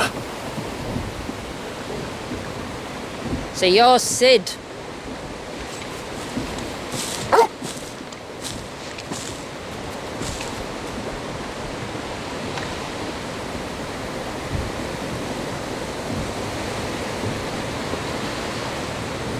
I suppose I must be. Which means you have me at a disadvantage. Apologies. I am Shula, tributary of Mysidia, final haven of the Moats of Water. The Moats of Water. The very tribe into which it was believed Leviathan's dominant was born. A people notable for their sapphire eyes and ivory hair. Yet that would be impossible, since the tribe famously Vanished. Was exterminated. Despite the best efforts of both church and state, we are still very much alive. Though we've managed to keep that fact hidden from good Kriegers faithful for over a century. Along with Leviathan's dominant.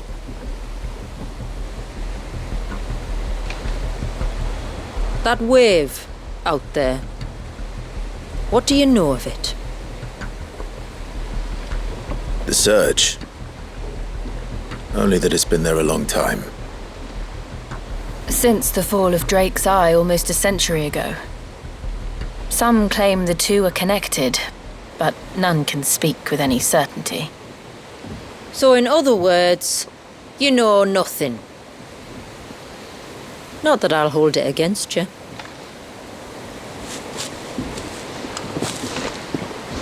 The wave was raised by Leviathan in an act of rage.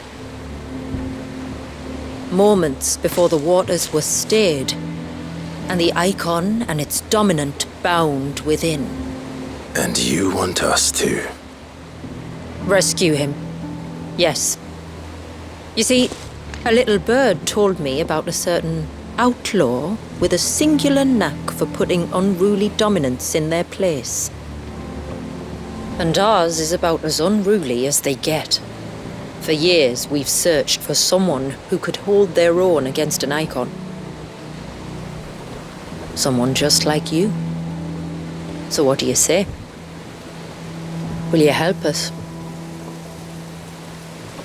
What exactly did your dominant do to warrant this punishment? What did he do? He committed the greatest crime one of his kind can. He was born.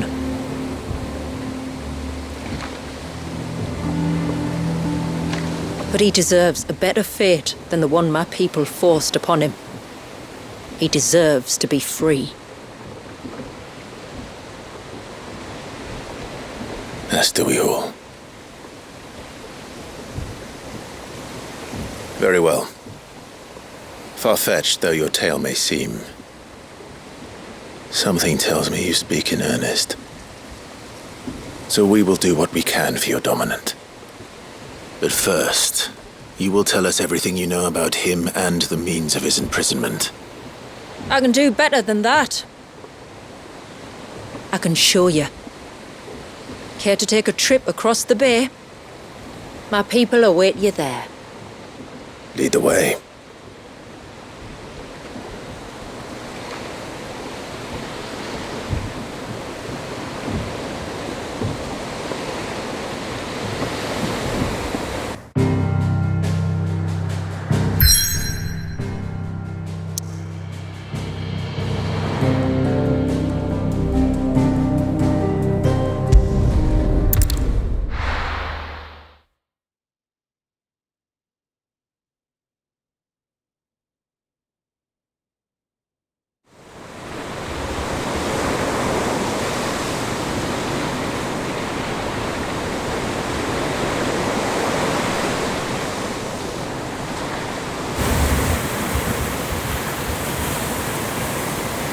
All right, you might want to hold on to something. We're coming up on the wall, and passing through can take a bit of getting used to. I don't see any wall. Of course you don't. That's the point. It's a glamour woven by our ancestors to keep our village hidden from prying eyes. But don't take my word for it. Watch.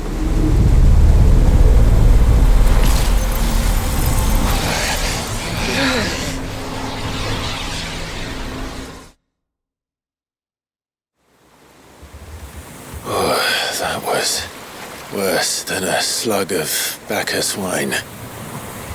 Clive, the sky. It's blue, but how is that possible? You do know what a glamour is, don't you? Ours just happens to work both ways, and a good thing too. I wouldn't fancy staring at those sickly clouds every day.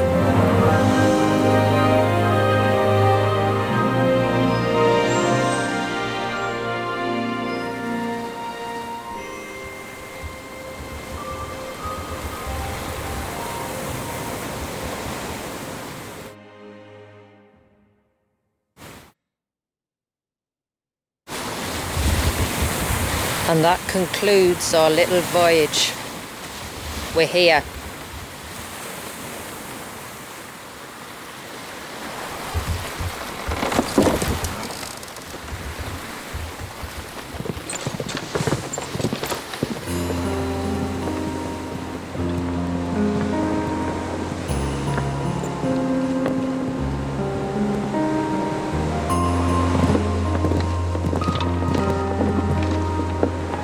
It's a long slog to the village, and a hard one.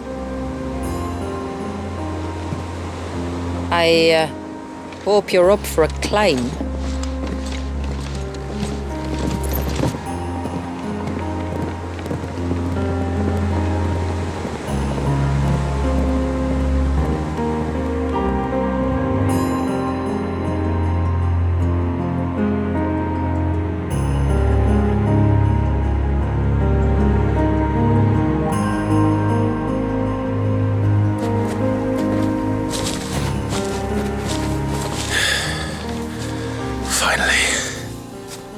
What?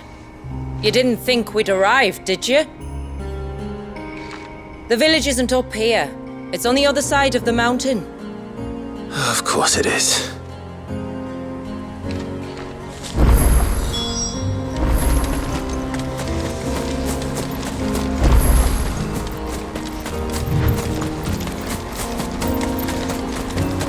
Watch yourself, Sid. This path can be treacherous. If not for the sheer drop, then for the beasts who prowl it. Thank you for the warning. And please, call me Clive. Sid is an alias. You will be pleased to learn, Lady Shula, that I have no such aliases.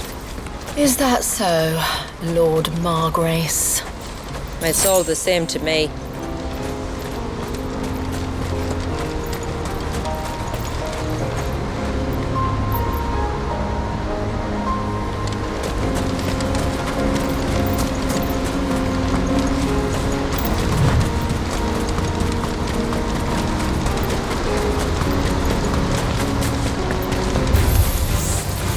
Wondering when they'd pick up our scent. Stand back. Oh, will you now? Shall I keep my axe and spells to myself then?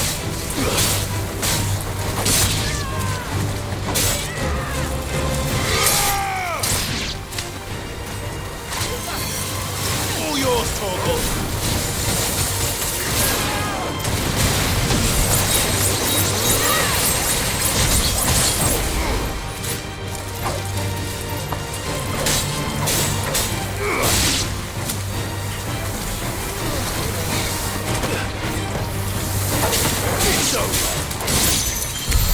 Earlier you mentioned spells, yet I see you carry no crystals. Since when did a bearer ever need crystals? But then, where is your brand? Waiting for me in Sunbreck, if I ever get careless. Then it's in for a long wait.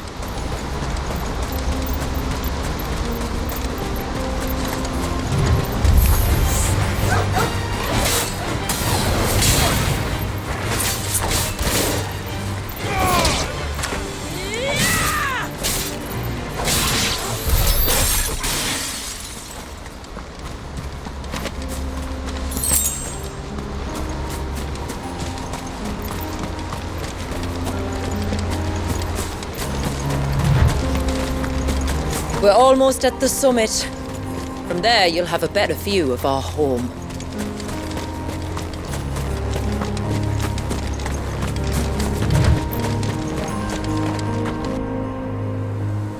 Few have ever set eyes on what I'm about to show you. Just so you know. This is not what I expected. Welcome, my friends, to Mysidia.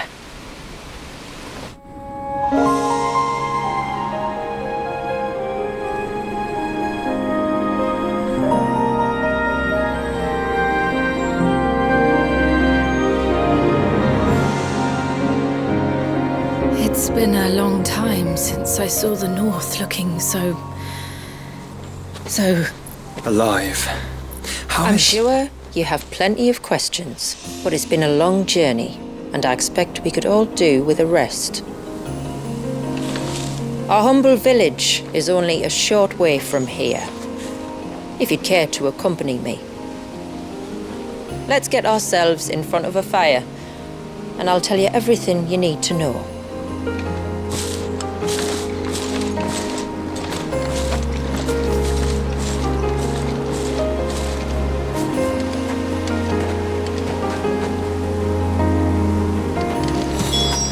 It's beautiful, Shula.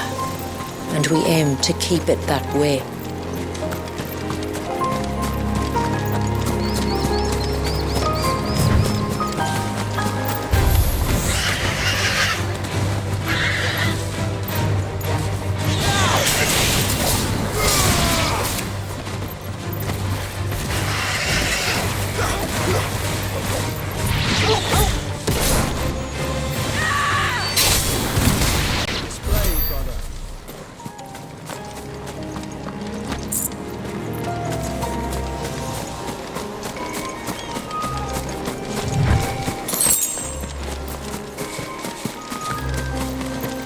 Are those stones glowing?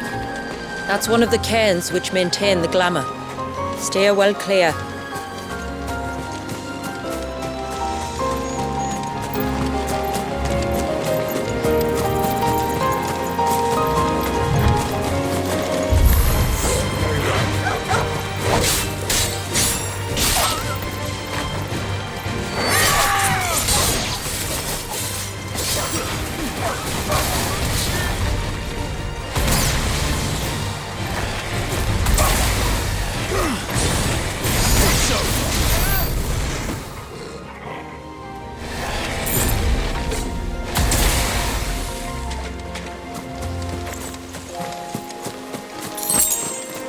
If the surge was an act of rage, One wonders what prompted it.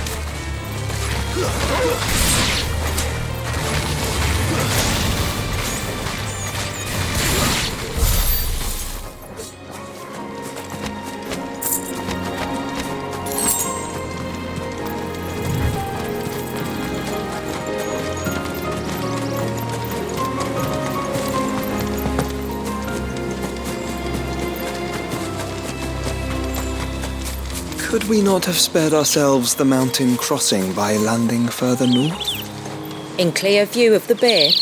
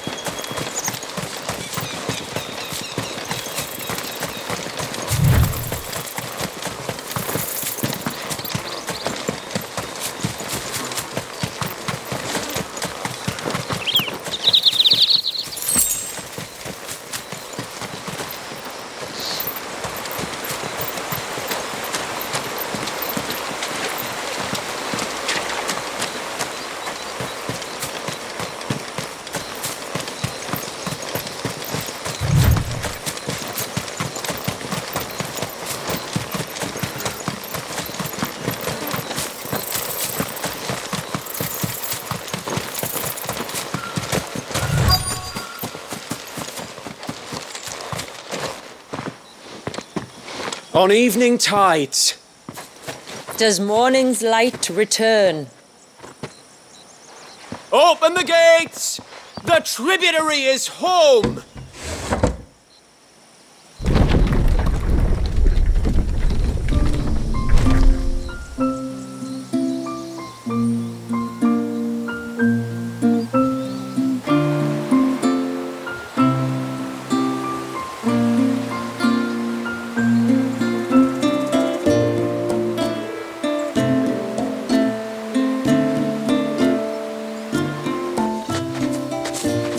Outsiders? Well, I never. Look at the size of that dog. All right now, back to your duties. You'll have to forgive my people their curiosity. We don't get many visitors. Or any, truth be told. Then we are honored to be the first. This is quite extraordinary. Like stepping into another world.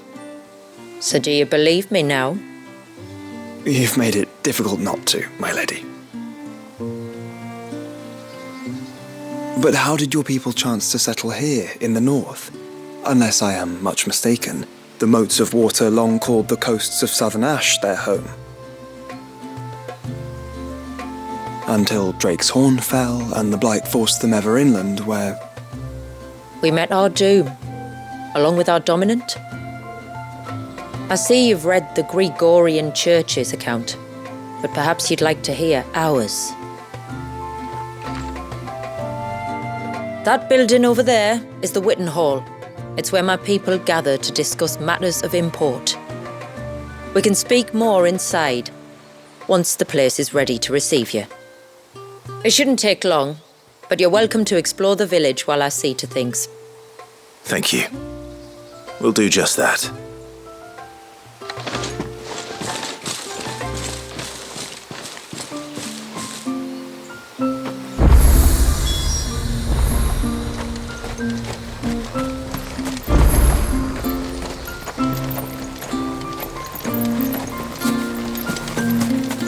He's coming over here.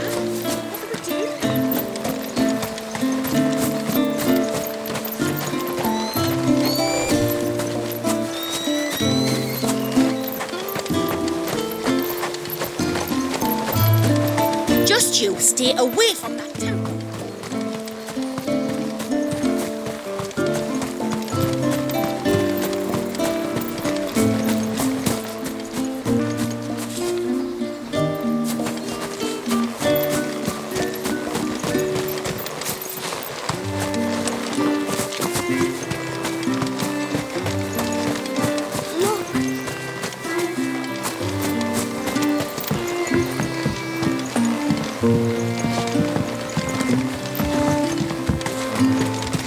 Look, Nan, it's the outsiders.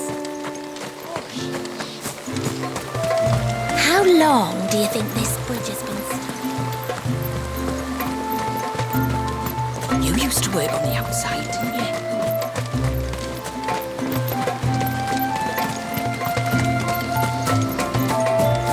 Look where things are as pale as ghosts. Welcome to Haven. The tributary awaits you within the Witten Hall.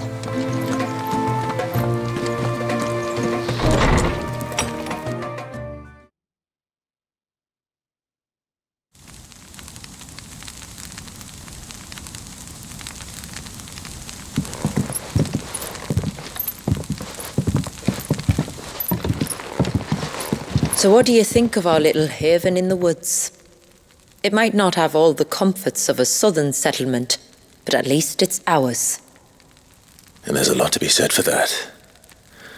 It can't have been easy keeping this place a secret. Not easy, no. We've dedicated our lives to maintaining the glamour that conceals us. Us and Walias. This man, Walias, is he Leviathan's dominant? That's right. Though he's no man, Walias is still a baby. A baby? Forgive me. But you said that the Dominant and his Eikon were bound inside the Surge almost a century ago. That would surely make him older still. It would, if he'd been allowed to age. But the spell robbed the poor bairn of even that. I'm sorry? Walius was the son of my great-grandfather. Leviathan awoke within him almost immediately. But instead of allowing the lad to live out his life as a valued member of the community, my ancestors sought to put his power to other uses. Sadly for them, the Eikons sensed their treachery and summoned a wave so large it would have swallowed the entire village if my ancestors hadn't stopped him. Then it is not the surge that binds the child, but time itself. Yes. Forgive me. I'm still not sure I understand. I'm not surprised. It isn't the easiest thing to explain. Which is why it might be better if I took you to see him. Show you exactly what he has to endure. That is why we came. Then let us be off. There's a road that leads north from the village. It'll take us right into the Surge.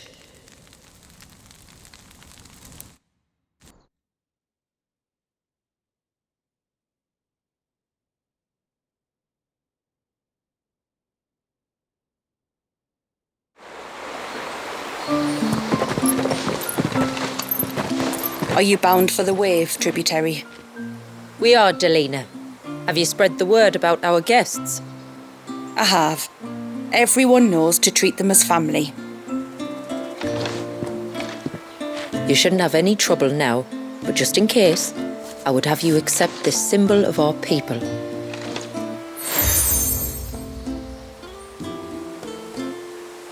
That's very kind. I look forward to meeting the family. The feeling's mutual. Should the tributary be indisposed, feel free to ask me any questions you might have regarding the village, and I'll do my best to answer. Thank you. We will. Then I bid you good tide.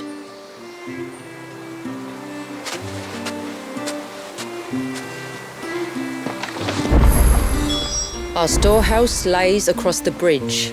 If you're short of supplies, you may find what you need there. Though we will have to ask you for recompense, poor as we are.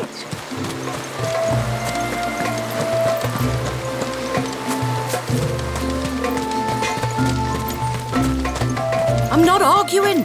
The child must be saved. Where in the blue heavens has that girl got to?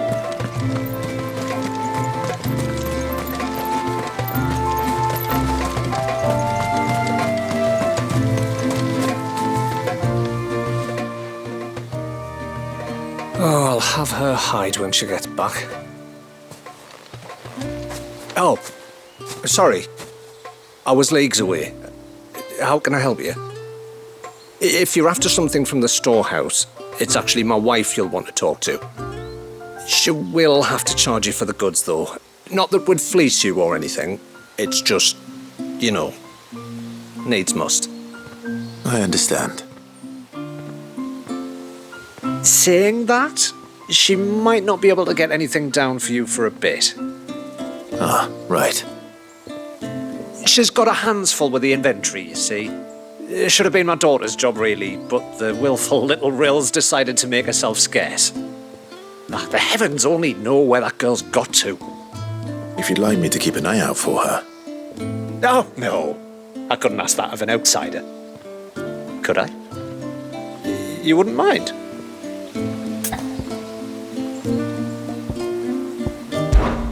Of course not.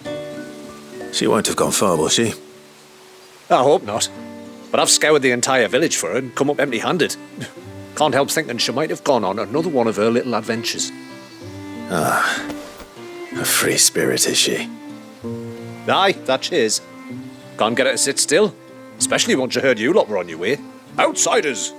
You should have seen her little eyes light up. Oh, if she wanted to watch you arrive, she'd have made for the low gate where you first came in. The guard there might have spotted her. Maybe you could ask him. Ruka, her name is. All right. I'll let you know if I find her. Try not to worry.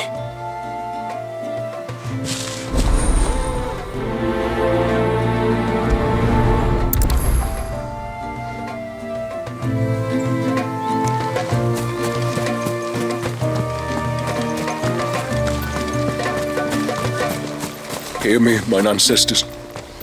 Grant me the strength to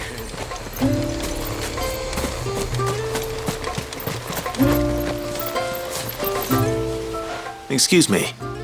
You haven't seen the storekeeper's daughter, have you? Little Ruka? I have, as it happens. She went out through the gate not long ago. Out of the village? Alone? Aye, she does it all the time. There's a path off to the left which leads down to the river. Nice little spot, that. It's safe as you like. The beasts of the mountain don't dare come so close to the village. That's where she'll be. Go and have a look if you don't believe me. I will.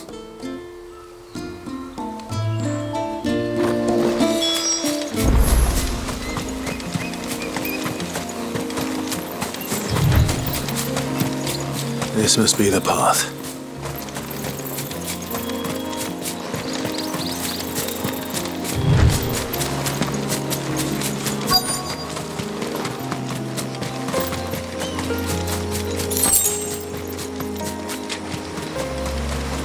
They're not here.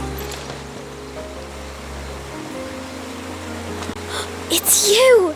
I've been looking everywhere for you. You must be Ruka. You know my name? Can you lot read minds? Your father asked me to keep an eye out for you. You left without telling him where you were going. He was worried. But I went to look for you. Well, now you found me. What do you say we head back to the village and let your father know you're safe? All right. And on the way home, you can tell me all about the world beyond the wall. I want to know everything. Everything might be a stretch.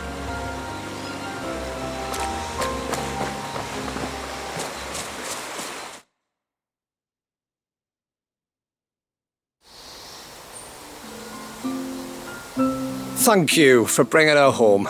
And sorry for the trouble. Oh, no. It was a pleasure. Daddy, did you know that there are villages 10 times as big as Haven in the outside world? 10 times! Cities, they call them. And in these cities, they have great big walls and towers and castles. Oh, to think I was worried. You can tell me all about the outside world later, Sweet Pea. Now go and help your mum with the stores. All right.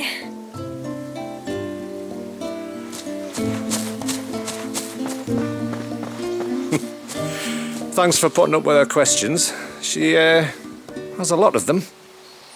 One of the big ones being, what are the people beyond the wall like? Reckon you've made a good first impression.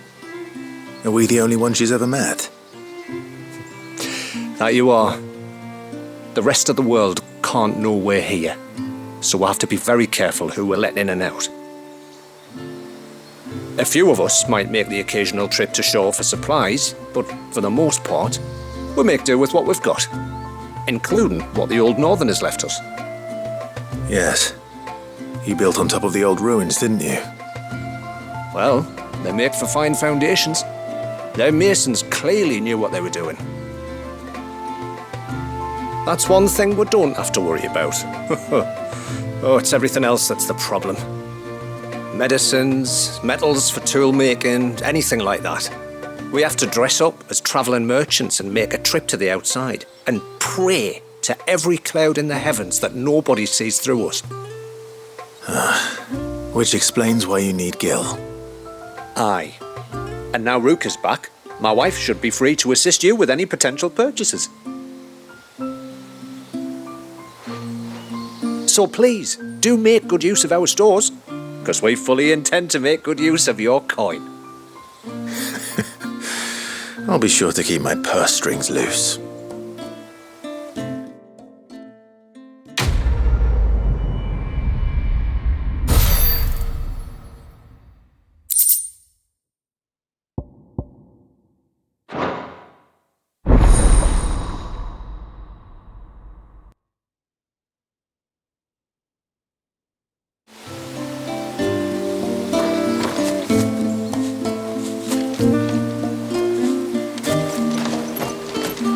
What do you think the tributary sees?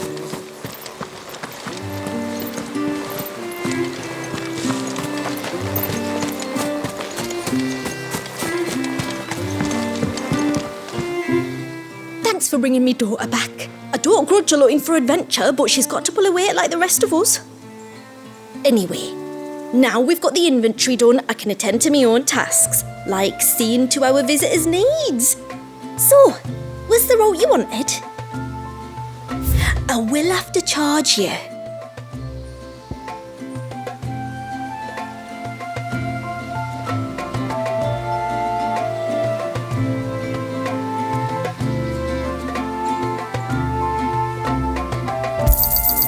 May it serve you well.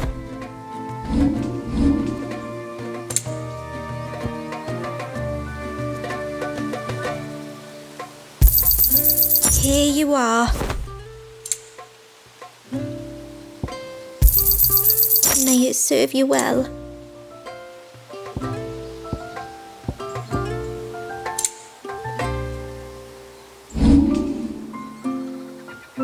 Very well.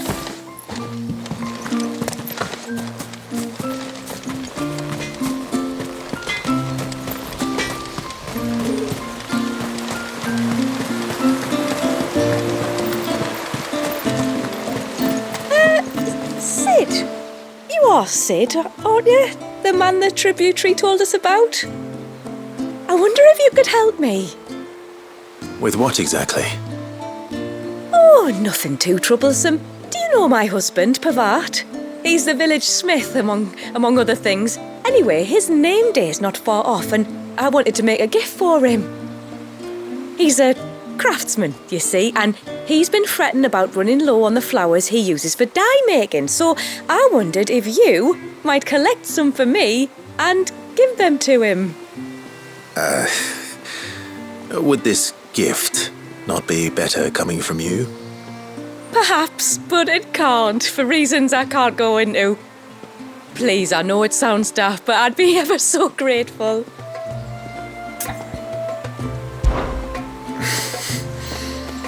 Fine. Which flowers does your husband need? The sweet little blue ones that grow around the fount. Elders' blessings, they're called. We use them to dye our fabrics so we always feel close to water like they are.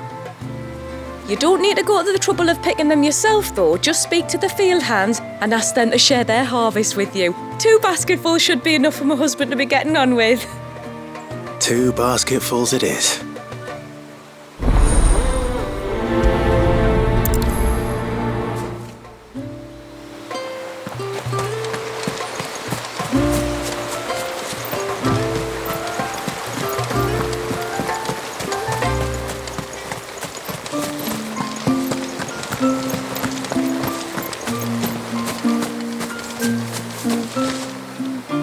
Excuse me. I wonder, might you be able to spare a basket of Elder's blessings? Pavart's wife tasked me with collecting some for her husband and suggested that I speak to you. Ah, Werda wants you to bless her better half with the fruits of our labour, does she? Go on then. Give the old fool something to squirm about. I'm sorry. Ah, don't worry about it. An old fool Pavart may be, but if you come bearing gifts, he's not fool enough to turn you away. I'm glad to hear it. Thank you.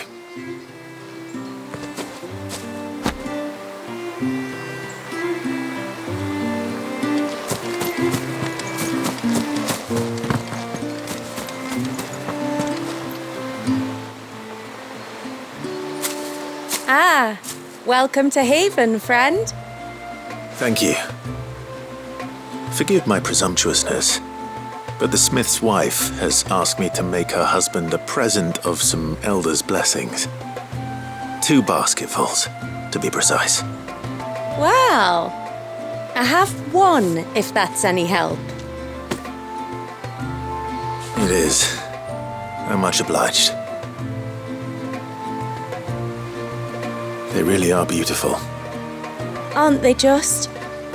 Though that's not the only reason they have a special place in our hearts. Legend has it that when our people fled from Ash, the tributary of the time took some seeds with them. And as they wandered high and low across the Twins, he'd plant them wherever they stopped for water. Every elder since has done the same. So when we finally put down roots here in Mysidia, the flowers did too.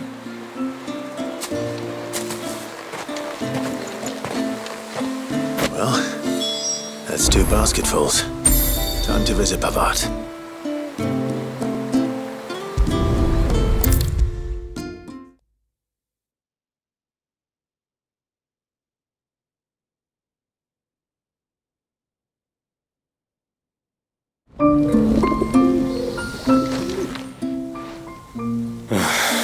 What do you want? Your wife asked me to bring you these flowers.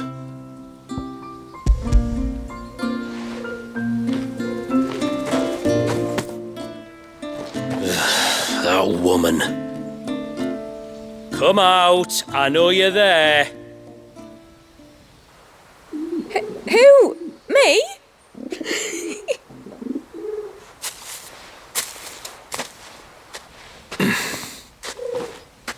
Would either of you care to explain what's going on? I'm sorry. I didn't mean to deceive you.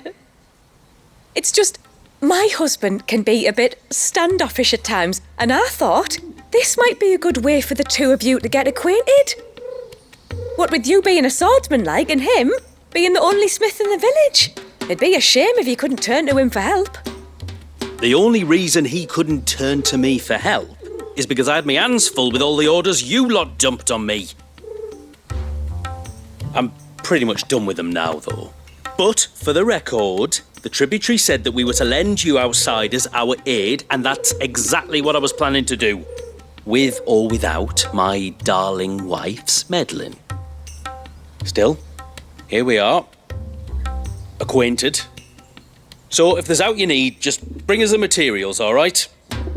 All right. All right, then. And tar for the flowers. I was running low. You use them for dyeing, I hear. Aye. Crush the petals and it makes a fine and lasting blue. We use it to stain the cloth for our tunics and pennons. Remind us where we come from, like. As modes of water. Children of the sea. That's right. The pattern too was left by our ancestors. The Ceaseless Rill, it's called. It symbolises the river of our tribe, with the strength of Leviathan running through it. And no matter how that river has ebbed and flowed, changed its course, the flowers have always been with us, growing on our banks. I shall get back to work. If you need something crafting, let me know. I will. It was a pleasure to meet you. Wasn't it just?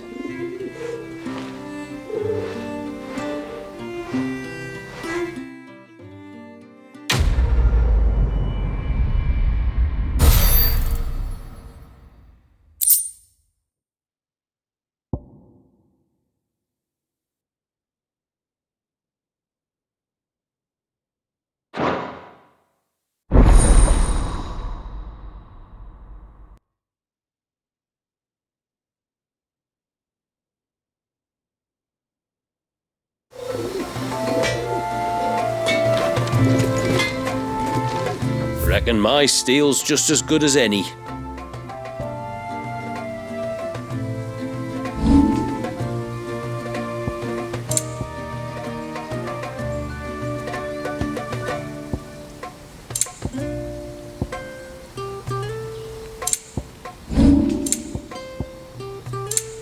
Till next time, then.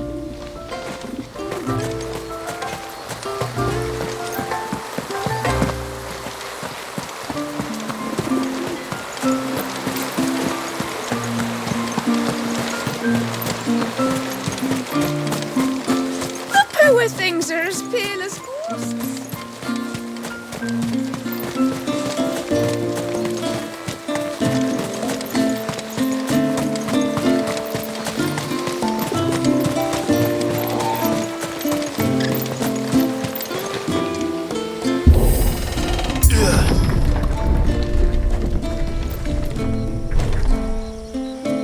There's a pair of ships just up ahead. Ships? But are we not still leagues from the shore?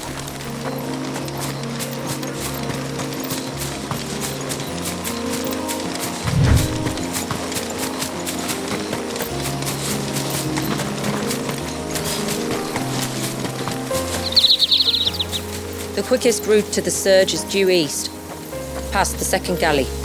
Shula, how did these ships come to be here?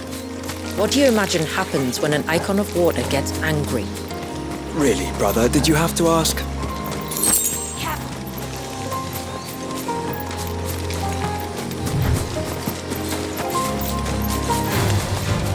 Tonberries. Foul creatures consumed by their hatred for everyone and everything. Everything save sharp knives, it seems.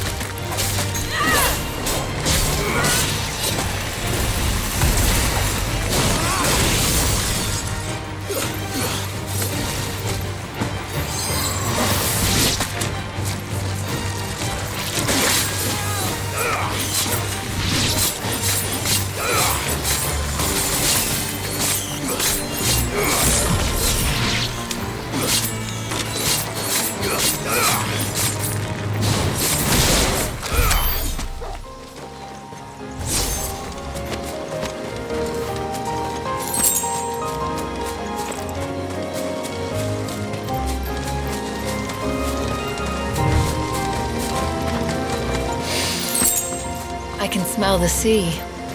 It's not far now.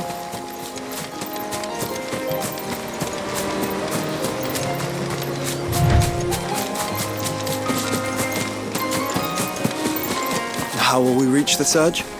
We'll follow the coastline north. There's a bridge that'll take us across to the cape.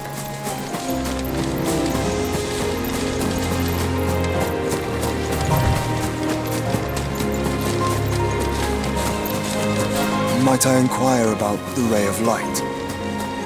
It's what prevents the surge from being reclaimed by the sea. And Dwalius by his people.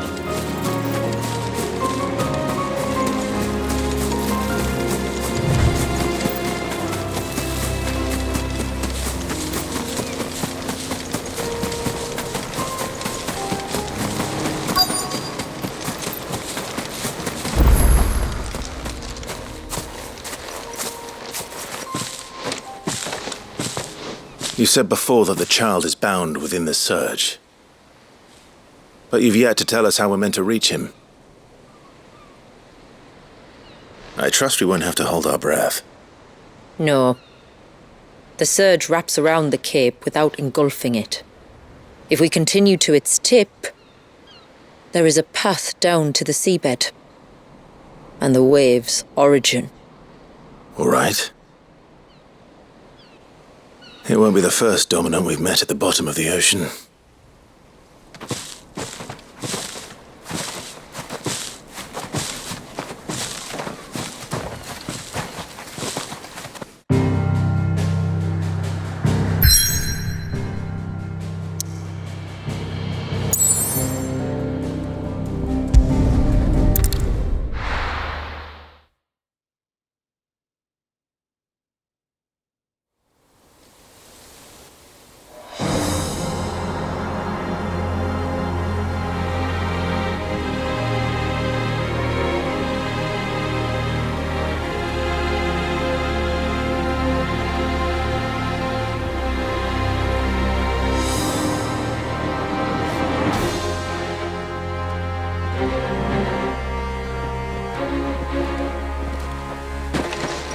It's not much further now. The path seems well kept. Do you and the villagers often come this way? Only me. Once every new moon without fail. It is my duty both as village elder and Walyus's descendant. But surely no one blames you for what happened. Why should you bear the responsibility alone? You misunderstand. I do it because I want to show him that he isn't alone, and that there are still some of us who would see an end to his suffering. Suffering you will soon witness with your own eyes.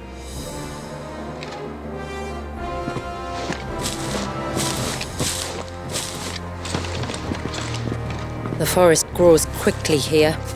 Left unattended, the path would be reclaimed in a matter of moons.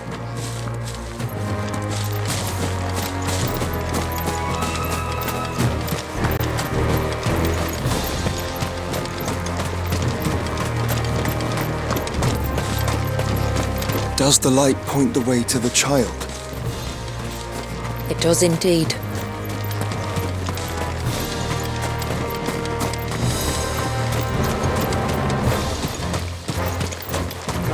Look at all the droplets of water suspended in midair. Where they have remained untouched by time for 80 summers. It's not right. No, it's not.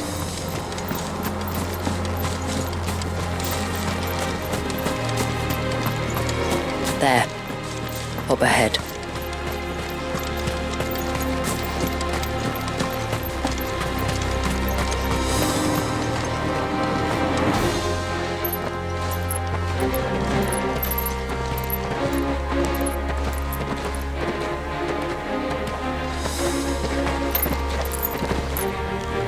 Down in the center.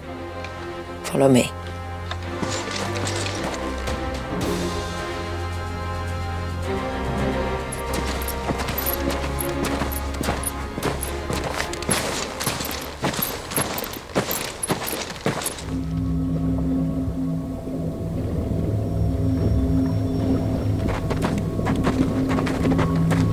He's still primed. I'll never forget my first priming. The fear. And I was old enough to understand what was happening. One can only imagine how this poor child felt. He is the victim of an unforgivable sin. Committed by people who saw him as nothing but a means to an end. He must be so frightened. Then I'll ease his burden. You don't mean? I'm not going to hurt him. Contrary to the tales, I don't go around killing dominants for no reason. What if I told you there was a way to remove Wallace's icon? I tell you, you were a madman. It's hard to believe, I know. But it can be done. Though, it isn't without its risks. Part of the icon remains no matter what. So, it might still come to violence. I don't know. It depends on the dominant. I've seen things end well, and I've seen things spiral out of control. But I do know one thing. If we turn our backs on this child, there will be no end to his suffering. And I think that a worse fate than the alternative. Don't you?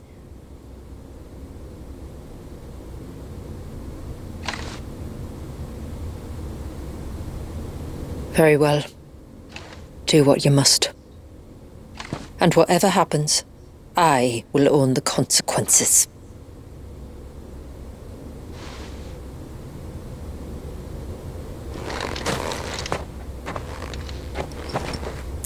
Don't be afraid, little one. Let me bear the weight.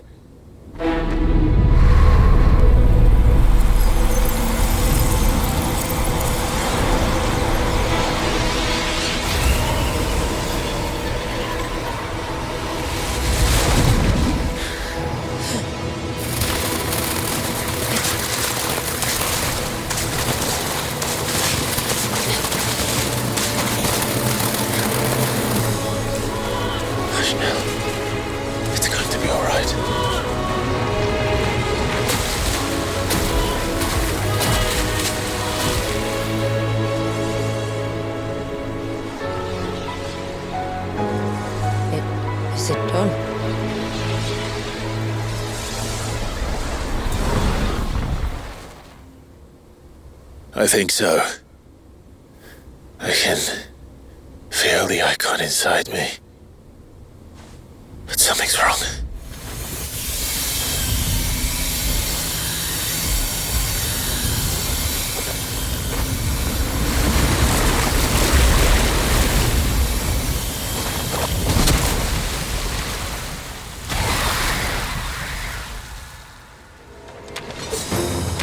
He wasn't just afraid. He was angry. All right. Let's see what you've given me.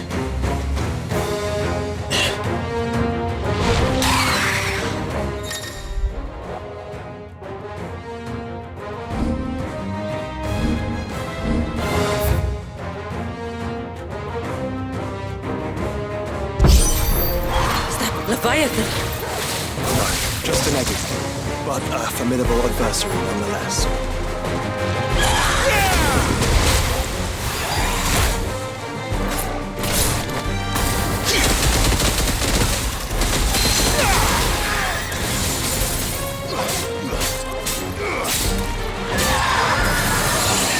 Oh, look. It has friends.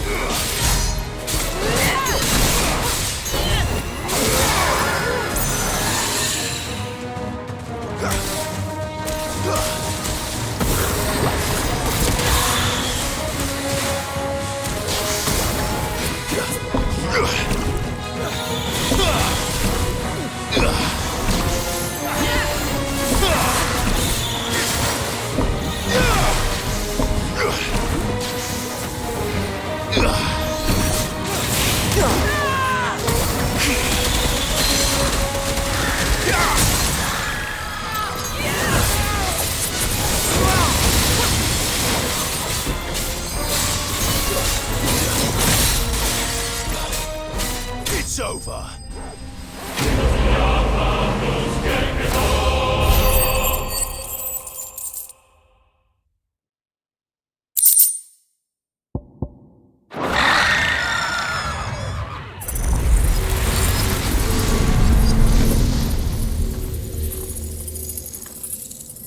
Is everyone all right? He seems calmer now. You said Walius was frozen in time. But he knew we were here. How? I don't know. He's never reacted to anything or anyone. Until now. The child has been bound for nigh on a century. If he has been conscious from the first, we must remove the seal at once. It's not that simple. I wish it were, but there's more to this tale. It would be better if I explained back at the village. I see. Then let's return before it gets dark.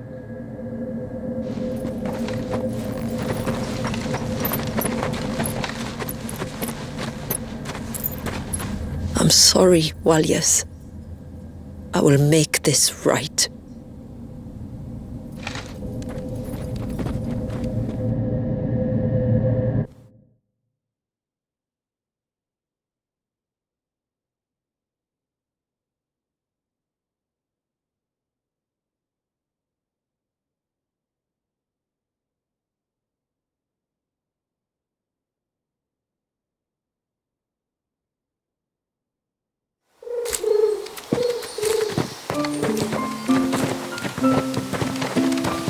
So, part of Leviathan is inside you now, is it? Does it hurt? No.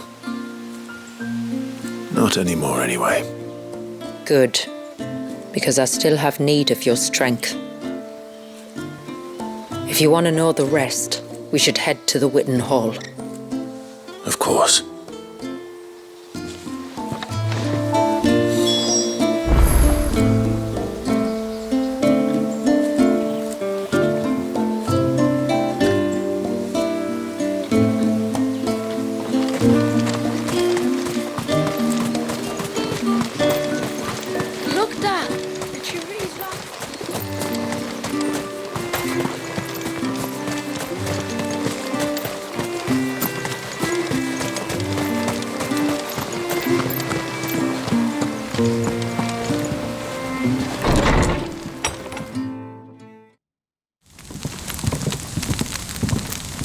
To understand the spell which binds Walyas, you must first know who we are and what drove my forebears to commit such an atrocity.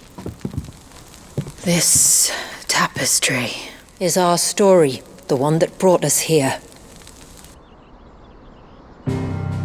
After generations of wandering, my people sought refuge in northeastern Storm, some 170 years ago. But in exchange for our safety, the Gregorian Church demanded we renounce our faith and branded us heretics when we could not. To be exterminated, as a lesson to others. And so was it chronicled in the imperial histories, for anything less would have made the Church seem weak. Yet a handful survived. The few who did fled north and west, and in doing so discovered two things that would forever shape our fates. The first was an old legend revealing how to make your very own mother crystal. I've heard that one before. Yes, yet it gave them new hope, however false. Our ancestors convinced themselves that they could recreate the divine if they could only find a strong enough heart.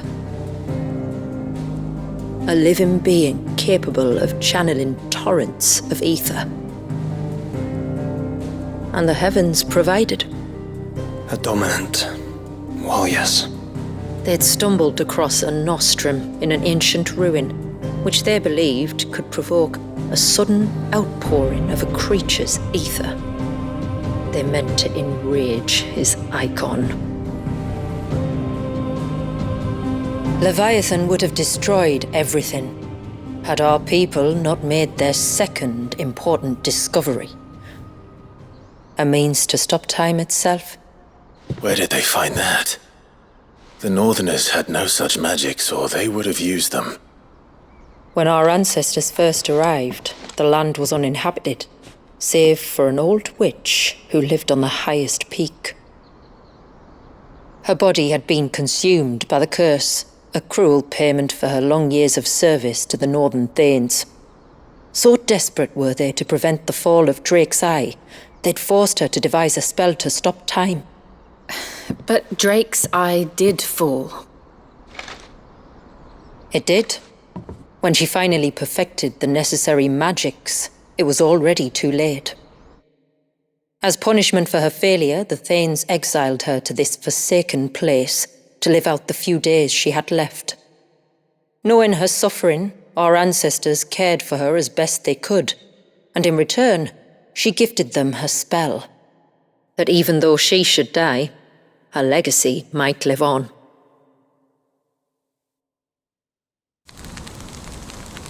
So armed with both the knowledge of the ancients and the secrets of time, our ancestors settled upon an ambitious plan. They would create a new Mother Crystal and enchant it that it might endure for all eternity. Thus would our people's wandering, our suffering, finally end, and prosperity visit us once more. And all it would require was the sacrifice of a single child. A small price to pay, or so they believed. Another victim of man's blind reliance on the Mother Crystals. So we know the seal source. How do we break it and restore the flow of time? Do you recall the dome of light on top of the cliffs to the west? Inside lie the ruins of an old temple. It was there that the witch built the Vare, a conduit of sorts that channels her remaining ether into the surge. But it's been a long time since anyone set foot in the place. And now there are others who claim it as their own. Then we shall go prepared for a fight. That said, it may be best if one of us stays behind. You think the village could be in danger? We saw the ether flow from Wallius in all directions, but only encountered a single familiar. There will be more. And should even one make its way here, I doubt the walls could hold it back for long. Then I shall stay. The Phoenix will see your people safe, tributary. You have my thanks. Very well. We should depart at once. I fear time may no longer be a luxury we can afford.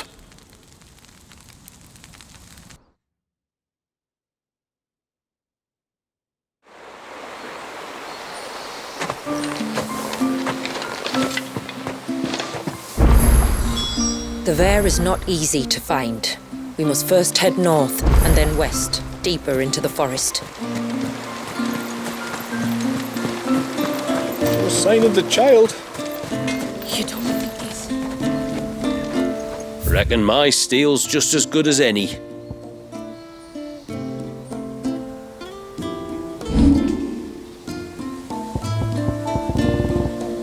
A good tide to you.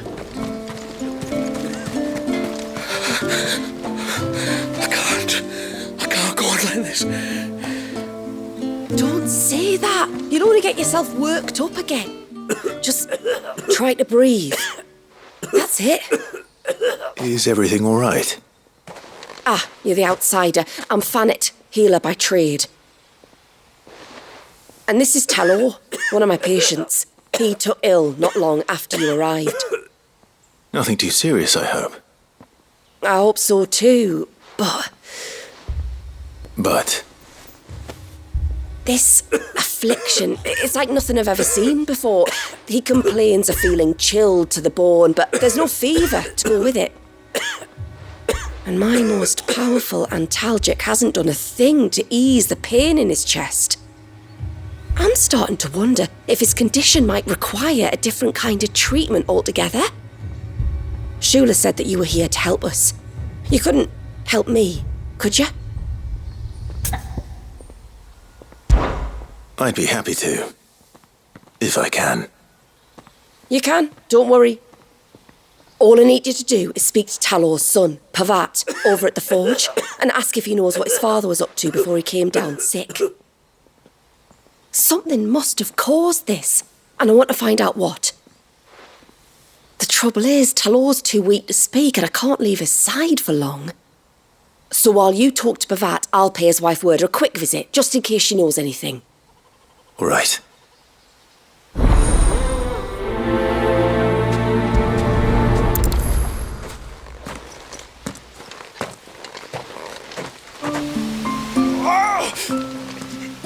me be.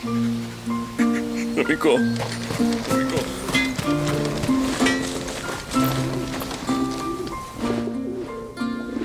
Oh, do you need something? I do, though not from the forge. Fanit asked me to speak with you. She's looking into the cause of your father's illness and wondered if you could shed any light on the matter. I see. Sorry. She shouldn't have dragged you into this. It's no trouble, really. Tell me, did your father do anything out of the ordinary before he fell ill? Not that I know of. But then I hardly see him. He's always out and about, like. Well, at least he was. Suppose he might have been a bit more fidgety than usual, but apart from that. When you say out and about, where does he usually go? Just round the village. Wanders over to Blazier's place most days. He's a fisher who lives on the other side of the fount. They're old friends. Maybe he knows something I don't. Maybe. I'll go and speak with him.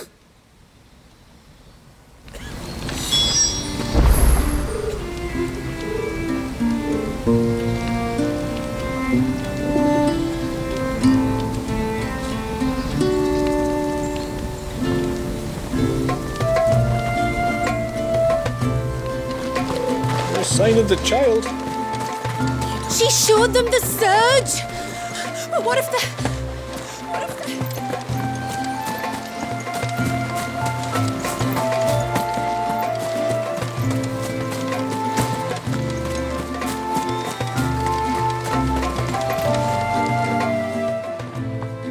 Greetings, stranger. What can I do for you? Your name is Blazier, is it not? Pavad tells me you're a friend of his father's, and that the two of you may have spent some time together prior to his illness. His illness? Talor's never been ill a day in his life. I don't know why he'd start now. Oh, Fanny doesn't know either. It was she who asked me to look into his recent behavior on the off chance it might explain how his condition arose. I suppose there was something that struck me as a bit odd. He kept asking about the woods. Did you see anything strange on your way back from the shore? Are you certain? Do you swear? That kind of thing. I didn't, of course. But he wouldn't let it go. It was like he was expecting something to happen. It was just a matter of when. Not that I know what. But he never told me anyway. Well, that certainly does sound unusual. And it might just be what Fanit is looking for. Thank you. Ah, don't mention it. Oh, and when you say Talor, wish him the best from me, eh? Let's see what the healer makes of this.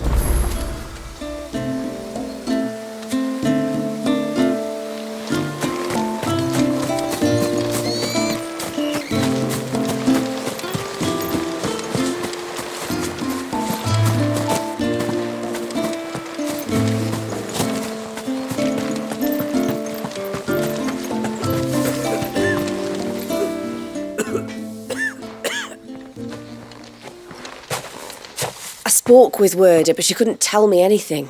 Did you have any better luck? Nothing conclusive. But there was one thing. Blazier, the fisherman, told me that Talor had taken a sudden interest in the forest of late. He kept asking him if he'd seen anything unusual there on his way back from the coast, but never let on what exactly he was expecting him to have seen. The forest between here and the coast. Surely not. But then...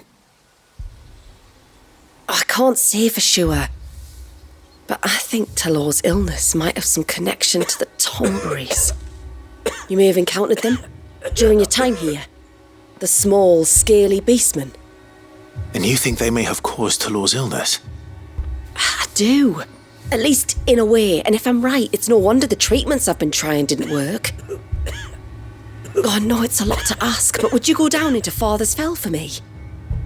There's an altar there, and if my fears are true, an offering upon it. What is going on here? Please, I'll explain everything when you return, but time flows fast. I beg you, make haste for Father's Fell and take the offering from the altar. Talor's life may depend on it. Very well.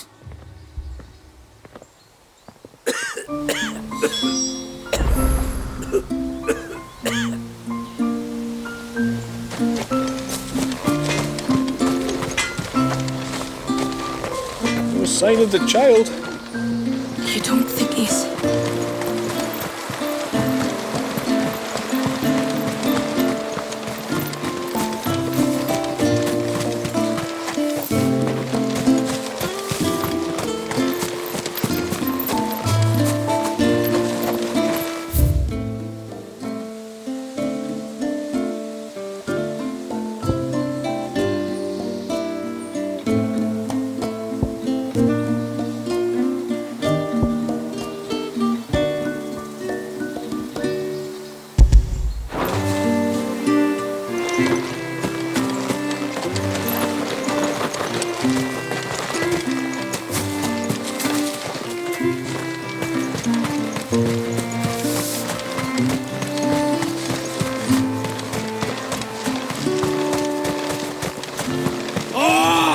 Should have let him go alone. Hail, stranger.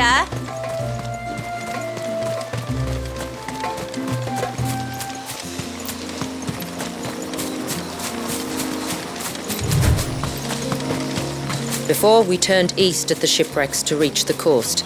Now we must head in the opposite direction. Left it is then.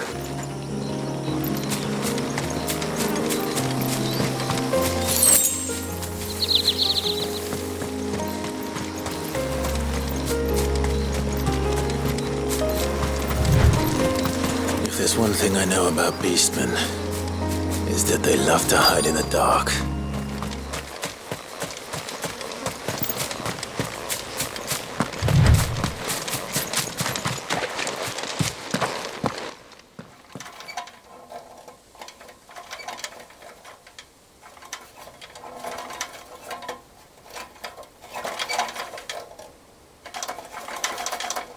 What are they up to?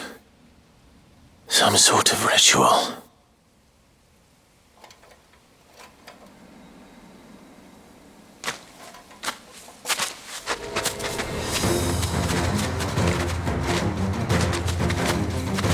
Sorry to disturb you.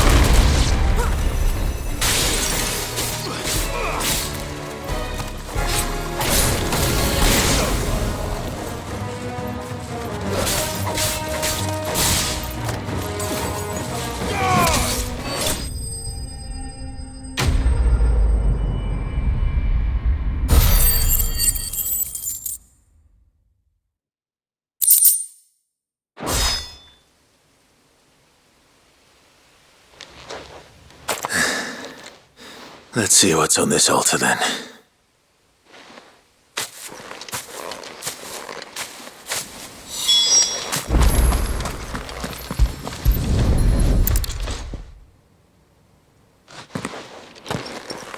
A silver chain. I doubt the Tombries made it. This must be what Fanet was talking about.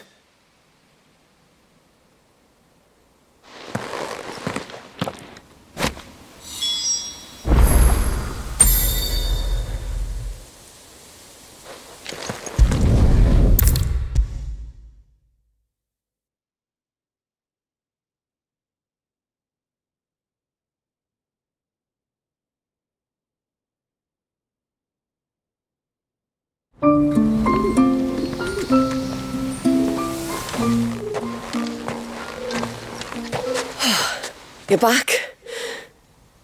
Well, did you find anything? I did. This silver chain. Oh, I knew it. Well, I'm still none the wiser. Forgive me. This chain. It's a Gregorian Maternoster. Worn by men of the faith. What's it doing here? And why would the Tomberries be praying to it? To understand that, you need to understand what the Tomberries are. They feed on hatred and suffering. And some say that if you render them an offering, some token of grievance against your fellow man, they will put a curse upon him. So you think someone's put a Tomberry curse on Talor? I can't say for sure. Truth be told, I always assumed it was an old wives' tale. But given his fear of the forest and the presence of the chain on the altar, I don't know what else to think. Does Talor have any enemies in the village? Anyone who would nurse such a grudge? No, I believe the one who left the chain at the altar was Talor himself. I beg your pardon. But there's more to the tale, you see. It's said that if you attempt to curse a soul that has returned to the sea already, your ire has nowhere to go but back to its source. You're saying he cursed himself? In trying to curse another, aye. When my father was younger, he was one of the few permitted to venture beyond the wall on trading expeditions. He told us that when he journeyed to Sanbreque, he'd wear that chain to disguise his true beliefs, lest Griega's faithful turn their cudgels on him. Did they ever catch him in his deception? Might that explain the ill will he bears someone? Not that he ever told me. Come now, let's not waste time speculating about Talor's past. We need to focus on the present, and that means finding a way to break the curse. All right. If there's anything I can do to help, let me know. Thank you. I shall. Aye, and thanks for going to all this trouble. Here, it's not much, but I want you to have this. We call it an adder stone. It's a gatherer's charm. Reacts to certain rare minerals we use in crafting. Makes them ring out like a bell, stuff you'd have no chance of spotting otherwise. If you find anything, see that you bring it back to me. I can make you some decent gear with it. If you're interested, like. I am, thank you. And I'll be sure to pay you a visit.